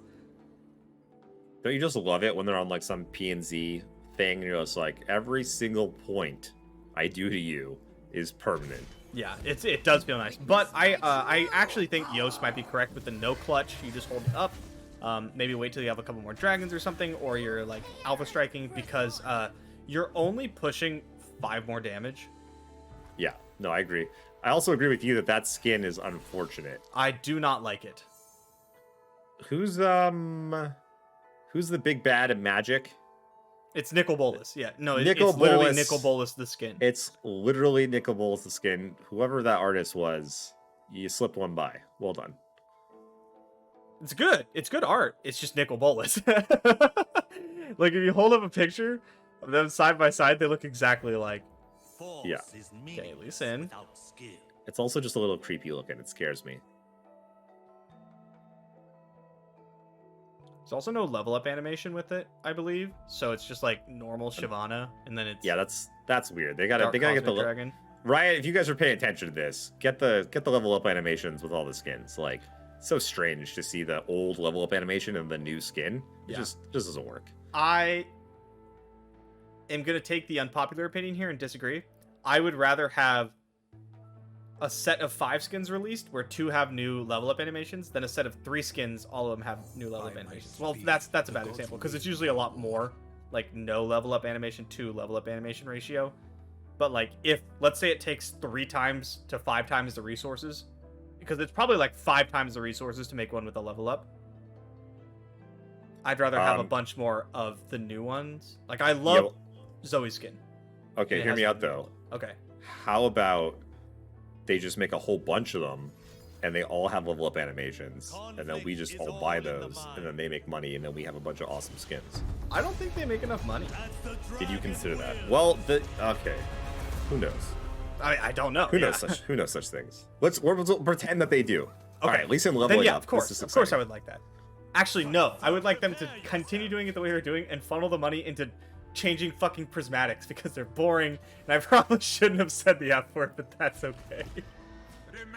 I don't love the prismatics. Bay, you fucked it up. I know. I fucked it all up.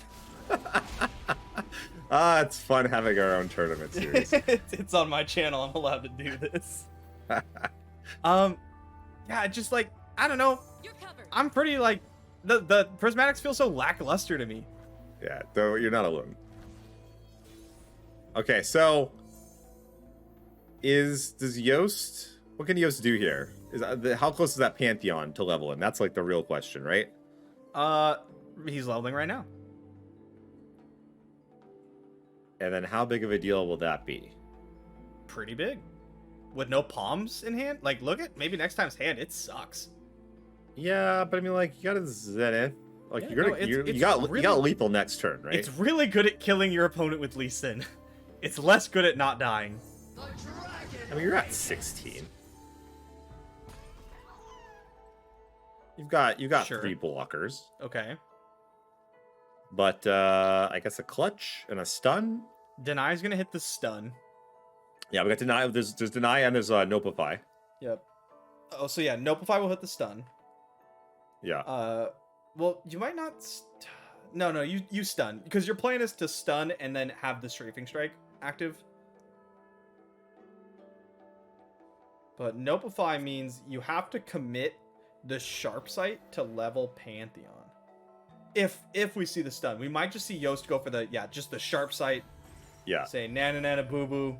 So Here's what? my big dude. Elusive scouts game over, right? Yep. A man against all gods. Some Challenger other ones. is like Challenger Scout is pretty close too. Let's see what we got. I cannot tell. I cannot Overwhelm, spell shield, regenerate, tough, quick attack. Quick attack, spell shield, regen, tough, and augment. Can block elusive this round. Okay, One so it of doesn't the- have elusive. Does not have elusive. Augment probably like the worst of the keywords to hit. Yeah.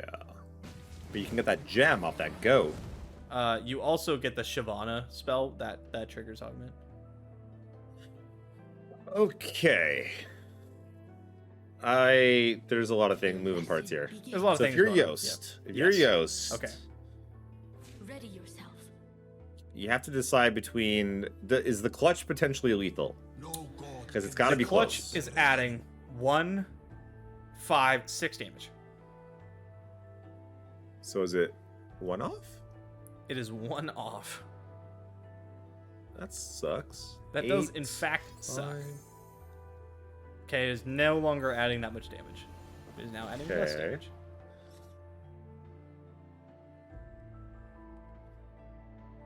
Can we kill Lee Sin. Doesn't No. look like it. No. We could try, but no. Oh.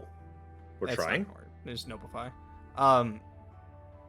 Yeah, bit of unfortunate roll of keywords for Yoast here. Yeah, I mean, that's, again, speaking of decks that have high ceilings and low rolls, seems to be a theme I actually among this don't format. think I'd put Pantheon Shyvana there. I get what you're saying. No, I agree. Because Pantheon's the only part of it. Yeah. But there is still at least a little bit more compared to, like, I don't know, Action Sivir, which is the same sort of like Demacia good stuff, beat you down big guys. But now just throw in this Pantheon high roll, low roll action. We just roll some dice and see what happens. Yeah, and sometimes you're just like, Yahtzee, got him. Notify here keeps Lee Sin alive. Screeching Dragon does die. Concerted Strike gets denied. So let's see, 5, 6, 7. So we're gonna have to double Zenith this Lee though to go for lethal. Allowing Yoast to draw something, right? Because Shield Stun does. There it is. Yep. Will of Ionia though. What does that do? Yeah, let's see. That's 3 more mana. Okay, so Shield Stun is gonna get denied, right? Yeah, I think we needed a concerted right there. I don't think he knew that, but I think we needed a concerted in response. Oh, look, but you also have the stun. Because, yeah, look at this. What? Now there's not enough mana. Oh, no. Oh, yeah. Yoast should not be dying this turn. Yeah. Wait. Okay, stun. No, because he gets barrier. Yeah. Stop So you that. Sonic Wave, right? And barrier gets popped by Shyvana, and it's not enough, which is why we needed to concerted in Right. response to the Zenith Blade. In response to the Zenith, yeah. Yep. Wow, tragic.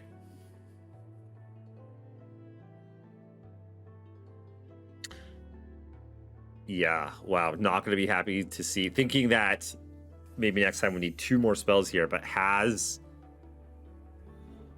the Lee Sin champ spell, which might not be Lee Sin, which is the perfect card to have. Mm-hmm. Sonic Wave. Yep, the Sonic Wave, or like Twin, right, would be lethal. Wow. Mm-hmm. Wow. And it's exactly enough. Wild. Wow. What No an single ending to this combat. game. No hush. No guiding touch. GG. Wow. For exactsies. Yep. Oh my goodness. I'm kind of interested to see how this Pantheon Taric versus Shyvana Pantheon's going to work out. Because I imagine the bans were already Kennen on both sides. Yeah.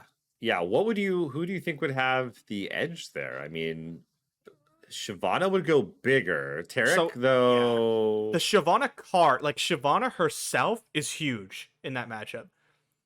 But outside of exactly Shyvana, I think Pantheon Taric has an advantage because Zenith Blade is very good. Better than Dragon's Clutch, in my opinion, when you both are like getting big units.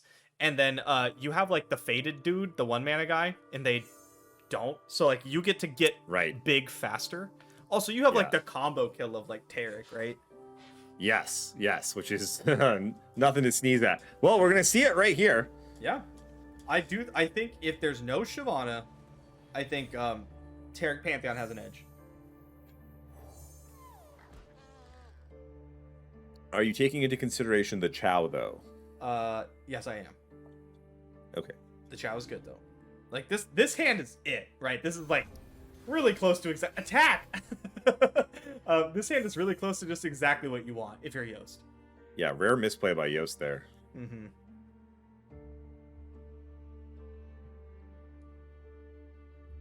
What do you think of maybe next time not dropping the 1-drop?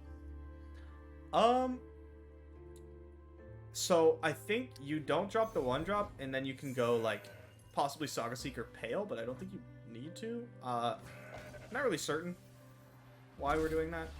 I mean, after the Chow comes down, I guess maybe. I mean, if they block with the Chow though, then it dies. Well, yeah, I don't really know. Is that better or worse? There's a reason. I mean, it wasn't doing a whole lot. Yeah. Also, perhaps going, hey, if I draw Goat, I'd like to have this 1 mana so I could, like, play a gem and start leveling up my Pantheon. Because leveling up Pantheon is really important. Yeah, fair enough. In this match. And there we see it, and that's probably exactly why.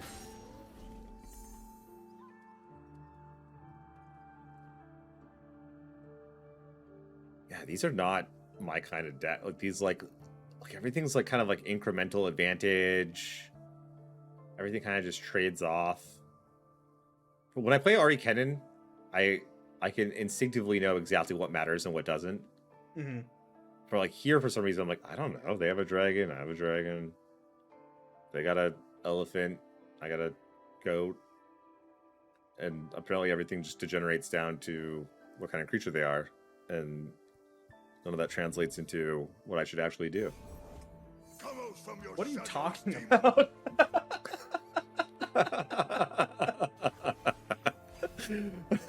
Because I started just naming, I was like, they got an elephant, I have a goat. What's happening here? Yeah, exactly. That's what I'm not good at these no, decks. I get you, man. I get it now. I understand. You confused me. There you go. Pantheon drawn from Yo's. Yo's hand is spectacular. Not saying it's going to carry him to a win, but like It's if you definitely draw up the cards you want, these are them. Much more impressive than maybe next time's hand. Yep. Like, literally has some dirtlers and a rally.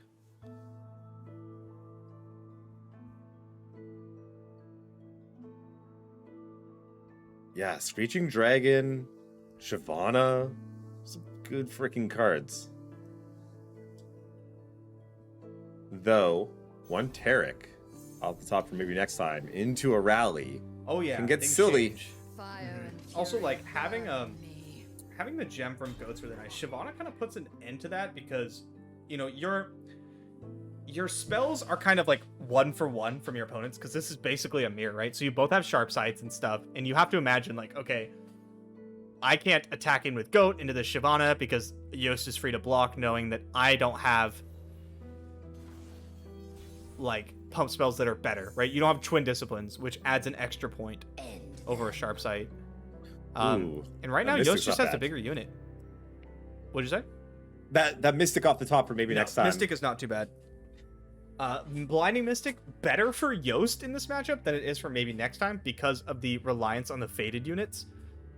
Whereas Yost just like beats you with Shyvana, and then Clutch doesn't care about Blinding Mystic, right? You just cast it after.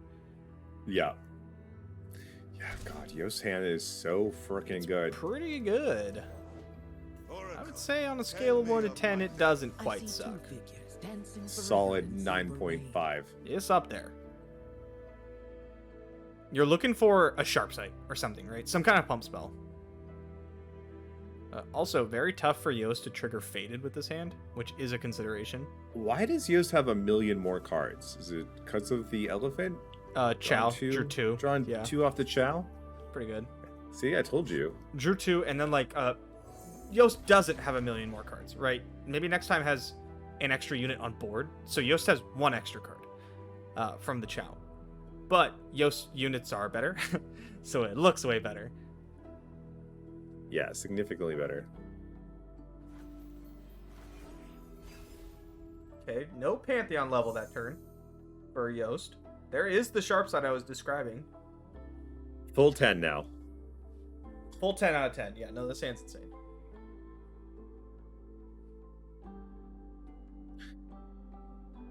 So what do you do here if you're maybe next time? Try and get him, I don't know, maybe like next time. Do you maybe barrier your dragon? Yeah, Bury the Dragon's like fine. I would like to unlock this Pale Cascade. I'm also considering like, okay, maybe bury your Goat, honestly, get the gem. But I'm really considering like, I want to draw Pantheon, right? Yeah, yeah. And so I want to make sure I'm triggering this. Also, cycling Pale Cascade is just nice. That way you can get the, just draw a card. Yost got Hush for Pantheon, though. That's pretty hot. I guess if it hits Spell Shield. Yep. No, Yost's hand is very good, but, Oh, okay, firing off the hush now. This doesn't surprise me. Kind of force something. I like, switching the block. I'd rather have Shyvana be nice and healthy. Yeah, is this gonna level her? Probably. Yes, it will. She went Which again, 3, 5, and then this will be 4. Ooh, another goat. I'm a fan of the goats, but I think that'll be what we want to see here. Yep. I'd like sharp sighting. You want to kill. First of all, this is your first like target, right, of the turn for your Pantheon, so it's basically a freebie. You want to do it anyway. But trying to kill the dragon before it goes back to its gigantic self, really nice. Yeah, get it out of here while you can. Mm-hmm. This is gonna be brutal. This Dragon's Clutch, if Yost makes the play, like it's obvious to us, right? Like, oh yeah, just Dragon's Clutch, win the game. But you don't know if maybe next time has another pump spell. Okay, looking like it's gonna go for it.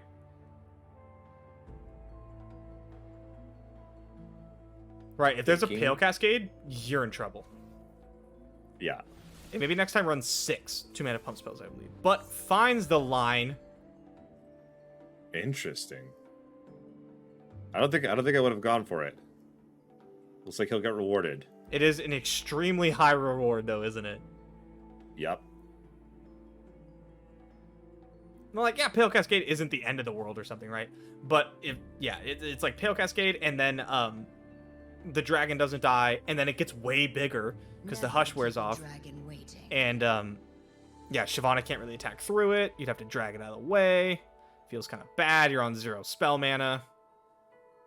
Yeah, my thinking would have been that if they do have sharp sight here, if my dragon goes down, all of a sudden now, we got Pantheon, but like we're like running a little bit low on units. Like Screeching lives. Screeching lives.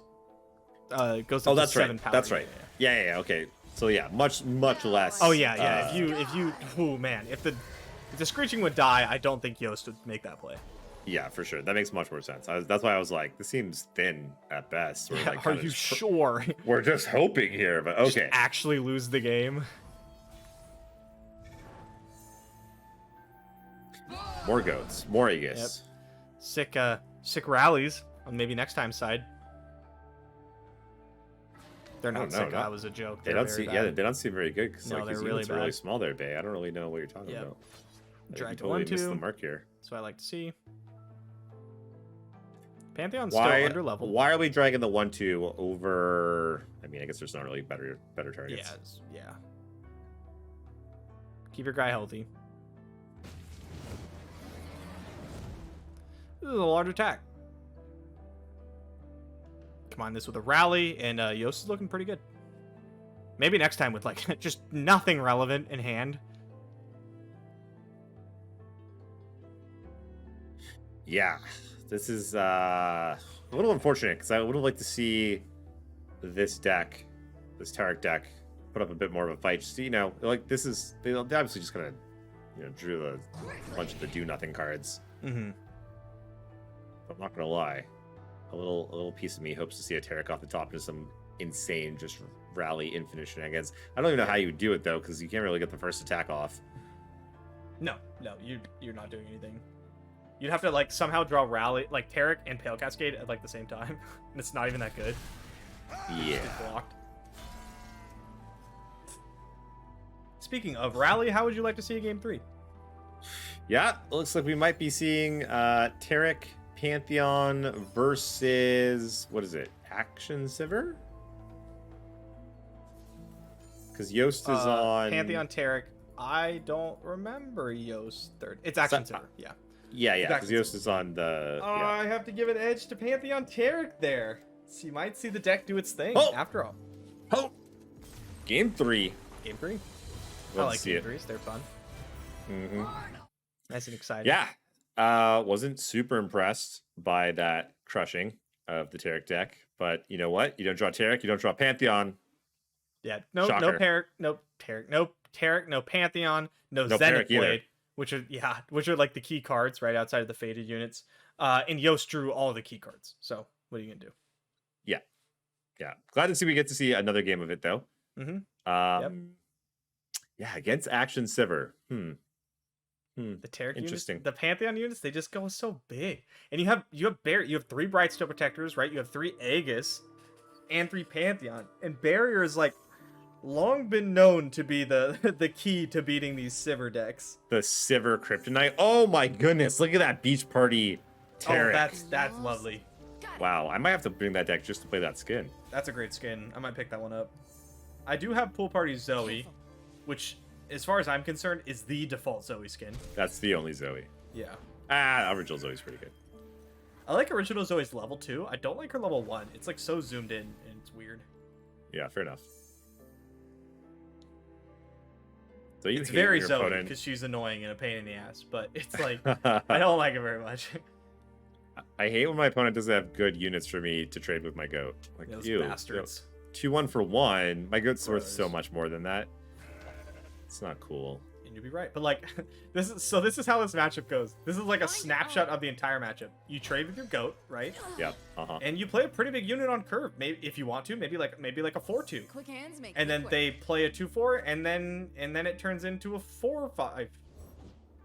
And that was turn 3. Good luck. Yeah, so you gem it, it becomes a 4-5. That seems It's all right. not bad. It's gonna get bigger next turn. if maybe next time wants it to. I want to see a Taric When they run. into an attack, into a rally, into a bunch of ridiculousness. Okay, Shapestone, like, so probably see, yeah, a Waking Sands. Like, this is going to work, right? Waking Sands into the dragon, you can pump it. You could also just cash in a rally right now if you wanted to. Keep your dragon nice and safe. Yeah, not the worst. Gotta say though, this Terracan's a little clunky. A little It's awkward. clunky. Yeah. See what maybe next time decides to do.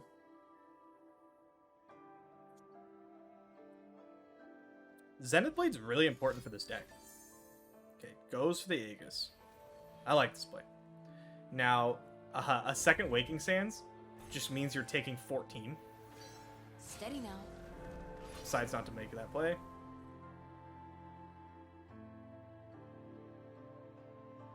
That's kind of interesting. I think I might be willing to give up the 2-1 for 14 damage. You're not a spellman. but, like, That is that's a lot of damage. damage. That is a lot. Yeah, I think I would go for that.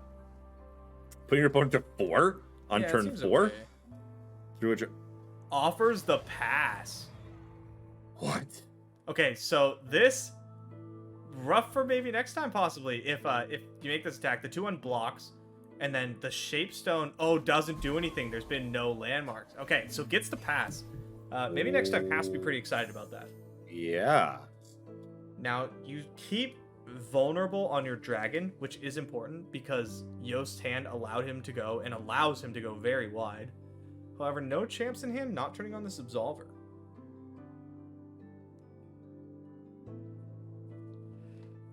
See, this is why I can't play Action Silver. I would like 14 damage, snap it off, and then I would have just lost the game probably. Oh, I totally would do that too. Taken. I get the guards, Bob gets the goods. Blah, blah. This looks like a pretty good excuse to go like 1 drop plus guiding touch your dragon.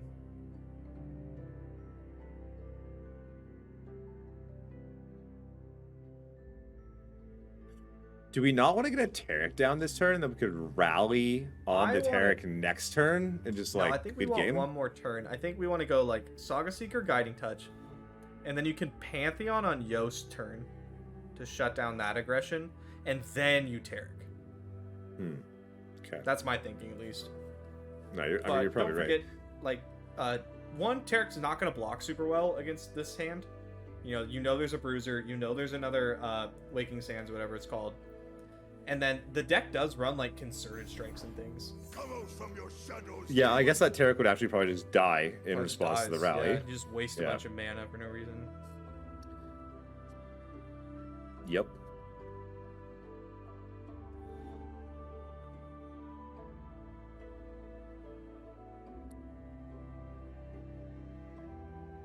Yeah, I enjoy a chess match in Runeterra. but I like to do it with my spells. On the stack. Not with this whole like attacking and blocking nonsense. What's that about? I don't know how combat works. I just maybe next time agreeing with you. I just cast spells and wait for my opponent. Bang! Tarek hits the scene. Ooh, Sivir's a draw. Yost has just options for days. Yost got a pretty good hand. Maybe next time drew Pale, which is like very good. Yeah. Will we see? I'm worried. Worried that maybe next time, like, these vulnerables are just gonna force a bad combat for maybe next time. Yeah, these gifts for Nectin. A real pain. These gifts for Renekton. He's been really sad. He hasn't gotten a lot of gifts lately. So we could rally here, but we're gonna run right into a concerted strike. Perfect amount of mana for Yost.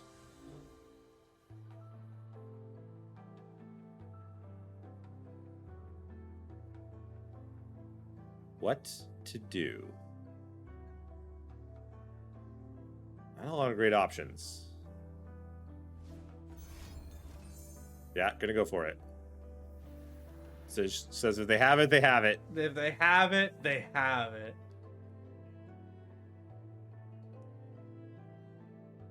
Okay, so if they have it, they have it, right? But the dragon with Guiding Touch gets up to 6 toughness, or health, or whatever we call it here. Yeah, it does not suck.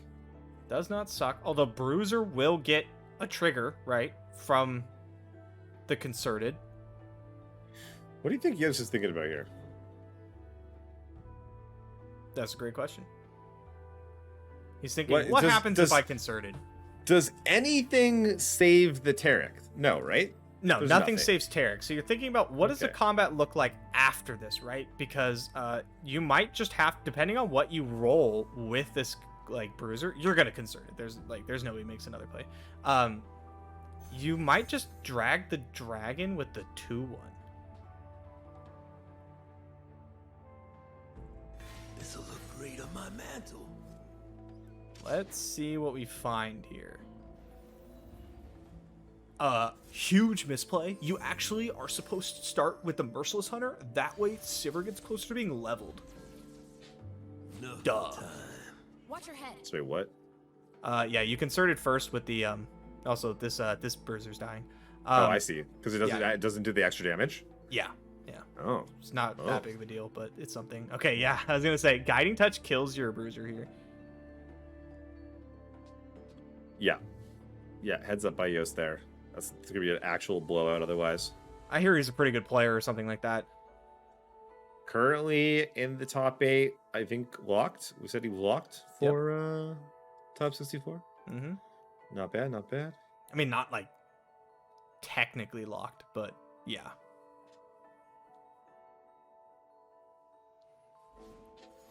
I like this. Goes with a Pale. Yep. All right, Pantheon, that looks like either a 2 or a 3. It's not a 4 yet. Oh, that's right, we rallied. I forgot. If we'd have used Guiding Touch on the dragon, this would allow us to attack with it if we wanted to. Because it goes past the 2/1. Auction, another heater off the top for Yost. Pantheon is at 4. Okay, one more turn. Don't want to die? Don't do terrible things. That's pretty good. Does not suck. Does not suck. Bink. Bang. It's a trap. Bang it up, bang it up. It's a big dragon. Maybe next time kind of turning it around. It's going to have to like... Yost is going to have to shut this out probably on this next turn. But it's really tough because Pantheon's going to level. Leveled Sivir with an Absolver.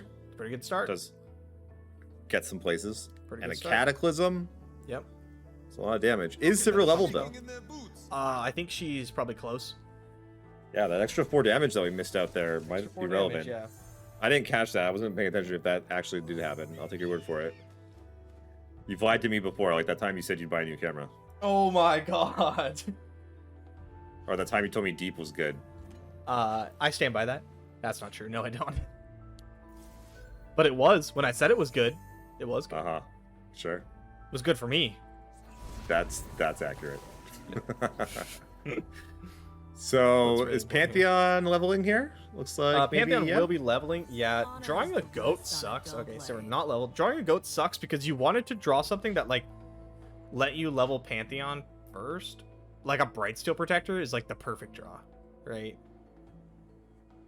Not maybe first, but like now you have priority. You Brightsteel Protector your Wounded White Flame, and you are golden. If someone that we know name rhymes with schmirkling schmeish me could check that silver for us, that'd be cool. Thank you. 28 30. So wow. yeah, that 4 woo, The level, that 4 yeah. damage yeah, might have been the decider here. We shall see. That's something. See, again, I don't play this deck, wouldn't have thought of that. Are you sure that's how it went down? Yeah. I saw the second sword whiff. Oh, interesting. It's a living. Animations be doing stuff. Mm-hmm.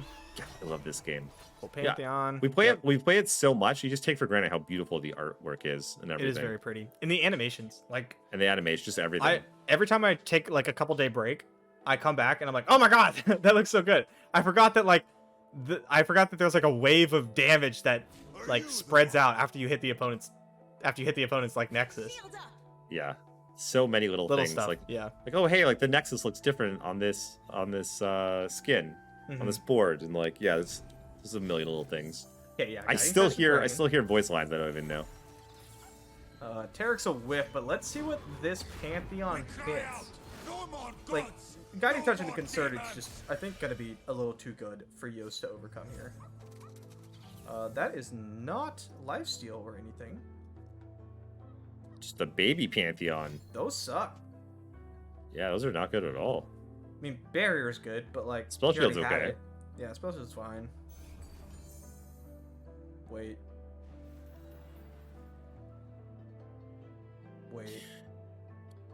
I don't know what's happening. What's happening? Oh. I don't know why. I thought that was Yost's Concerted. I was like, that doesn't make any sense. We rolled... Okay. Yeah, I was so confused. I was like, but he has Spell Shield. This makes no sense. Where did this Concerted even come from? Yeah, okay. So, boom. Pantheon first. Boom. Triggers faded. Yeah. And I think, Sand and treasure. Couldn't ask for more. that puts maybe next time in a pretty good spot. Yeah. Though, maybe next time with only 3 units in hand. Yep. Cataclysm can take out the dragon. Or it can pop Spell Shield. So yeah, I think if you Cataclysm Pantheon, it pops the Spell Shield and Sivir still attacks. Yes. Yeah, but And I think getting rid of the dragon's pretty good. Yes. It's tough to leave that dragon because like one Zenith Blade and you are in trouble. However, maybe next time's hand, it's terrible. Danger pays. Yeah, doing literal nothing. We'll see what All the you top want of the is, deck like- provides here. Any spell. Any spell to go with that Tarek is just Any chef's spell, yeah. kiss good. Tail Cascade. Guiding. Here we go. Guiding Touch. Guiding okay. touch. Does not suck. Yep. That man is jacked. He is a large dude. Hard not to draw 2 cards here. Although Tarek does run into like just death. So that sucks. I did not know that Doggo did that. That is fantastic. Yeah, that's really cool actually. See, this is what I'm talking about. Game's so freaking good. Oh, right. Brightsteel. Nice draw. Just Brightsteel Tarek. Easy game. Yep. Shield is yours. Brightsteel Tarek, get in there. That was nice. Do you ricochet? Does it do anything? Pops Tarek's barrier. Maybe. That's relevant. It's very relevant. Yep, that's very relevant. Could kill a 3/2. Might matter. Probably If pops Yost- Pantheon Spell Shield. If you Yost pop Pantheon isn't gonna Spell Shield, die here though. no, not even a little bit. No. No. So, still very much in this game. Okay, Okay. pops the barrier, pops the Spell Shield. Maybe next time does get to draw a card. If they choose to, they get to attack with Pantheon. I mean Tarek. into the Sivir, which sucks. But you're trading, yeah, you'd be trading Taric to draw 1 card and trigger Pantheon's Faded. This is going to... Oh, no, it's fine. Okay, I don't know why I thought we could pump Sivir up big enough. Not quite. Not quite, nope. Yeah, so Yo's still looking good here. Yep. Vagabond makes Auction flip. Single combat could be good. That Vagabond is big. Yeah, that doesn't suck.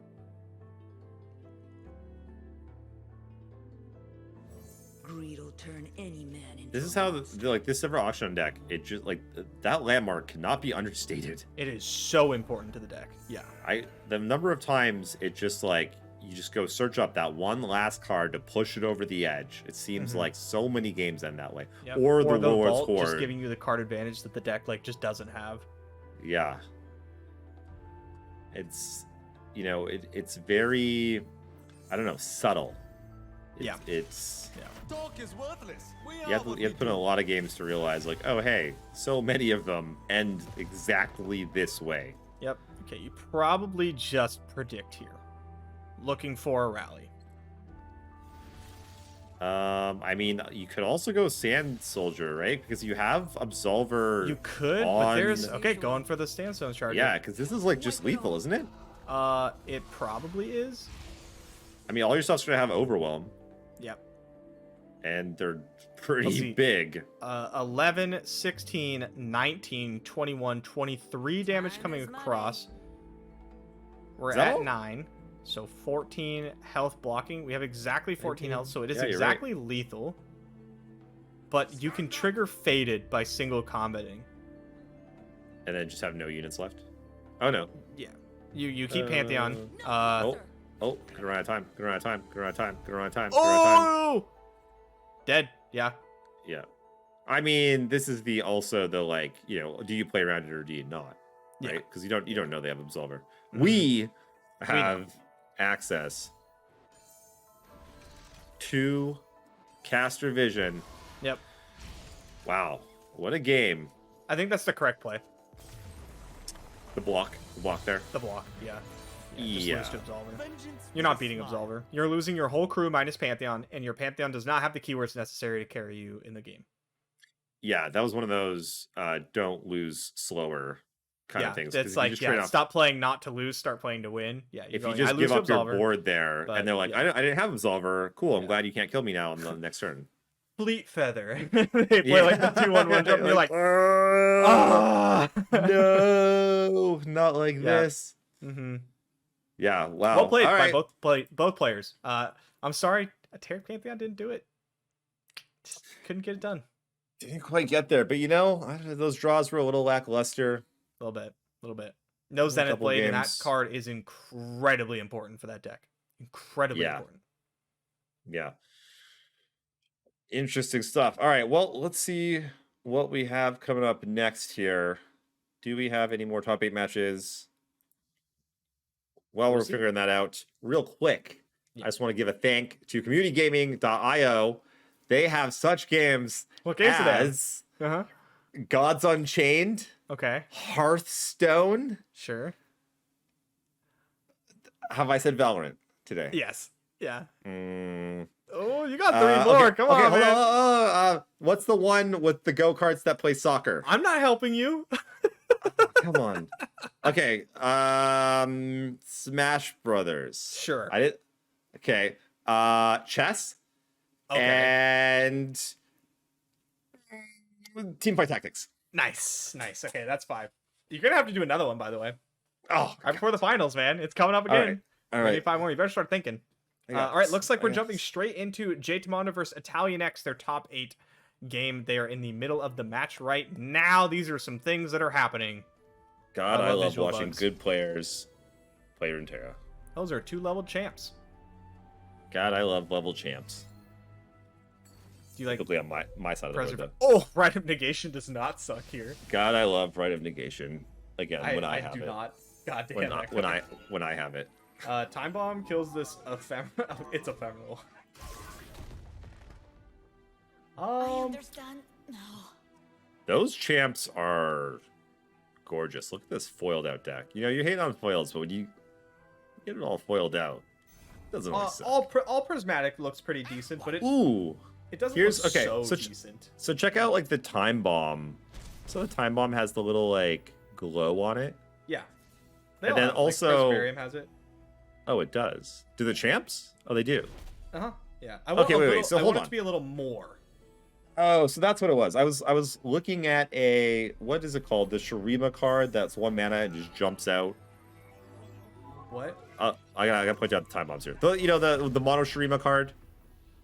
Oh, GG. The mono Shurima Alright, card. GG. Oh, yeah. The The one mana one you get for free. The disc, the sun disc. yeah, Sundays. Yeah, so I was looking at it today, and it was doing that same thing. So I guess it was probably just foiled out. But I was like, oh, did they? Because I've been waiting. Yeah, it's just for that. I've been waiting for the skins or the art to like have like do something. Yeah. Let's see a little more. I want if the effect could be a little more pronounced. Do you know how like much I would spend to get full art versions of these cards Yeah. with that prismatic effect, but like more animated? I would spend Yeah. so much money, dude. So much money. I'm with you. I could not help myself. I don't know what game that was, by the way. Looks Not like it number was not 3. Okay. game 3. We're back into it. That was likely game 2. This is Ooh, likely game 3. Malphite Malphite Talia. Talia. Yeah, baby. Grandpa Roji, shout out. And by the way, if he does not win best one trick in the Ezzies, then I'm calling BS. Not Hanzo, huh? Ooh. Not You know, Zolt with Lurk? There's a lot of really good choices. I mean, there's Yeah. some good ones. Rico But, like, Rex Grandpa with Roji, Overwhelm? Grandpa Roji was like the only one that played that deck, though. Like no one else really played that deck. Whereas like Thralls and Lurk, like other people played those decks. I feel like that's what makes it more impressive. That puts it over the top for me. I nominated Cameron Hanzo, Grandpa Roji, and Rico Rex. Those are the 3 I nominated. Yeah, those are good choices. I'd be happy for any of the 3 to win. Just it's hard putting to it be out a there. proper one trick because I just we found have to out- play multiple decks. I just found out that I was nominated for best small YouTuber. So if everyone wants to vote for me, then also go to Jason Florent LLR on YouTube and subscribe. That'd be cool. Because, be giving away skins and stuff. No big deal. Wow, can you stop plugging your stuff on my channel? That's ridiculous. Sure can. Can't Can't stop. Won't stop. Sure can. I could, but I will not. Pantheon earned kind of nuts here, right? Yeah, there's gonna be some good targets for it, hey? Yeah, when we do that, so we're gonna do the 4 mana thing into the Talia, and then Passage of Journey is just gonna blow them all up.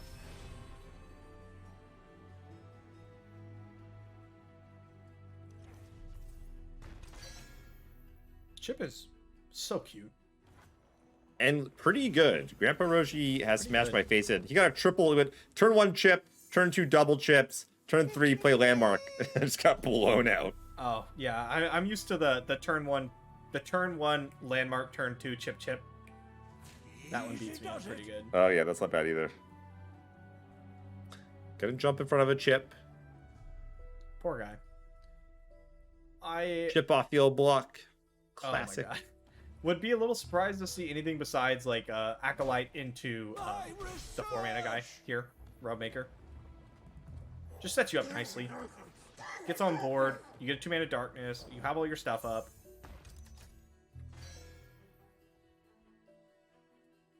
J-Tmon is looking for. You're looking at this point for like Vagar, right? Wow, all this You're always looking for Vagar in that deck. What am I saying? But you really don't want darkness to be dealing 2 damage. That's a bad place to be. Even if it's 1 mana.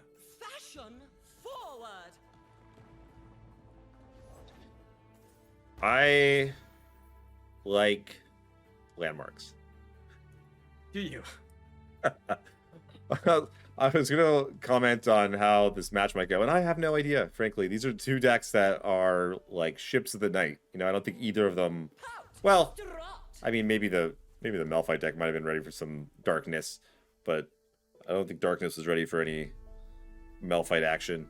No, I expect if darkness can get charged up and J-Tmon draws Minimorphs or Vengeance for the Malphites, then it's darkness favored. I expect if not. And that's a lot to ask, right? Getting it charged up to being like Talia killing size is quite big. I expect it to normally be probably Talia Malphite favored. Yeah, I would think so. That the removal out of darkness wouldn't line up particularly well. Yeah. Especially because let's say you're playing a game and you have Minimorph or something, right? And I play Malphite and then you Minimorph him. I still have the stun card. Yeah, that card's insane. It's so good. Not to mention that this landmark deck can grind. Like it's got card advantage up the wazoo. You'll be making you drawing card. A bunch of your stuff cycles and draws cards. Like a bunch of your things like combo together to just make more things. Yeah. Like this Talia is like 2 big units now in one, and darkness has to deal with like all of it. Yep, this Passage of the Nerd is gonna be super sick and everything. But game 2 or 3? Oh yeah, I was like, why are they typing this? I imagine it's 3. Hard to get to 13 minutes left at the beginning of a game 2. Passage of the Nerd is gonna be really nice, but it's not enough, man. I would like to point out the Talia Pool Party skin, one of the best. Look at that It's art, great. Yeah, fantastic. it's great. Just going for a rock surf. Yeah, not surprised to see. You're gonna block here too. This is way too much damage. This is 10 damage or something. Yeah, she hits hard. She hits really hard. I think the only question is, do you want to take 2 or do you want to take 4? She is a fantastic earthbender. She do be bending that earth.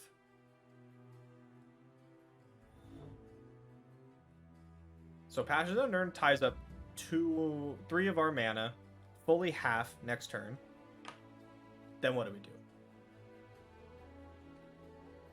Get blown out by this 6-drop guy?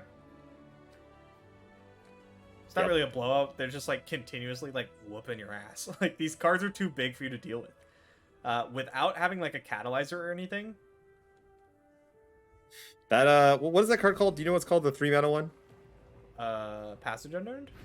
Yeah. That's really like if we didn't have Passage Unearned, this game would just be over, right? Absolutely over. Yeah, I think it's even more Talia Malphite favored than I like originally suspected. Yeah. It feels like a Thralls versus Darkness kind of like, right? Yeah, like you're kind of just getting bodied here. And that's like the best possible like hit, right? Like normally this would be such a blowout. You just destroyed 14 power worth of stats on turn 6 for 3 mana, and you're still getting destroyed.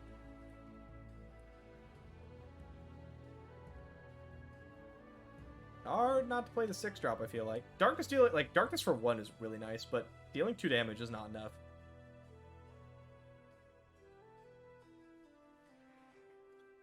Yeah, slowly running them out of threats. I mean, yep.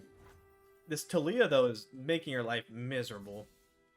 Yeah, I need to find an answer to Talia, but I mean, Darkness runs a lot of removal, so not an impossible task. Mm-hmm. See where Talia chip instead of, I believe the card's called Stonebreaker. The 6-mana guy or something like that. I don't know what he's called. I play good decks. Oh, shots fired. I'm gonna have to hold Grandpa Roshi back. Whoa. Yeah, I think you just have to cast the card. Hold on, we could find a better spot for it though. Good luck.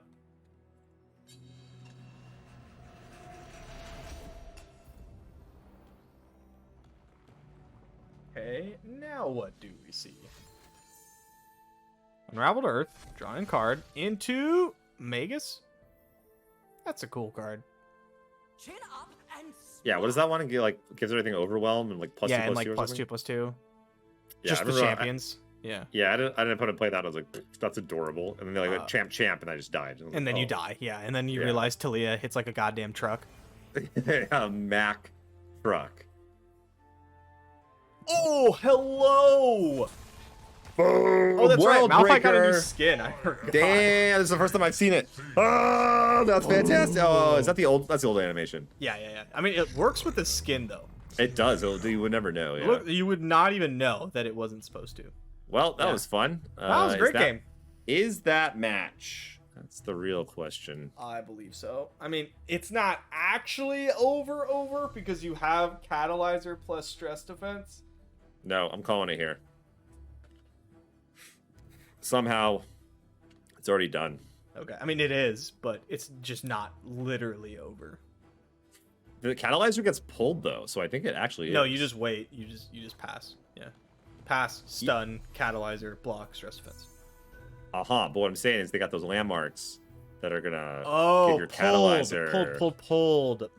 Yeah. Yeah. Okay. No. So it's not. So you have stress defense to heal him. Yeah, you're still not dead. Let's see. Talia does 10 damage. So you go to so maybe 2. you 2. Yeah. With our either way, crystals it's a lot. That's a lot of damage.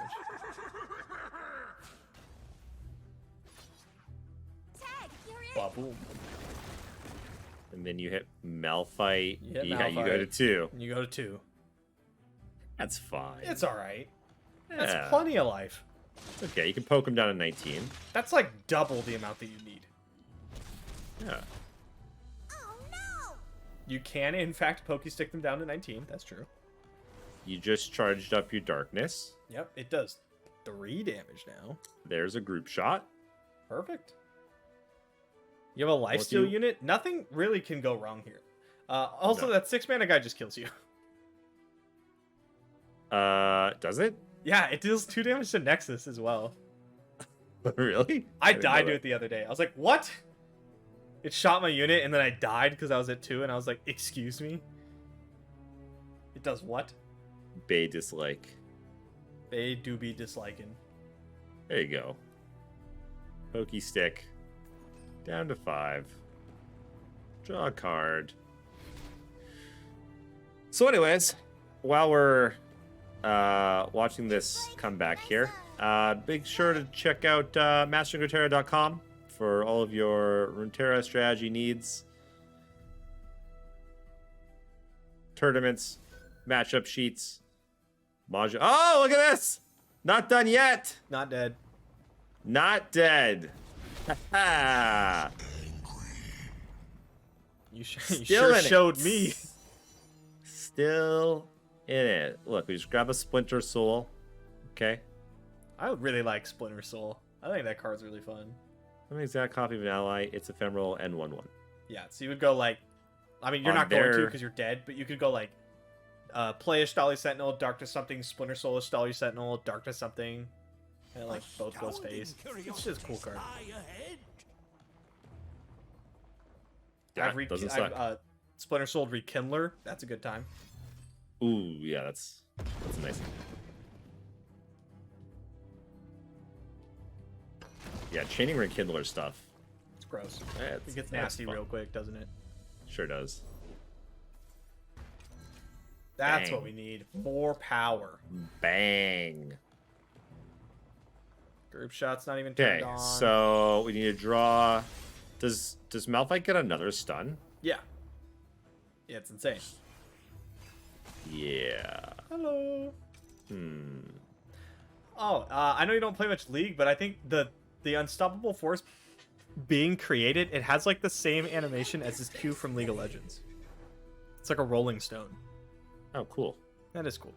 That's nifty. The Also, you're dead. elements bind the living and the dead. No. Yes. Oh, right. Unstoppable Force is right. Yeah. Aptly named Unstoppable Force. I dislike dying to Unstoppable Force. It's unfortunate. I'm not a fan. Yeah. Just not play feel Ahri good. Kennen. That's like an unlosable matchup. Yep. All right. We're going to take a quick break and we're going to be back for some semifinal action. Stay tuned. Welcome back to the Mastering Runeterra $5,000 championship. We are down to the final 4. We're going to be jumping into the semifinals. But before we do, we have to thank CommunityGaming.io, our illustrious sponsor, which has... What do they do, Jason? What do they do? They have tournaments For what? of all kinds, Uh-huh. so many What different kind? games. What games? They've got Halo Infinite, Clash of Clans, PUBG, Are you reading off a list? Free Fire. You're reading off a list. Hearthstone? You said Hearthstone. You said Hearthstone last time. I said 6 though. Ha! In your face. What? Smash Brothers Ultimate. You said that last time. I don't know if I did or not. Look, You okay. said, you said Smash Brothers. Mobile Legends Bang Bang. There you go. You're totally reading off the website. No, You don't even know half those games. that's not important. What is important is that they definitely have tournaments off of all those games because I read it off the website for hundreds, if not thousands of dollars, a lot of the time free to play. And they were nice enough to sponsor this massive Runeterra series for us. So go check them out, play some games, win some money, tell them we sent you. Be merry, live life, enjoy yourself. Okay, now also we have to thank Riot Games for supporting us. Give us a bunch of in-game items to give the top 16 each week, plus the top 8 next weekend of the championship. Going to get some skin packs for crushing, and also for helping us out by tweeting out the championship and getting us some coverage, and then also generally shaming Bay into getting a new camera. We're just gonna keep on doing this, aren't we? Oh, that's just me. Sorry. Yeah. Okay, so the top 4, we've got Prodigy versus Italianx. Should we see some decks, perhaps? Maybe we should. We know Italian X is on Talia Malphite, which I would love to see again. But I feel Yes. like if Prodigy, we don't know what Prodigy brought yet, but if Prodigy brought mid-range decks, think Pantheon, Sivir Auction, things like that, you do not want to play against Talia Malphite. That's like, Talia Malphite hard wins or hard loses. It just hard loses to a lot of things, which is why you don't ever see it on ladder, right? Okay. But, like, if you're good into the mid-range stuff, and you're good into, I don't know, darkness, Mm-hmm. what do you not like in Field of Rush? Burn? Aggro's really bad. And Ahri Kennen's really bad. Anything with elusive win conditions, really bad. So, like, the Nami decks, which are popping up, would be really bad for you. Sure. Mm-hmm.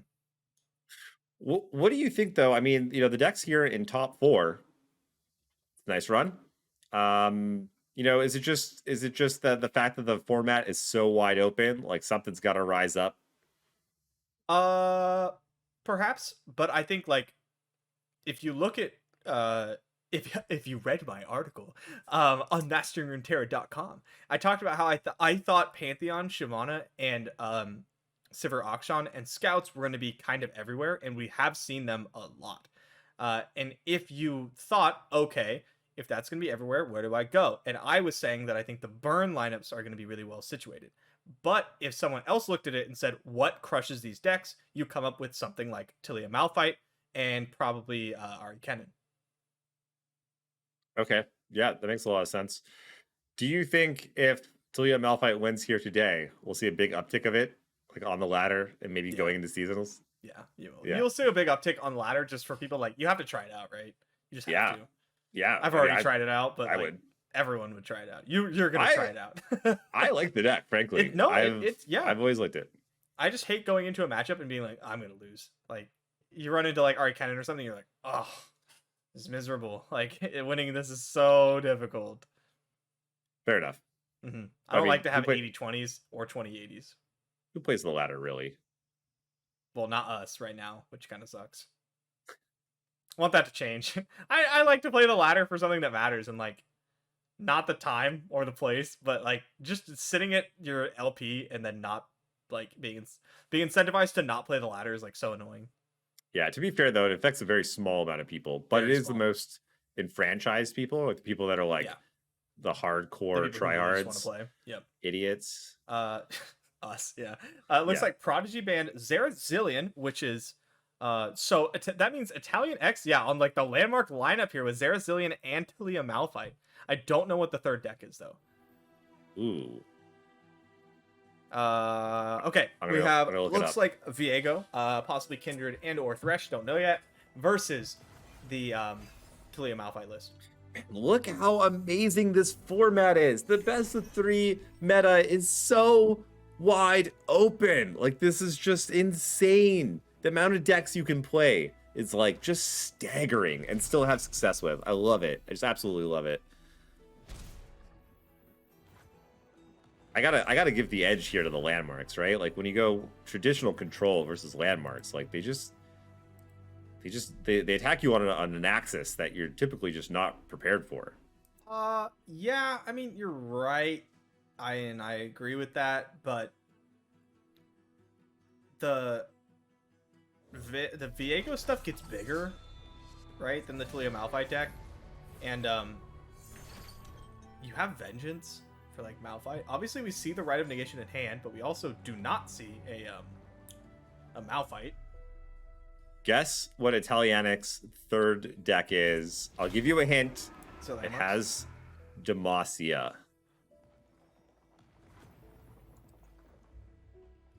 Sivir Nope. Pantheon. Nope. Ooh, I don't know. What is it? Jace Lux. Oh, nice. That deck's been like silently crushing. I really like that deck. And like a somewhat maybe not super unique build, but it's got some Mage Seeker Persuaders, a full 3 set. Mm-hmm. That's the 2-mana one, right? With the Challenger or whatever? That's right, yeah. Yeah. And like Mage Seeker Insider or something? I hope we get to see that. I also hope we get to see that. And you know what? So Italianics with the 3 pretty rogue lists. Yeah. And I gotta say that, like, you know, how many of Italianics' opponents have tested their decks versus any of these decks? Probably almost 0, right? Yeah. Much closer to 0 than it is like 50% or something. And I gotta think that's probably giving you a pretty big edge when, you know, the smallest misstep or misplay or mistake or you know, playing something at the wrong time can be like just, you know, game over. Can cost you a game or a match. When you're going up against, you know, a bunch of people that are just not prepared at all for a matchup, and then you yourself are prepared for them, man, that's a pretty big edge that I would not mind having in this format right now. Mm-hmm. But, you know, going rogue does come with a price. You often lose the like sheer power that comes with just playing the best stuff.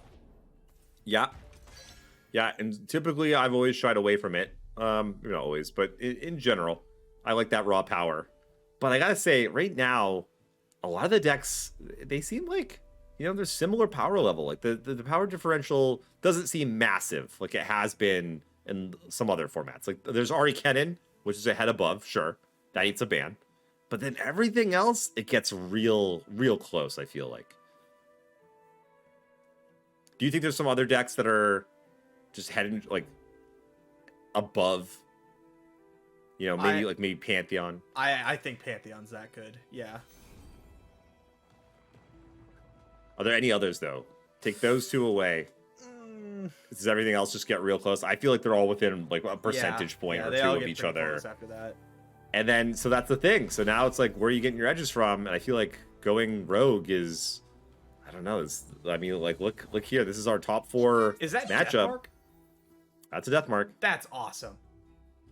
Sure is. Also, double glimpsing and drawing basically like nothing to put on the board is the most Viego thing I've ever seen in my life. Right? Yeah, classic Viego. And you're getting bopped by these the 5/4 that's coming out. It's gonna be big. 100 cards in hand, and I cannot really cast any of them. Viego.deck. And in the other game, we see 3 Viegos in hand, just goes off, doesn't matter. Interesting attack here. Pulling it back. Gonna pass. Yeah, I was like, I don't think you want to have those, the 3/3 guys. Oh, Viego off the top. Don't hate. I would have not hated it a lot more 2 turns ago. That's right. Yeah, we're taking a sizable chunk here. Might see a removal spell come down. You probably just eat it. Probably just say, I'll go 2. You don't have burn. Then you just play like, you play the big guy, right? And then you play Viego. And you that's go the plan. 4, right? What's up? You go to 4? Take an 11. 11, yeah. What did I say? 2. Oh. 4's better than 2.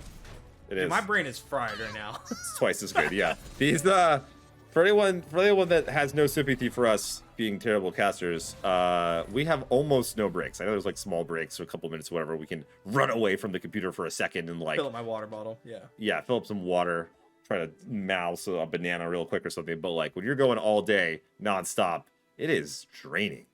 It very much is. So Deathmark looking kind of hot. Yeah, I don't hate Deathmark. You could just like you wait though on it. Yeah. Right? You don't want to do it now. Yeah, you'll have more opportunities, right? You're gonna be spitting out those guys. And then also, you know, I forgot that it keeps one alive. So you might want to wait for a larger one. Yes. I will allow this to happen. I mean, you know it's coming. You know there's going to be the ground slam.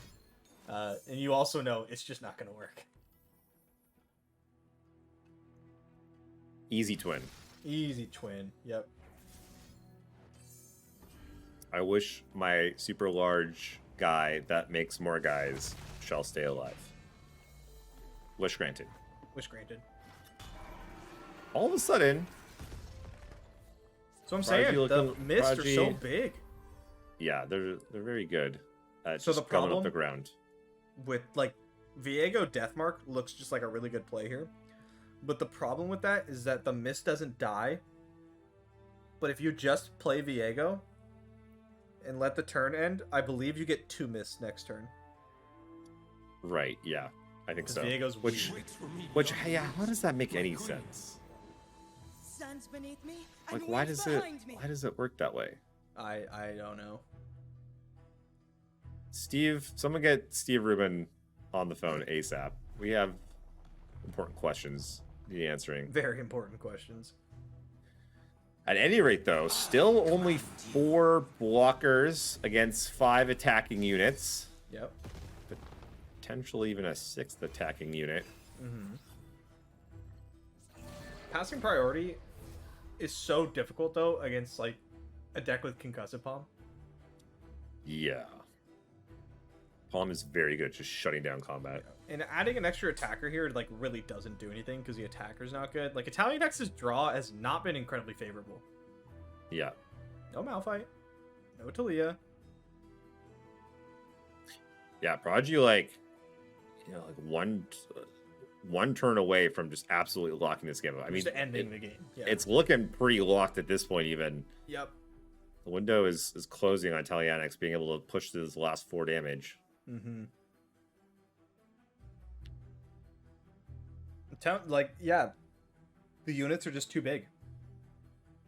Yep. And with things like the Deny and the Vengeance to deal with the Malphite, it's tough for the Talia Malphite to, like, push through anything. You don't even have the 4 landmarks. Oh, no. Yeah, High Divine. Big. Yeah. Would you like to lose the game now, or would you like to lose the game later? Like a leveled Viego? Because you're getting one. Okay. Yeah, get a landmark. To do what, though?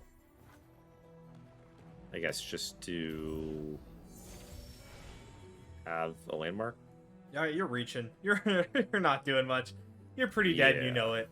Yeah.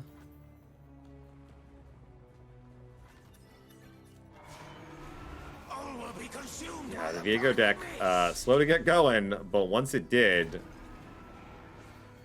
able to close it out real quick here. Talianix draw, like you say, was just a little lackluster. Just need a little bit more to push through, kind of threaten. There's a Malphite, but it's a little late. Little late. Because you do have a right to fight back, actually, but with the double deny, not going to be enough. Yeah, what about, Atrocity, maybe? Atrocity, not bad either. You just hush Viego to not die. Yeah. Oof. Can't even go for the hush block. Nope. Or could we have? No. Yeah, but then you're not killing Hydravine. Like, it's all just bad, man. It's Yeah, just, you're just so dead. You're just toast. dead. You're pretty dead. On a scale from 1 to game 2, let's go to game 2. That seems like a good scale. Yeah. Pink. Throw down a right. Throw down a deny. Game 2 brought to you by masteringruneterra.com for all of your sarcastic need a new camera needs. Masteringruneterra.com. What are you going to joke about when I actually have a new camera? Oh, I'll find something. You'll find something? Okay. Yeah. They're expensive, man. They're pricey. Well, how much, you know what? I'm just going to let this one die. So, on to game 2.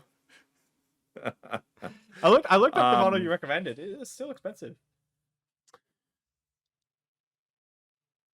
I don't have a lot of money, Jason.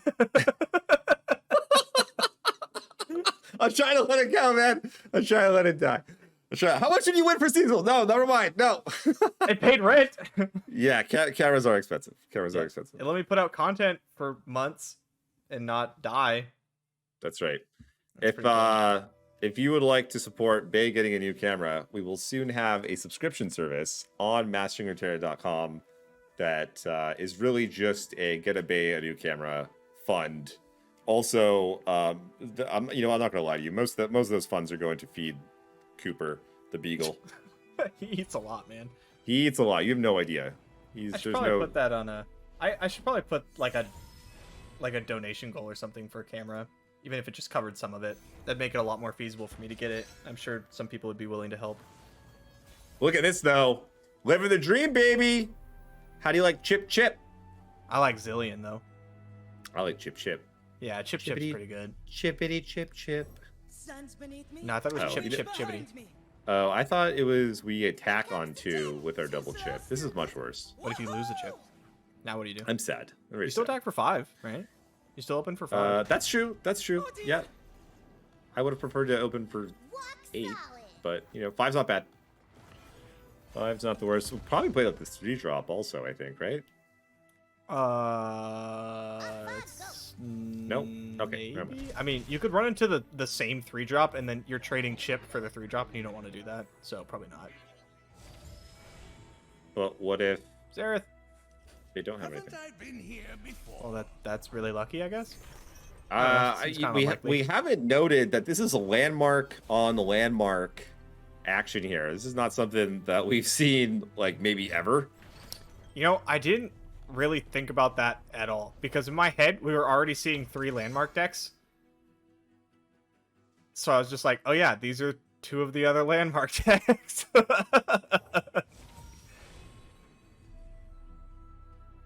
Would you play any of these landmark decks? Are you considering any of the landmark decks to bring? Probably not. I mean, I really enjoy like the Arsenal deck though, but probably not. Come on, there's so much to see. Yeah, not enough spells for you. Thralls would be the one I'm most likely to bring, and I know that's not quite what you meant, but it is a landmark deck. Yeah, it's I would say it's close enough. Doesn't suck. I have to give a huge edge to Talia Malphite in this though. Yeah, I mean the Arsenal's a big boom boom. I mean, so is Malphite. True. Yeah, but Malphite big boom boom. Malphite just stops your big boom boom. Ends the game. Yeah, it just says you lose now. Yeah.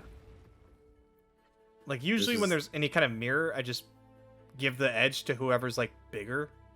Yeah, that's simply how it goes. Talia Malphite definitely bigger. Currently, though, the Talia Malphite, the Talianic's hand is It's pretty Yeah, it was pretty last game, too.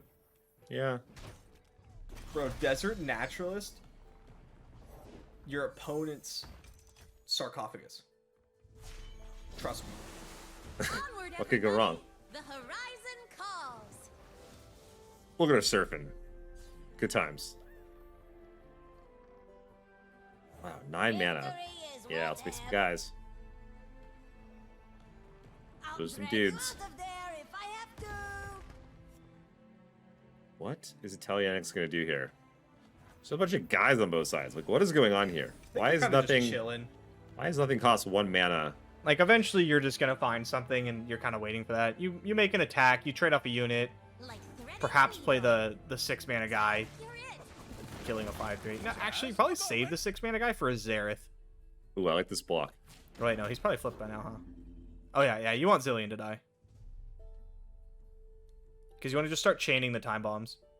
Yeah, I think we're about to learn why they call him the Arsenal. I hope we do.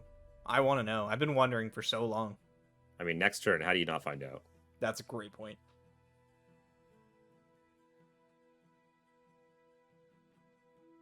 So you go block, play Zilean, make some more time bombs, play a time bomb, draw a time bomb, play another time bomb. Then what? Then you find out why Oh dear. why this 8/8 wins the game. Really thinking about it here. I mean, I like letting Zilean die. I always want my first Zilean to die. Yeah, it's actually super ironic. The amount of times I've seen my opponents not block with a Zilean to try and keep it alive. Yeah, right. Okay. Maybe we go naturalist and just open for a bunch of damage. Doable. Doable. It's not bad. I gotta say, though, I really need to know. If we wait a couple turns on the Arsenal, though, he gets a lot more keywords. Does he still get them when new landmarks go off? Yes, so not Yeah. horrible to just play him for sure.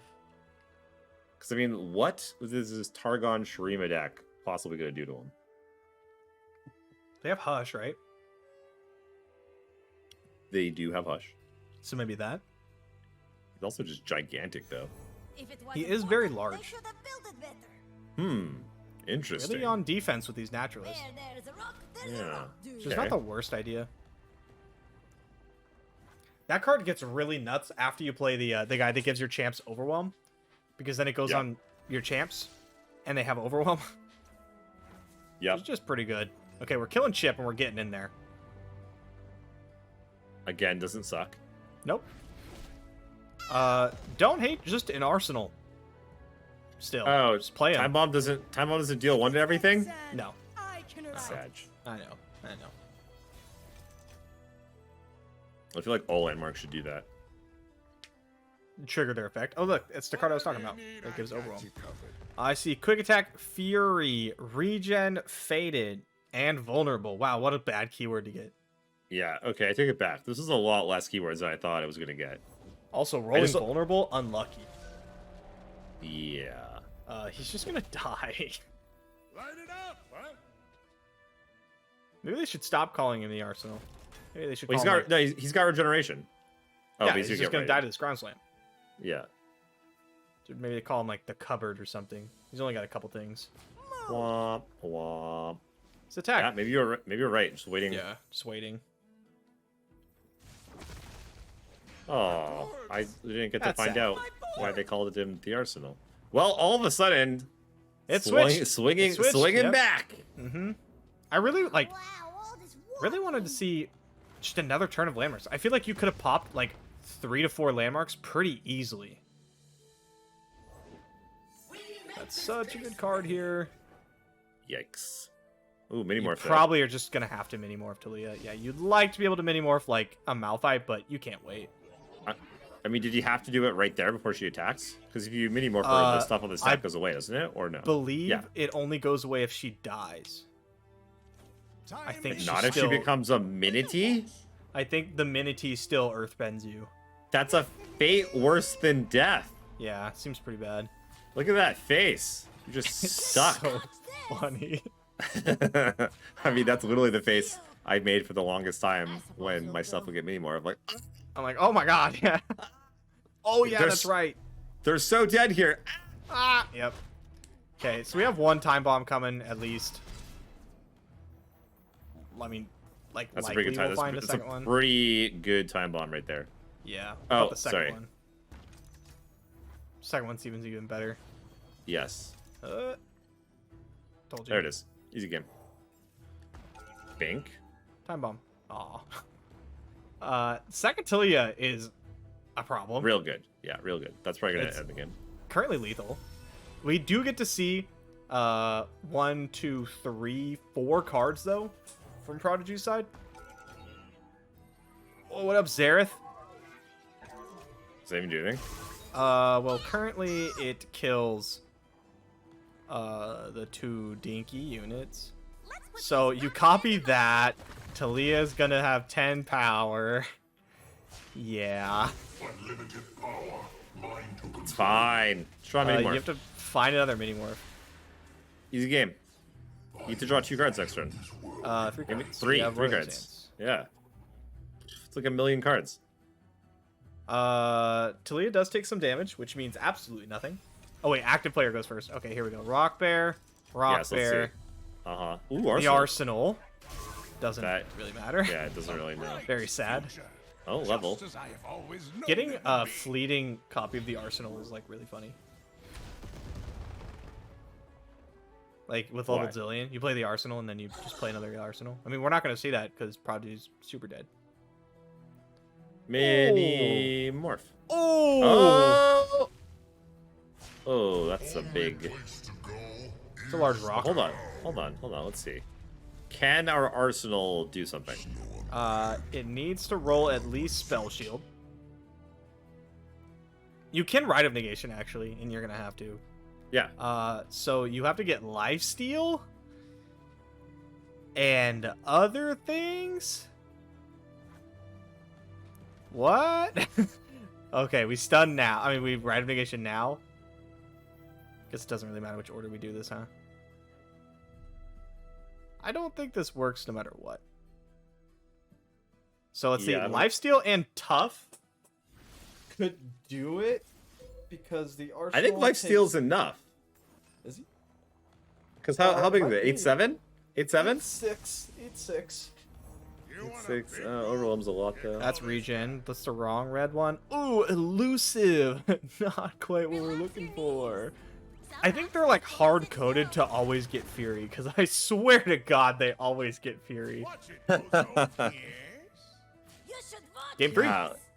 If I'm trying to think if it was Lifesteal, if that would have been enough. I feel like it would have been. So the Arsenal would die without Tough. Oh, So the you have to Arsenal have is Tough. okay. You have to have Tough also. Yeah, I thought it was so an Tough 8-7. Lifesteal. My bad. No. So close. Tough would put it down to an 8-3. Talia overwhelms for, what was she, like a 9? I wasn't really paying attention. A lot. Something like that. Yeah. So it's like 6. Gain It had to be 8, tough. Tough up Lifesteal, I 2. think. It had to be Tough Lifesteal. Then you block Malphite with Xerath, and I think you're still alive. I think so. Either way, it didn't happen. So we're gonna go Did on to not game happen. 3. Yep. Did not happen. Which will be the Zilean deck Yeah. Zilean Xerath. versus. Are we gonna get to see Possibly Heimer? Lux Jace. Did you say Heimer? Or, sorry, it is Lux Jace. it's, All right. it's yeah, my bad. Yeah. Not. I thought it was Heimer Lux, but it's Jace Lux, Mm-hmm. which is also though very fun. What is with this deck? Talk to me about this deck. What is going on here? So basically, you remember like the Lux Poppy deck? Yeah. Remember how it just kind of beat the other mid-rangey decks? It's kind of like Yep. that. Yeah, Except you fair use enough. PNZ and Jace instead of the Bandle package. Interesting. What do you do if you go up against like Field of Rush? You cast 4 Demacia. Just die. Well, I mean, they die a lot of times when you cast 4 Demacia. It's probably Well, not a good matchup, but Kill all their stuff first. it's really hard to. Nothing of yours is avalancheable, really. You already got 2 Vanguard Sergeants. Oh, I played 3. Now, This is what I'm talking about. All your Look how stuff's really big. fantastic best of 3 is. Look at these. Hey, did you come prepared for the Zilean versus like Jace Lux matchup? You prepared Yeah, for that bro, one? how does your Lux even beat the Arsenal? Yo, okay. Your thinking? decks, your deck's good, but how's your Jace Lux matchup? Yep. I still can't believe they put Kever on a card. Yeah, that was pretty cool. I mean, you know what? He got the stiff at Worlds, so it's only fair. Yeah, that was nice of them. Shout out Riot.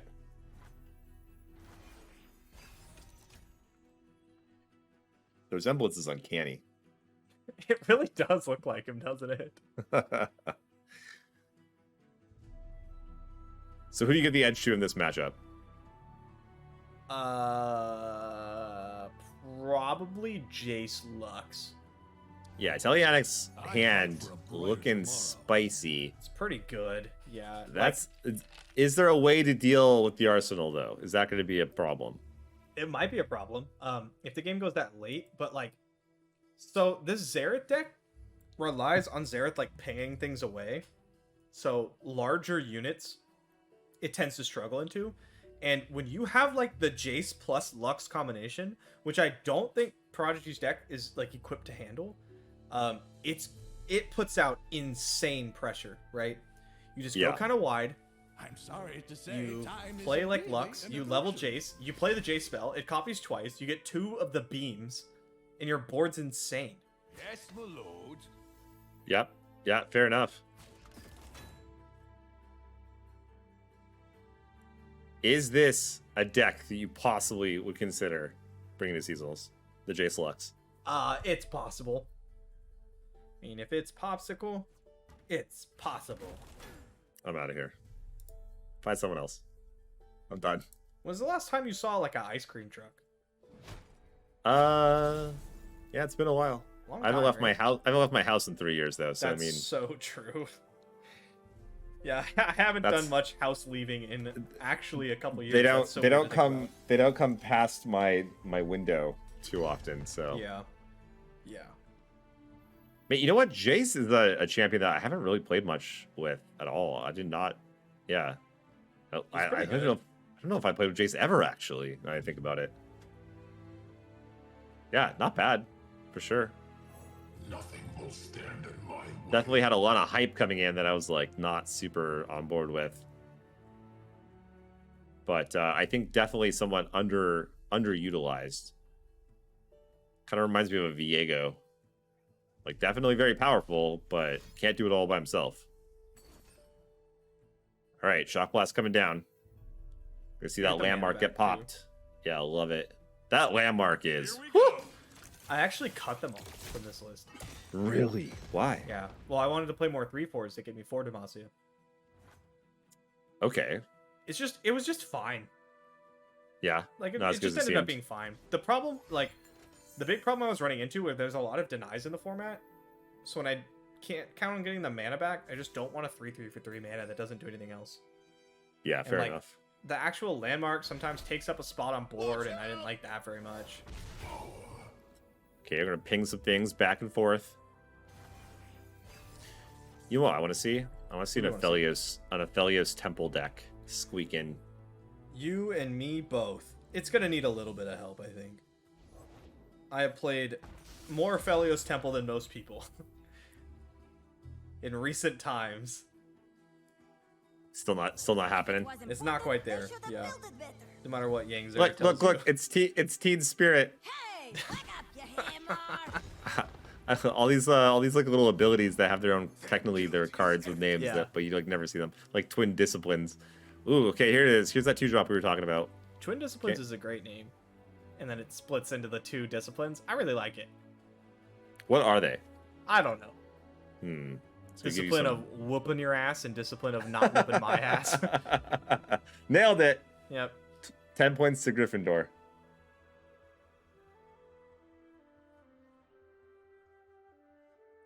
That What is doesn't Jace- flow as well. It'd probably be like discipline of ass whooping and discipline of ass whooping prevention or something like that. That doesn't flow that well either. I can do better. They can't all be winners. What were you saying about Jace? What does Jace level do again? It's been a while. Okay, so when Jace levels, he's going to make a 6 mana slow spell in hand that gives everything +2/+0 and quick attack. If they already have quick attack, they're going to get another random keyword, right? But then when Jace is leveled, he doubles the first 6-cost spell that you play. Ooh, each look turn. at this. Yeah, no, that's really good. Ambushed. especially because if you just keep got the sharp side.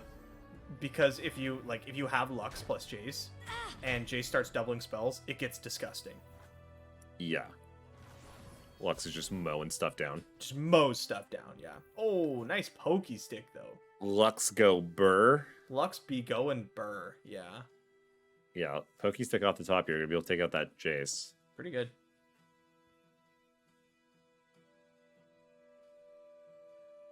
It's like we said, he's gonna become a problem. Not anymore. Huh.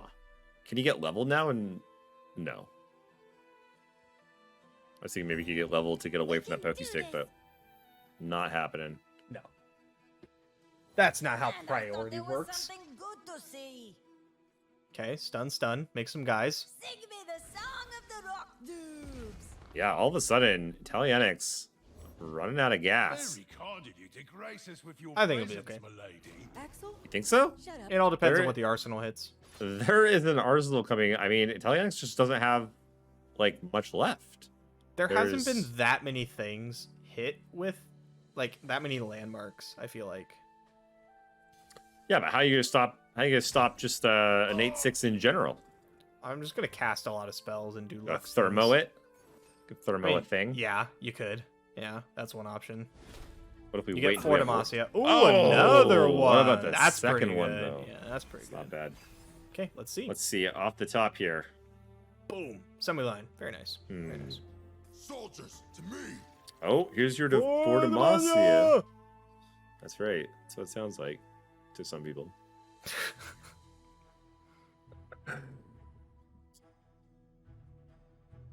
The people of Demacia are very yelly. Yeah. Especially Jarvan. That man does not speak above, like, a scream. I mean, below. Yeah. Like, everything is so much projection. If you are going to be fighting on the side of good and be extremely righteous, you need to be shouting that stuff out. You gotta let the people know. You gotta let the people know. Gets the people going. Gets the people going. It's provocative. Here it is. Do you counter Will this? this see him right? Probably. Yeah. I have to line up some stuff here, but like, what is that right gonna hit? Yeah.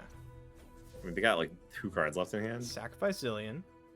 Yeah, because also you're stopping the Lux. To make another landmark this turn or next turn, and then play Arsenal, which is cool. So like you could either do Rockhopper, or you could do Roiling Sands. Yeah, I'm a big fan. I don't think I would have seen this sack Zilean play. Oh dear. Well, I don't think you want to. Twice about it. Blowing up a mana gem's kind of rough. Oh, that's what we're doing. Yeah, blowing up a mana gem's kind of rough because it doesn't allow you to. You can't do Roiling Sands. You can do Rockhopper still, so it's probably fine. You make some blocks and then you Rockhopper. Oh, just a pass. Oh my god! That was the actual best draw. Slam. Not Prodigy close. knows Elusive Scout. What? That's game. That's pretty much game. Yeah, you Thermo Beam it. Wow, I cannot believe it. Hourglass. Thermo doesn't resolve. Lux doesn't flip. Brutal. It comes back next turn with even more keywords. Yep. And you don't have like the 4 Demacia to like send your. Oh my god, that's so many keywords. And you get to play another one. You don't have the 4 Demacia to pump up your challenger unit, which sucks. Do we have? You level Lux, and then you can like single combat it, right? Like you can still deal with it. But this next one might be a problem. Yeah. That's a couple keywords. It's a one or two keywords. Let me count. 1, 2. It's a few. Just a couple. Are we missing any? Spell Shield. Oh, that's actually kind of an important one. Yep, that one has it. And Scout again. Yeah, why does the first one have so many more than the second one? Hourglass. It doubles it. Oh, I see, but it doesn't do it for... Yeah, okay, gotcha. So you just get to Challenger, Lux, right? You just shoot it.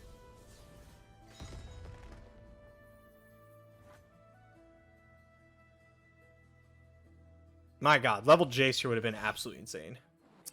Yeah.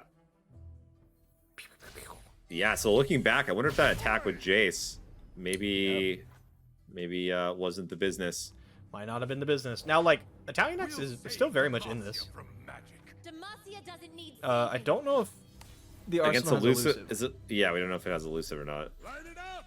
Looks like... Oh, it does! Okay, but Concerted Strike, like, solves that problem. You just stack it now.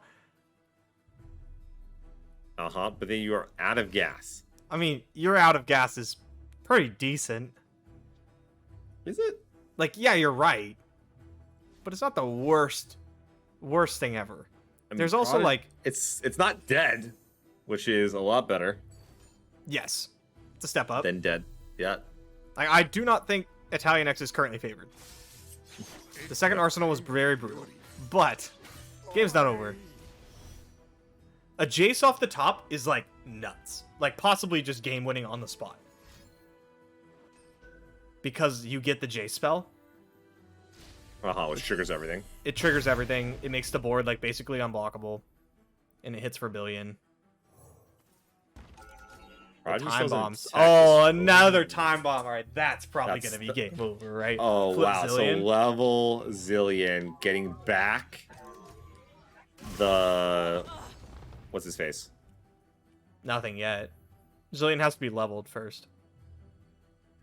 Oh, Leveled right. Zilean has to see you okay. play stuff. Yeah. Yeah, he's not leveling until next turn. I got you. Mhm. I thought he was going to level right now and get back the Arsenal. I was like, oh, that's that super would be, game over. That'd be crazy. Okay, alright, still a game. Still going. It is, in fact, still going. What a grind. Yep. Mid-range. Trying to free up some space on board. Yeah, can you kill off some of my things, please, so I can play more Too stuff? many things over here. It's kind of annoying, honestly.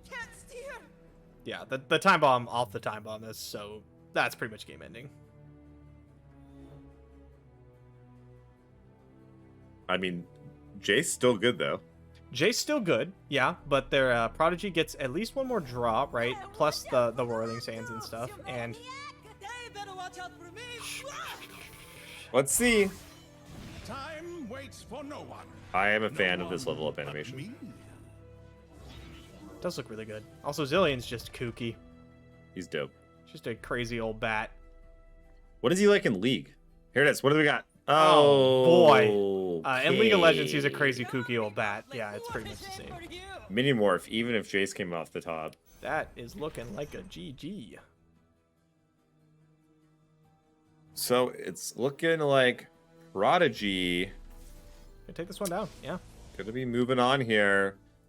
It looks like on the other side we had Camillari beating Yost. Oh, poor Yost. So, I mean, poor Yost. We top 4, qualified for top 64. Poor Yost. I'm sorry. I think I see something. I mean, technically not over, but like pretty over. You look guilty. You will not prevail. On a scale Let's go, people. from 1 to over, Pretty much looking over, yeah. gonna have to say it's not looking good. I've seen better board states, you know? That's true. That's true. Just a couple. Not many.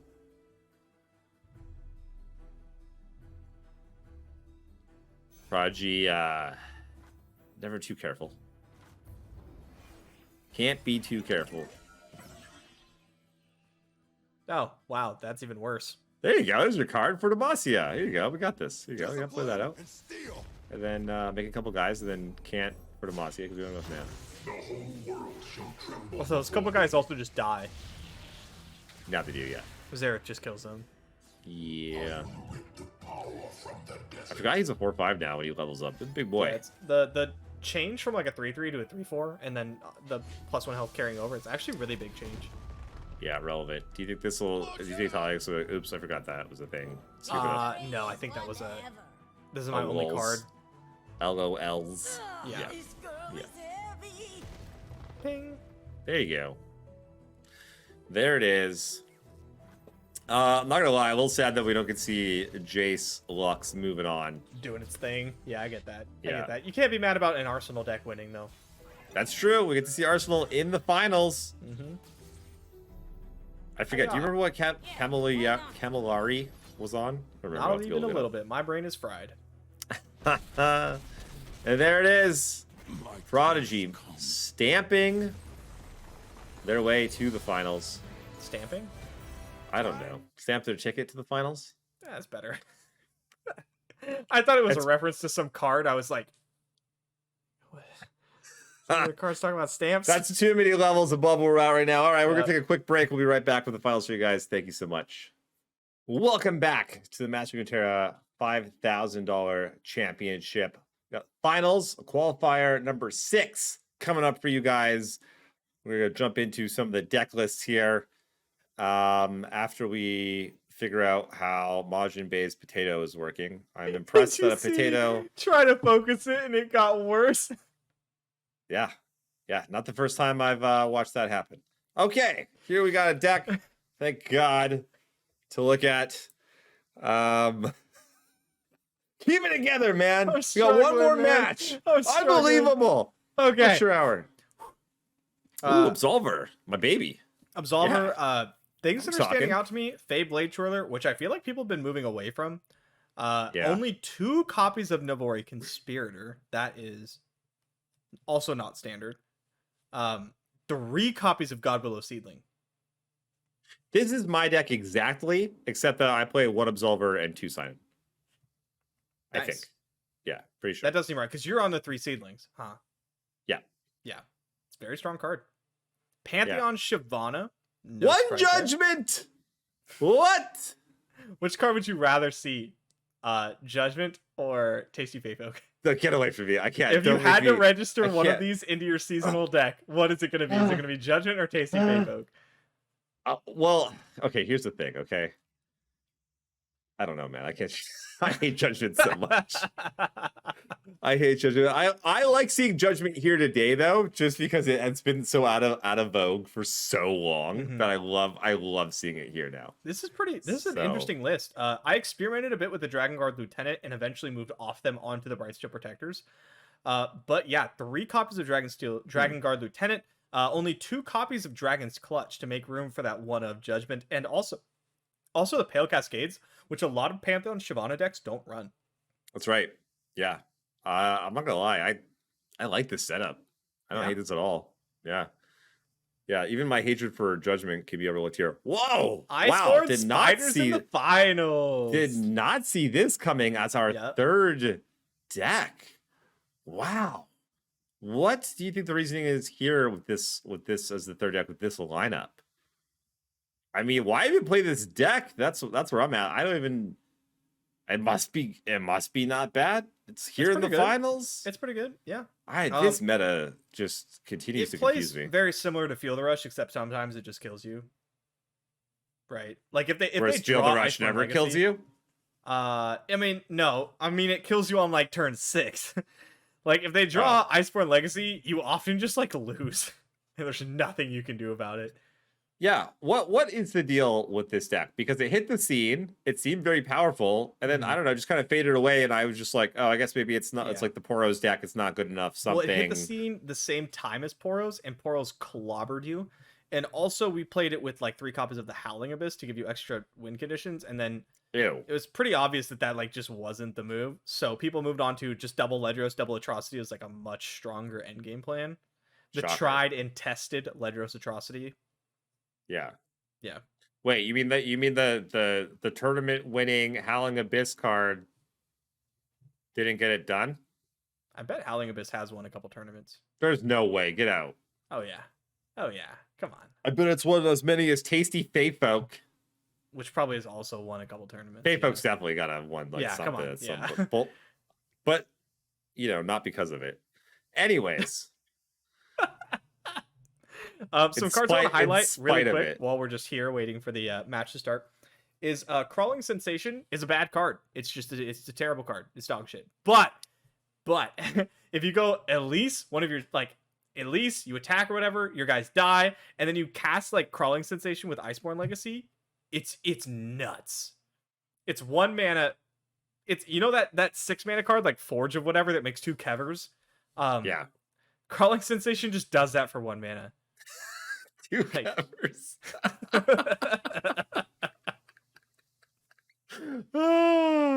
Yeah, I keep thinking that Crawling Sensation makes 3 spiders. So I'm like, yeah, it's kind of sweet. And So it's like must 2 be. spiders. So I'm like, Yeah. oh. But like after you Iceborne Legacy, your Vile Feast makes like a 3/3. Your Elise attack makes a 3/3. Like Your hapless aristocrat just It dies gets and becomes a 3/3. ridiculous. Yeah. But without Yeah. Iceborne Legacy, you're playing a bad control deck. You're playing a control deck that didn't have all the cards, so they had to use a lot of the spider starting package. You know? Again, though, here in the finals, No, it's good. It's very powerful. I just it sucks to feel so reliant on one card. says the Lee Sin main. I win with Zoe a lot. Not anymore. Not anymore. No. That's Back in the good old days. Yeah. It's a good deck. It's a good deck. I just wanted to point out like how important Iceborne Legacy is to the deck because yes, you're still playing a control deck and you do have control tools and you always have like Trundle or Ledger's Atrocity to end the game, but like the deck is like a 6 out of 10 without Iceborne Legacy and like an 11 out of 10 with it. Why Trundle? Couldn't you play like, I don't know, Kindred or something? Like you've got Glimpse could. Beyond. Yeah, I and mean people Vile tried Kindred. Feast I know and- Fake Hero was really big on the Kindred version. Uh-huh. But like Trundle's just another win condition because like I was saying, you need a way to win the game when you don't draw Iceborne Legacy. Yeah, fair Or enough. if you draw it too late. Interesting. Yep. Looks like Prodigy is banning Shyvana, Okay. which And means what do we you get to think- see Iceborne Legacy, which is good. Yes. I want I don't that. know what the other band's gonna be. I need to see it. I don't even remember what the other decks are. The first one was Ahri, Kennen, Absolver. Oh no, so I meant that. Prodigy's decks. We know there's the Arsenal. Oh, That's right. one of them. Viego. That's gonna get banned. Wait. Okay. No, but if you ban, Don't hurt yourself. Uh-oh. yeah, Viego's gonna get banned. I'm gonna have to find a new I made margin. that up. I don't even know what the third deck is. This is stellar analysis right here. Look, man, I just work here, okay? I don't really know. It's the what's last going match. on. I've been here for 7 hours. Is he the best we could find? There's nobody else. It's because you don't have to pay me. Okay. Funny because it's true, people. Poros is the third deck. You have to ban Poros. One of the big reasons. Wait, I'm seeing Poros though. I have in like we have screen capture for the hand, and I'm seeing Poros. So Poros decimates the Iceborne Legacy deck, right? That was one of the reasons why it like disappeared. What? I think I talked about it. Or I Snap, was we're going to talk jumping about in. it. Yeah, they came onto the scene at the same time, and that's one of the reasons why the Spiders deck fell off so hard was because Poros just destroyed it. Okay, but Ahri Kennen destroys Poros. That is correct. Yes. So what the heck with these bans? None of this makes any sense to me. Bae, how's your drink doing? Hide It's for a delicious. moment, run forever. I like straws. Okay. What Sue me. is this format? I don't. Okay, Riot. Apparently, you know what? Poros and Spiders, Iceborne Legacy, too powerful. Here they are in the finals. Yeah, better ban them. Gotta nerf Better them. nerf them. Where is that hot nerf fix? Hot fix? Hot patch? What was it called? Fine. Either way. Hot something. Yep. Ooh. Okay, Iceborne Legacy. You just attack with your ephemeral. Oh my god, words are so hard. warn you. Attack with the dude. Yes, there we go. Yeah, did it. Get him. Don't let them mourn. Oh,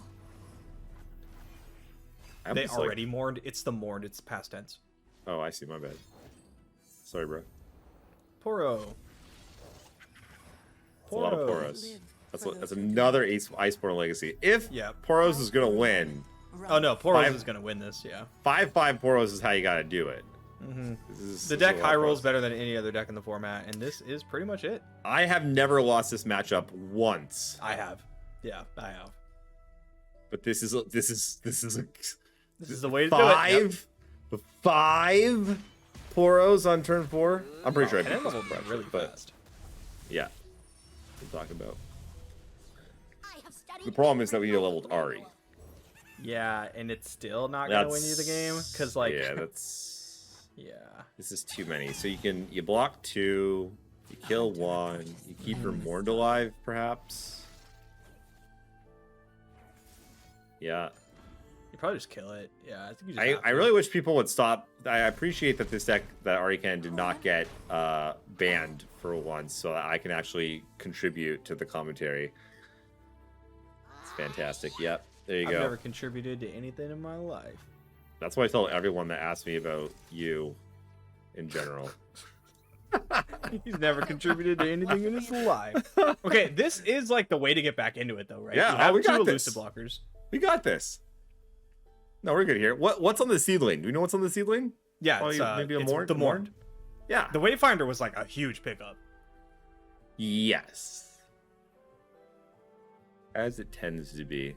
You're not killing anything though, but the Poros are gonna have a hard time dealing enough damage. Which is all we need, because like if you get him for 6 here, like Yeah, you it's can pretty good. you can present like close to lethal next turn. Pretty good. We got this. They hesitate, We got but we this. will strike. Not you're bringing Iceborne Poros and you're not banning Ahri Kennen. I mean, I guess it depends, you know, where all the other matchups line up. But like, I've found this matchup to be fantastic. Yeah, it's really good for Ahri Kennen. That's unfortunate, but still, you get in there with your Kennens.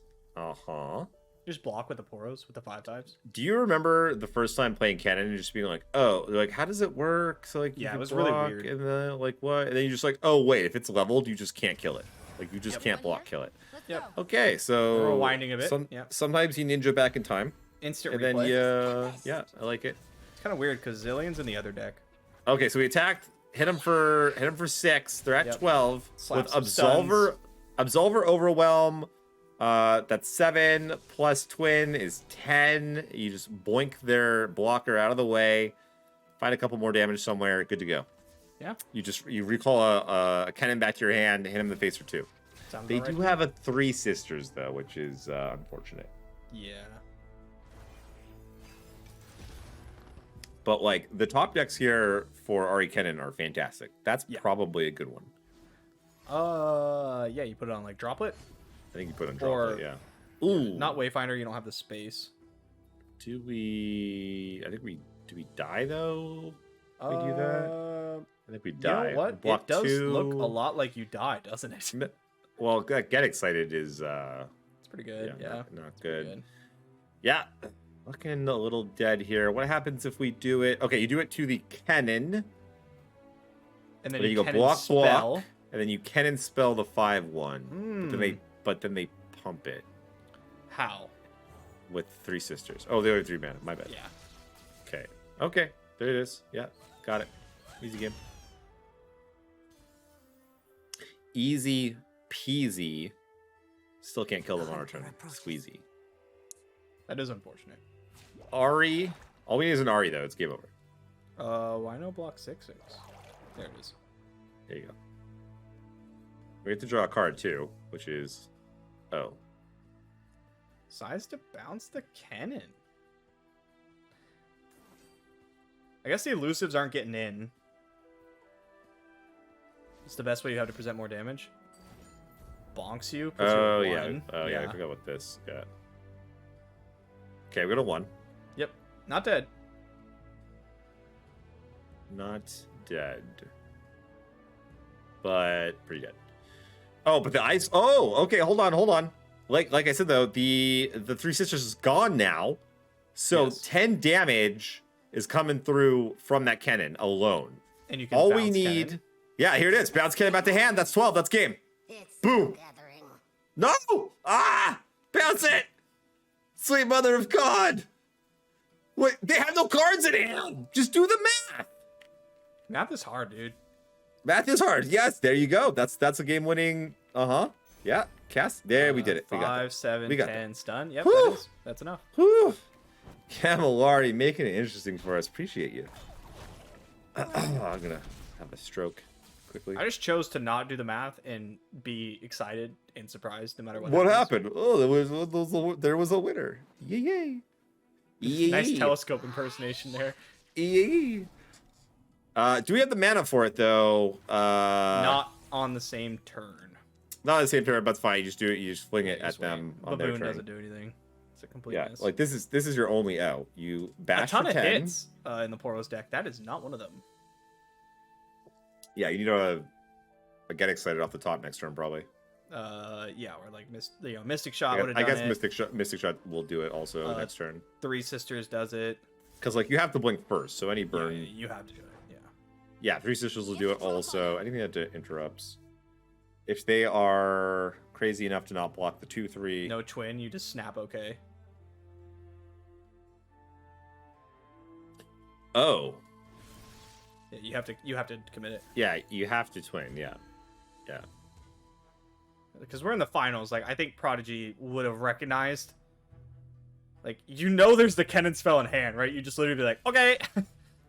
Yes, I would love to be at 3. That's way better than 2. Yep. Yep, here, stun my Poro. Which Poro? Oh, okay. But Prodigy still has top decks here. It's not Still over has yet. top deck, still has outs. Whenever my opponent gives me the GG like this, I always immediately Shen back. No, I Shen back.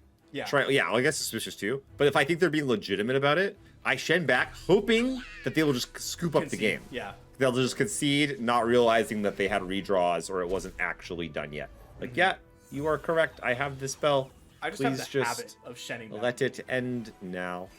Mystic Shot. Here it is, off the top! Off the top! Yeah, that's not going to be you it. get to cast it. Well, that's true. Yeah, you got to redraw. Redraw off the top! Not it. Oh. And by I mean, this is what I'm talking about, not banning Ahri Kennen.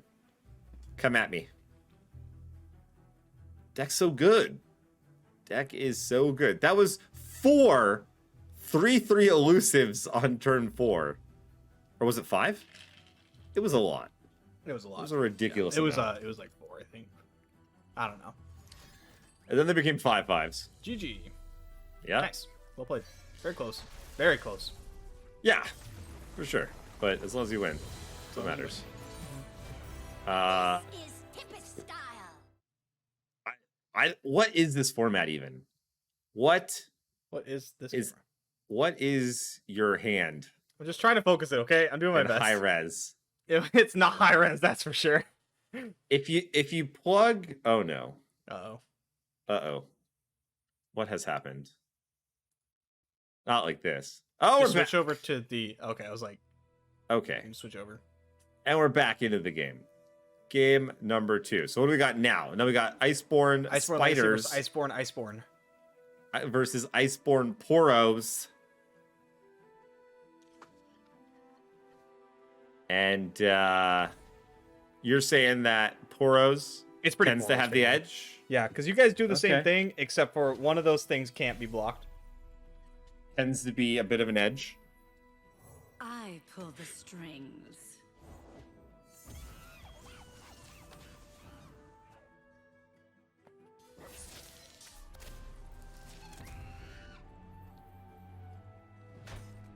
So young. This is a pretty good hand from Prodigy. No Iceborne Legacy, though. Yeah. Pretty important.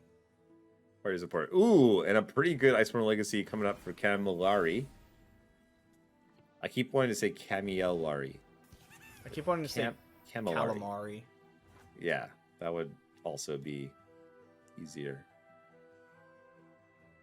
But one Iceborne Legacy on one side, and not one on the Poros side. I want to see the Poros deck win here. I want to see a game. I want to see a game 3. I want to see it. Bay is on the edge of his seat. Has never been more excited about anything his entire life. Are you looking at my camera right now? Getting a new potato. No, I would never do that. Fighters coming in. 3/3/3 is gonna rumble. Just a little 1/1 Poro on the other side. Hey, I know what that card does. There it is. Here's the thing though. You said you have to trade. You gotta trade 1. No. You can just take 9. I mean, I can. You gonna eat 9? I don't know. Poro Poro. Well, the problem with blocking is like Troll Champ blows you out. There's 3 copies, right? That's you know. You just go Poro Poro, iterative you can just Poro. block. You can block later, right? I block. Yeah, I don't want to block now. I like block later. Yeah. I'm with you. Ooh, get excited. That shortens the clock even more. How's that? How about making a bunch of 4/3 spiders? Can Poros just kill it right here? Like end the game, kill it? No. Yeah, not quite. No. 13. Time trick. Looking for Poro Cannon. 9. That's not lethal either though. That's Poro. We got a Poro. It doesn't actually change anything. It's the same amount of Poros on the board. Yeah. Casting Poro and casting Poro snacks is the same amount of damage. Iterative Poro is the most you can get here. You know, on the one hand, I'm super excited to see new decks making it to the top cut. On the other hand, sucks and you hate it. There's going to be a bunch of Iceborne legacies running around on the ladder, and more importantly, at seasonals now that I'm going to have to deal with that I'm less enthused about. Yeah, I do not enjoy playing against Iceborne decks. I also do not really enjoy playing Iceborne decks.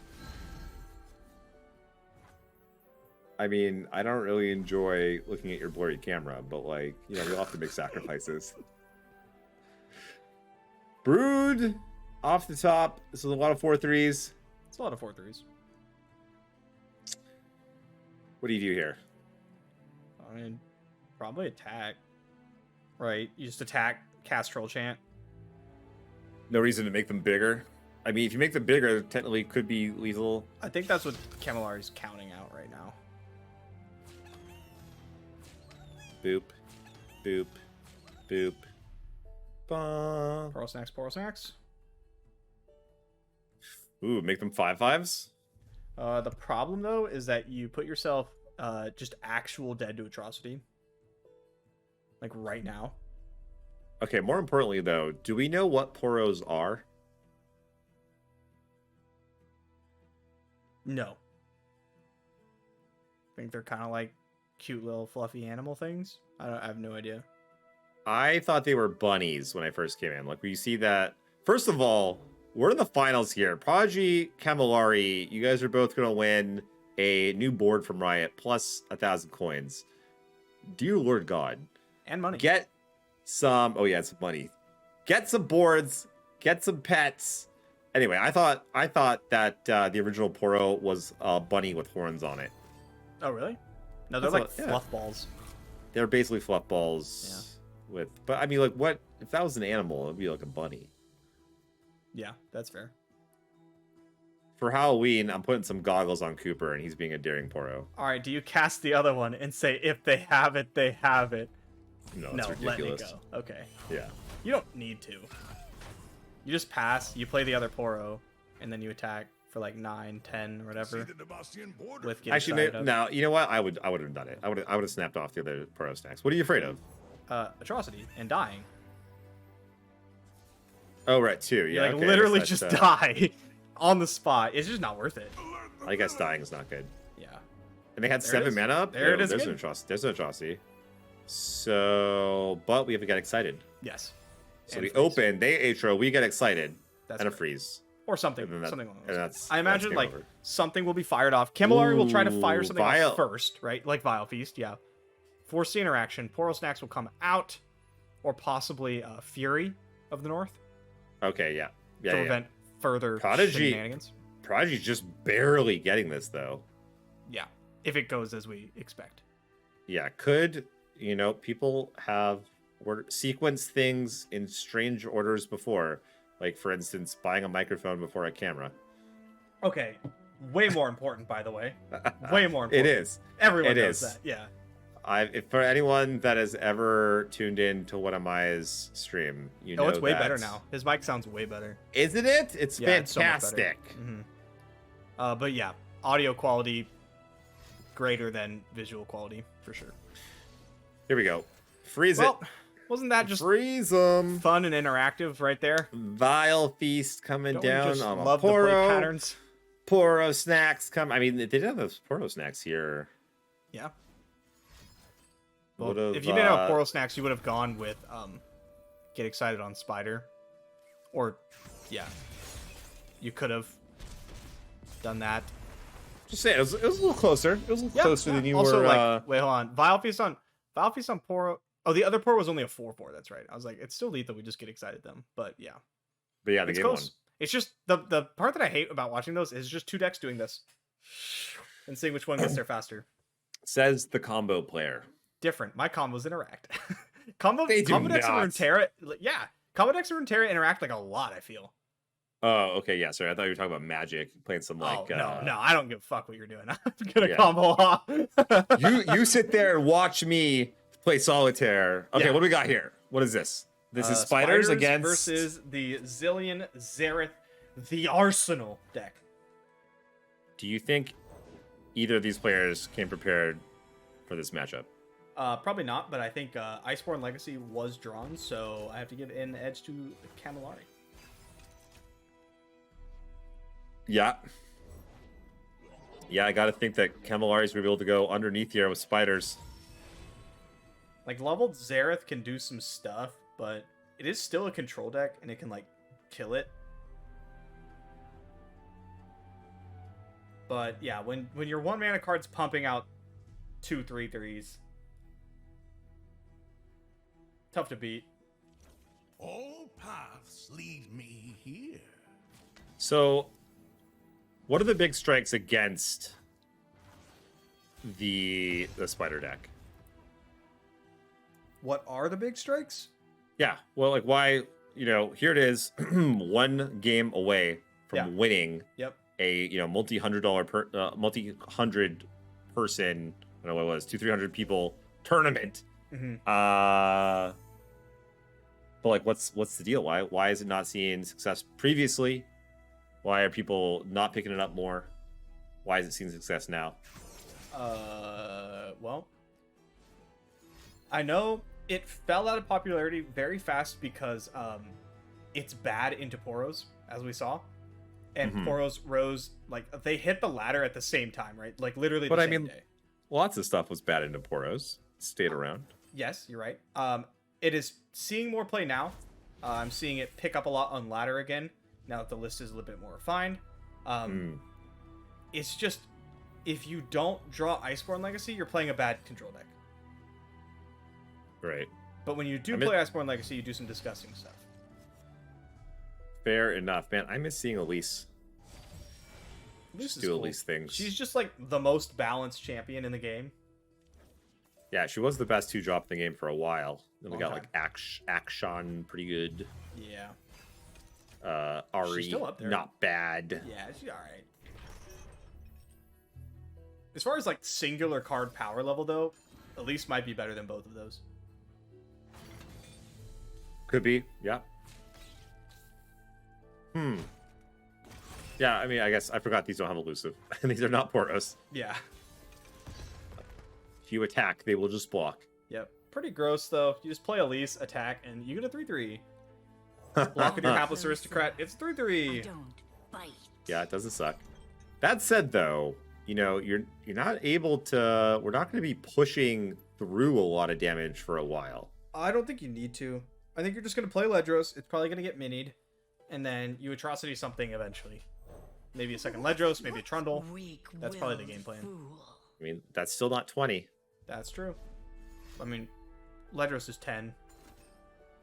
Yeah. Yeah, we can push some damage eventually, probably. This is a really good Ride of the Arcane. Unless... Troll Chant? Give the 3/3 -2. Can't block Fearsome anymore. This is actually a very bad I like Ride that. of the Arcane, I guess. No, because you can still block Elise with the 5. You got the 5/4, 5/3, yeah. Could you imagine if that card was a 5/4? Gross. Oof. I must get out of here. Yeah, it's already, I'd say, probably good enough. Pretty good. Not bad. Yeah, suiciding Elise in feels a lot better when you get a 3/3 out of it. Right?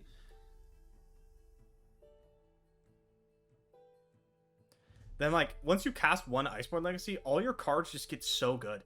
Vile Feast becomes, like, insane. Yeah. It almost feels like you're playing Lab of Legends. Yeah.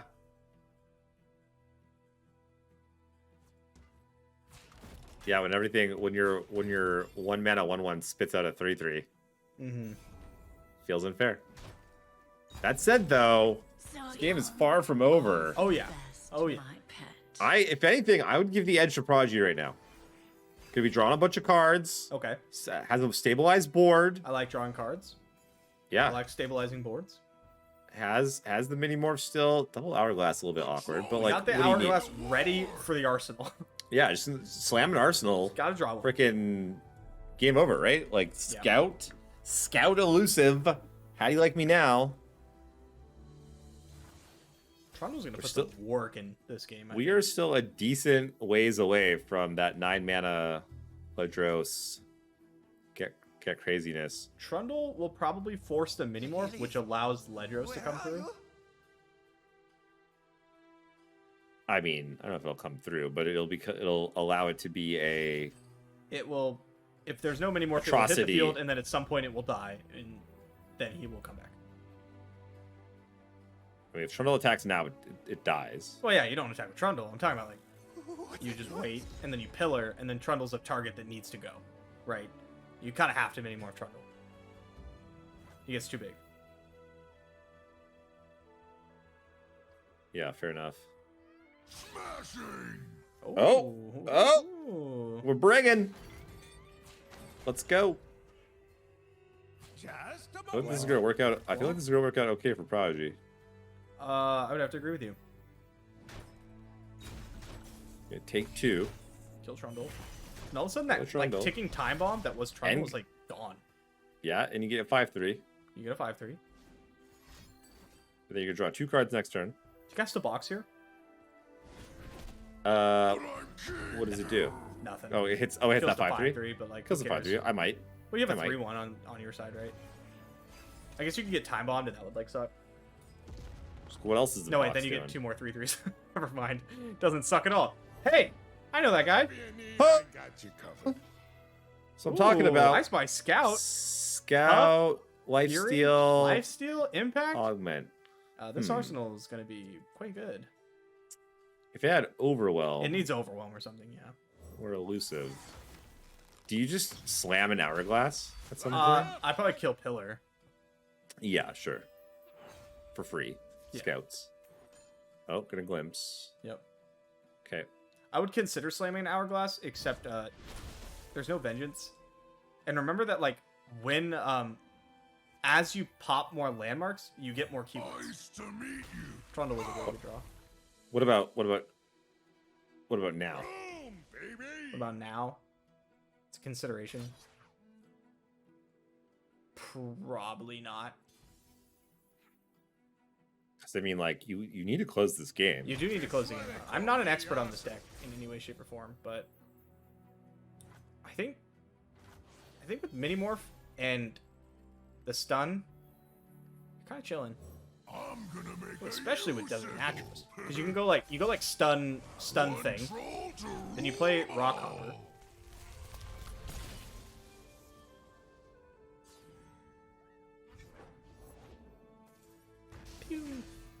Pink. Man, this seasonal is going to be absolutely wild. Good luck to every last one of us. So we're learning why they call the Arsenal, but I want to know why they call Ledros the King Shield. Man, how do you got an Hourglass now, right? Now you probably Hourglass, yeah. Now you say, all right, let's hit Spell Shield and let's end this game. Well, although you are at 10, you still let them. Okay, you play like a 2-drop or something first, right? Or a Desert Naturalist and stun Ledros. You could perhaps? Naturalist, yeah. Play Naturalist, get another like landmark trigger, and then do the revalue it also. Hourglass. Yeah, because like you basically need to win the game next turn. And I thought I was a troll. Well, you at least need to make life less good. I think you're still pretty far ahead. I'm not unhappy winning the game next turn. I do like winning games. Ledros was Viego's chosen champion. Ooh, that is interesting. Ledros is Viego's chosen champion. Did we rewind again? We did. We did. We have hopped into the Wayback Machine, and we are now going back into time, watching Ledros hit for 10 again, which is fantastic. But the hand camera is sped up. So like we know that there's a right of negation that was drawn. Oh. Okay. We'll get there. We'll get there. Will we? Okay, we are ancient hourglass. Yeah, I like this. I like this play a lot. Yep, big fan. Because this is elusive coming back spell for shield is lethal. what we're looking for. Elusive spell shield. I think we see elusive. And that scout. is a lot of things. It already And had scout. scout. It's the same guy. Yeah, Oh, okay. elusive spell Yeah, shield, my bad. regen. It's got it all, baby.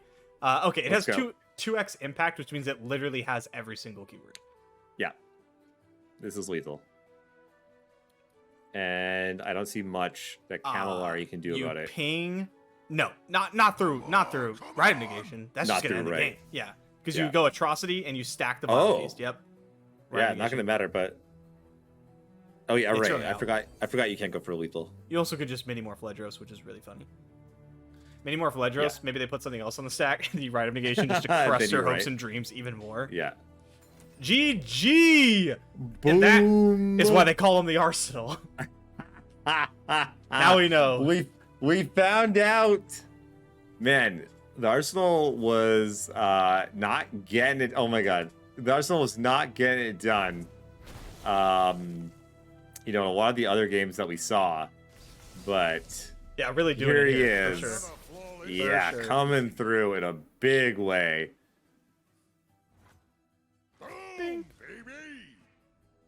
Wow. Just a casual 20-something damage on its own. Pretty good. Prodigy, congratulations to all of our top 8 players and to everyone that made the top 64, and especially congratulations to Prodigy for taking it down. Well done. Well done. Congratulations. We will have the final top 64 top 64 players up shortly after this broadcast. We will be double checking all of the points because they're done manually. So we'll have that locked in, but we'll have the preliminaries done this evening. As we're wrapping up here, I just want to say thank you again to communitygaming.io, our sponsor. Lots of various games that you could Look go into the play. camera. Tournaments. Don't look away from the camera. For, I'm not gonna say what tournament. There's lots of games. Yeah, There's like lots what of kind of games? What kind Anyway, of games? Donkey Yep. Kong, Mario, Okay. Mario Kart, All right. Zelda Speedrun, Oh my god. Monopoly, Ah! Smash Brothers, You already said that. Crib. What? They may or may not have tournaments for a lot of these. Okay, go check them out. Long story short, we appreciate them, and they're a fantastic website. And they are supporting competitive gaming. So please go check them out. Send them some love. Let them know that we sent you. And also, thank you to Riot Games for supporting us and giving a bunch of our winners a bunch of in-game items. Appreciate you guys. And we will see all of you next weekend. Starting Saturday is the top 64 players playing double elimination down to top 8 starting at 10 a.m. Pacific. And the top 8 will be on Sunday, also starting at 10 a.m. Pacific. We'll be streaming all of those matches over on Swim's Twitch channel. Joined by Casanova one day and the Blevins the other. We hope to see you over there. That's it for us. Have a great rest of your weekend. Good night.